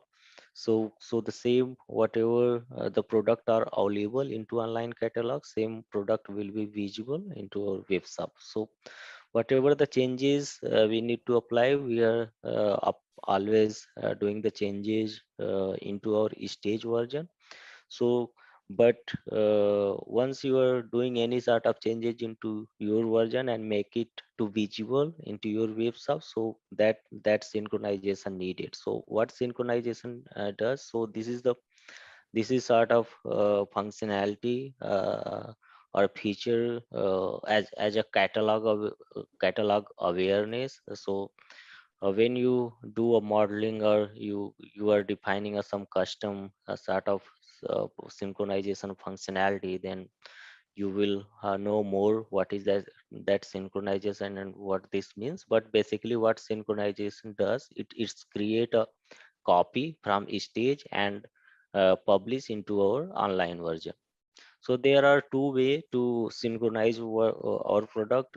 One way is to just we can whatever the product we have made the changes, we can just change their status and we can synchronize it through the product cockpit, or we can do from the back office itself.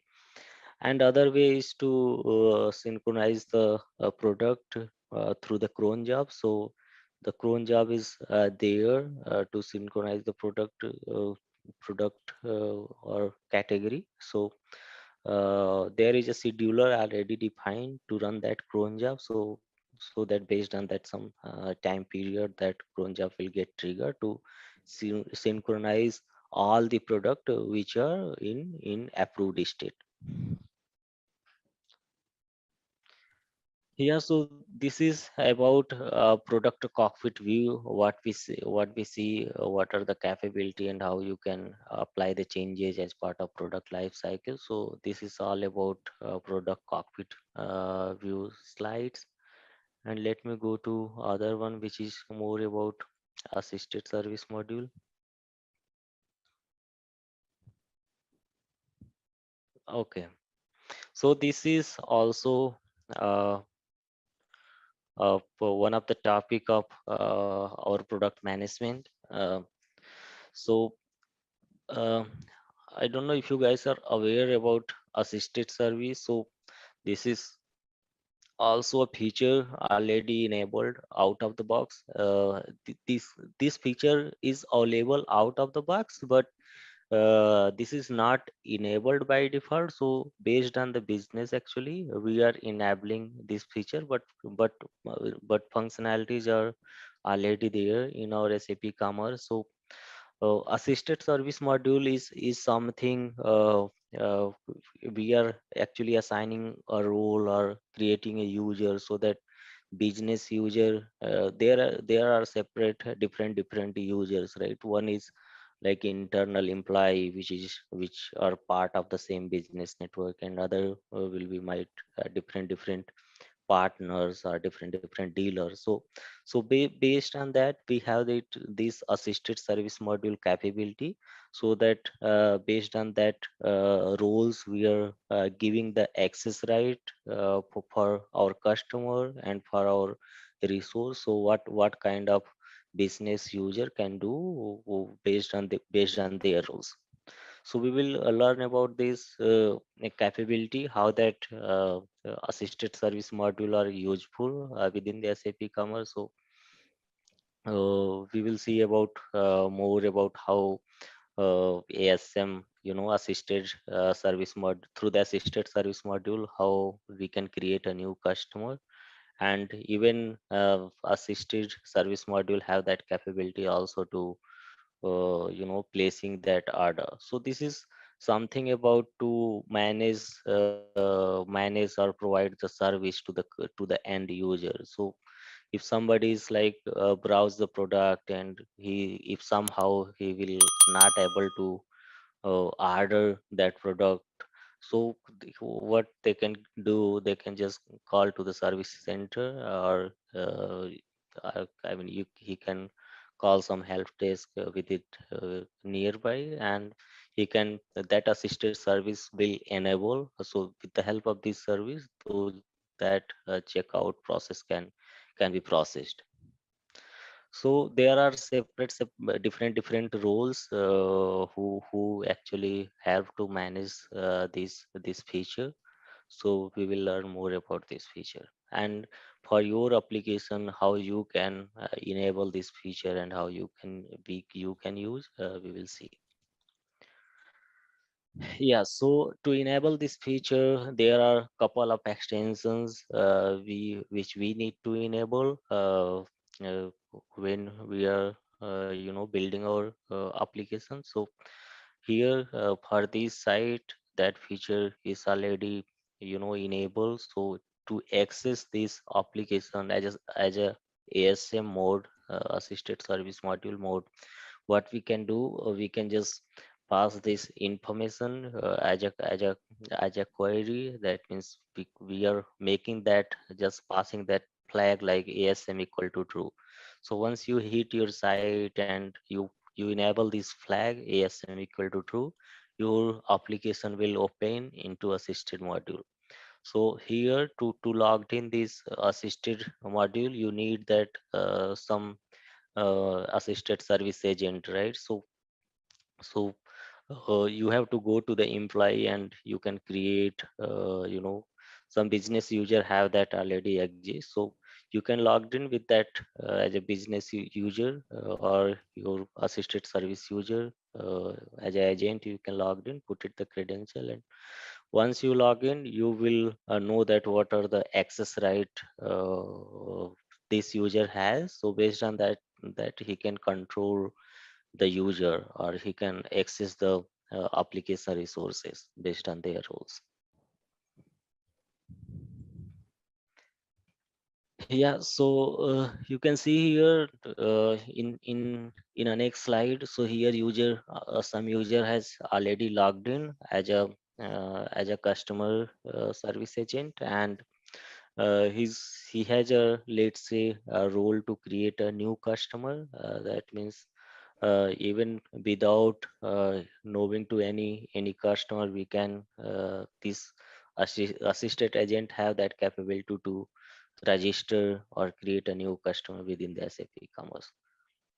And for this, so I mean, there is notification will trigger to inform that customer, and there is also a flow will come in. So if some agent are creating or registering a new customer, then in that case there is a no any sort of approval needed. So agent have their right for him to just to create the new user.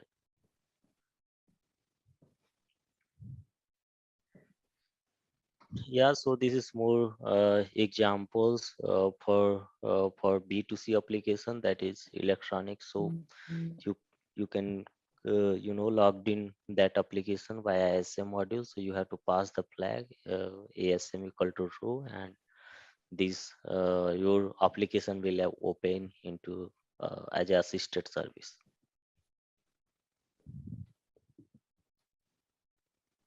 Yeah, this is the snap. So once you logged in your application as a assisted service, so complete dashboard actually will get changed.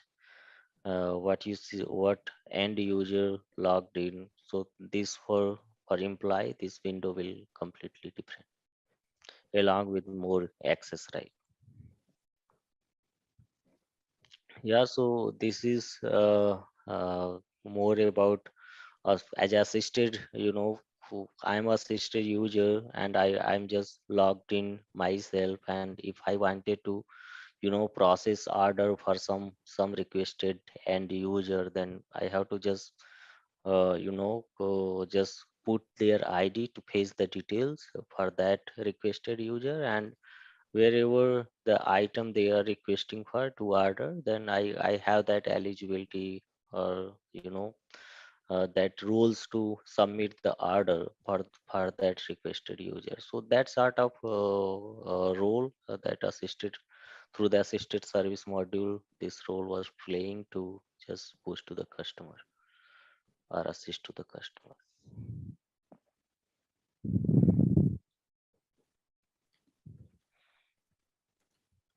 This is more about, even this actually assisted service agent have that uh, capability or feature to view the customer at 360 degree view, right? So even this support agent can see their invoice information, and can see their subscription if he's dealing with some digital products, or he can process their order, and he can view their order details. So that complete 360-degree view can this assisted service agent can provide to that end user. You can see here, right? So this is the dashboard. So if somebody has logged in as assisted service agent, then what feature he can access, like he can access the particular user personal details, and he can see their demographic details, and even he can update their password info, and also that service agent can update their card information and their refund history and order information. As I said, like all the whatever the needed as part of shopping journey, that assisted support agent have that right to manage that customer.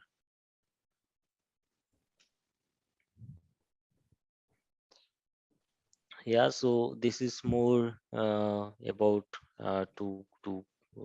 how we can add that coupon or redeem that coupon in terms of our promotional customers. So if we're promoting something, then support as a SM agent also that try to access their coupon information or discount or promotion information.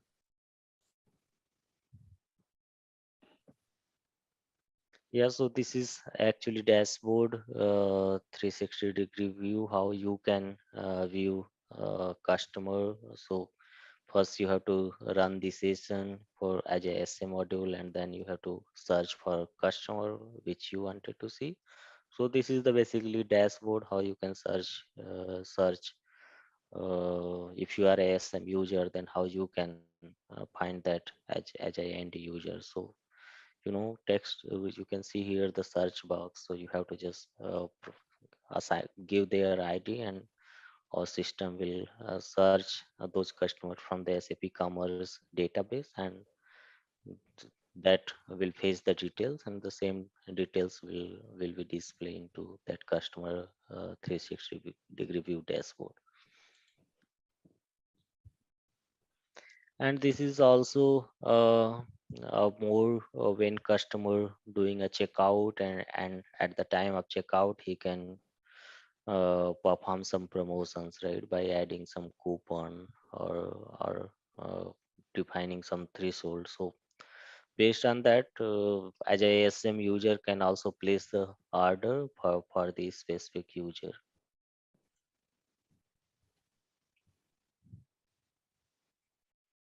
And this is also as we as a ASM have that capability to maintain their information, so I can withdraw or revoke their consent on behalf of assisted service module. So I can just process the session for those user, and uh, I can do whatever requested for that user as a ASM agent.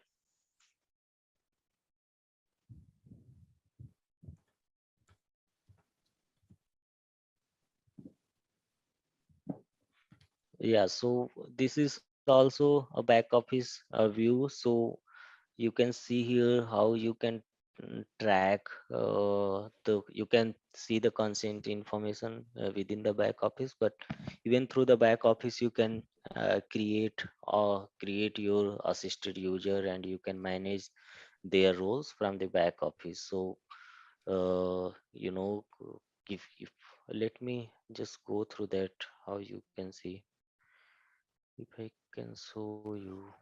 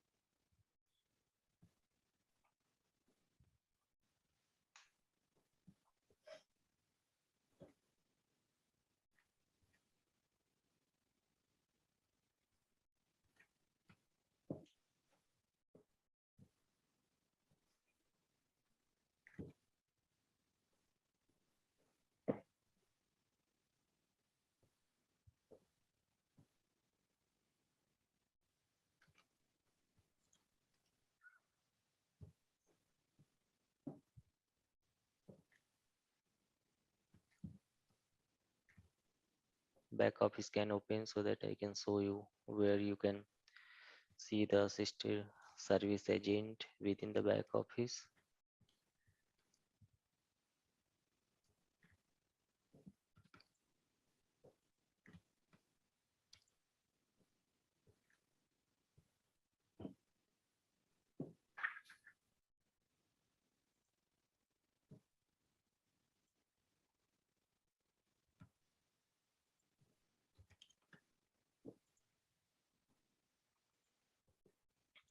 Okay, so I'm just logged in with the back office. So if you can see my screen, so here is the employee. So under this employee, we are creating a different roles. So you can see here, if I'm enabling my application as a assisted service module, then I have to create a different users based on their access roles. So based on that, whatever the business needs, right? So we have that some dealer account and some partner and some internal user. So how we are managing their access, right? So we have user group.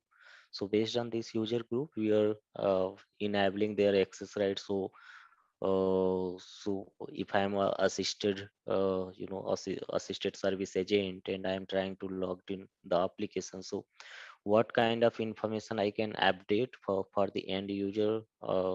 I can just view. I have the role or access right to just view their invoice information or to update their order details, or uh, can I submit a order for the end user? So that's so these user group actually giving us or provide the access right to to enable that feature to do for the end user. So within the employee, we can you can update or you can assign the role for the specific user which you want. And here where you can define that role, so here we have that user group, separate user group entities there you can define a role of those user. So that sort of information we are capturing here. And so far all the user which are able to log in via as a assisted service, which will be the part of employee, and to manage their roles, we have that user group. So we need to define under user group entity. This is a welcome window for the product cockpit. So you can see here there is some report information, and here a bar which is showing us what how many products are in approved state and how many products are need to be reviewed. uh, and also we have workflow, right? So uh, through the workflow we can start the approval for rest of the product which are not approved. So this is more about you can play around that to making some do edit for some of the product and start this workflow engine to approve those product, and then you will find that it will automatically get synced once you execute this task. Initial data setup extension is there. So you can see last extension is YB2B accelerator storefront, right? So this is the extension where you will see all the CMS content. So maximize the you know uh, memory of Eclipse. There is a config file of Eclipse setup. So update your size buffer.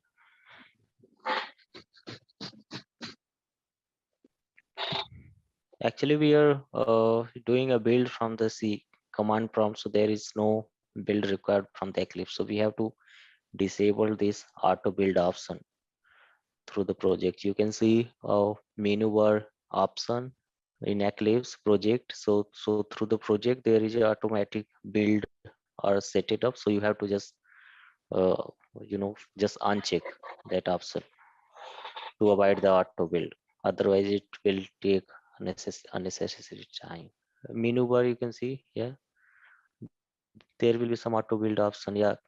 Yeah, here this is there will be some pages which is more related to front end stuff, but you need to check there is a impacts file actually. Okay, so I think you have imported the product. So now along with our functional stuff, what we will more go through the code base to understand the structure. So now at least as part you can just explore the application in your time and just try to explore that and note down your note down your findings so that we can discuss.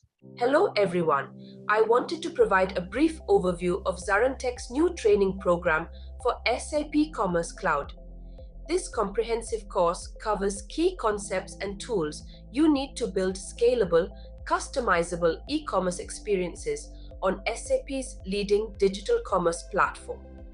Over the past year, SAP Commerce Cloud has seen rapid adoption among enterprises looking to enable omni-channel sales and modernize their online stores. This training will equip you with the skills to tap into this demand and advance your career. Many professionals have already benefited from ZaranTech's other SAP courses, and I'm confident our SAP Commerce Cloud training will similarly provide immense value whether you're looking to pivot careers or deliver more value in your current role. If you're interested to learn more, visit the link below for full course details. Investing in this training now can open up new career avenues or growth opportunities, so don't miss this chance and register today.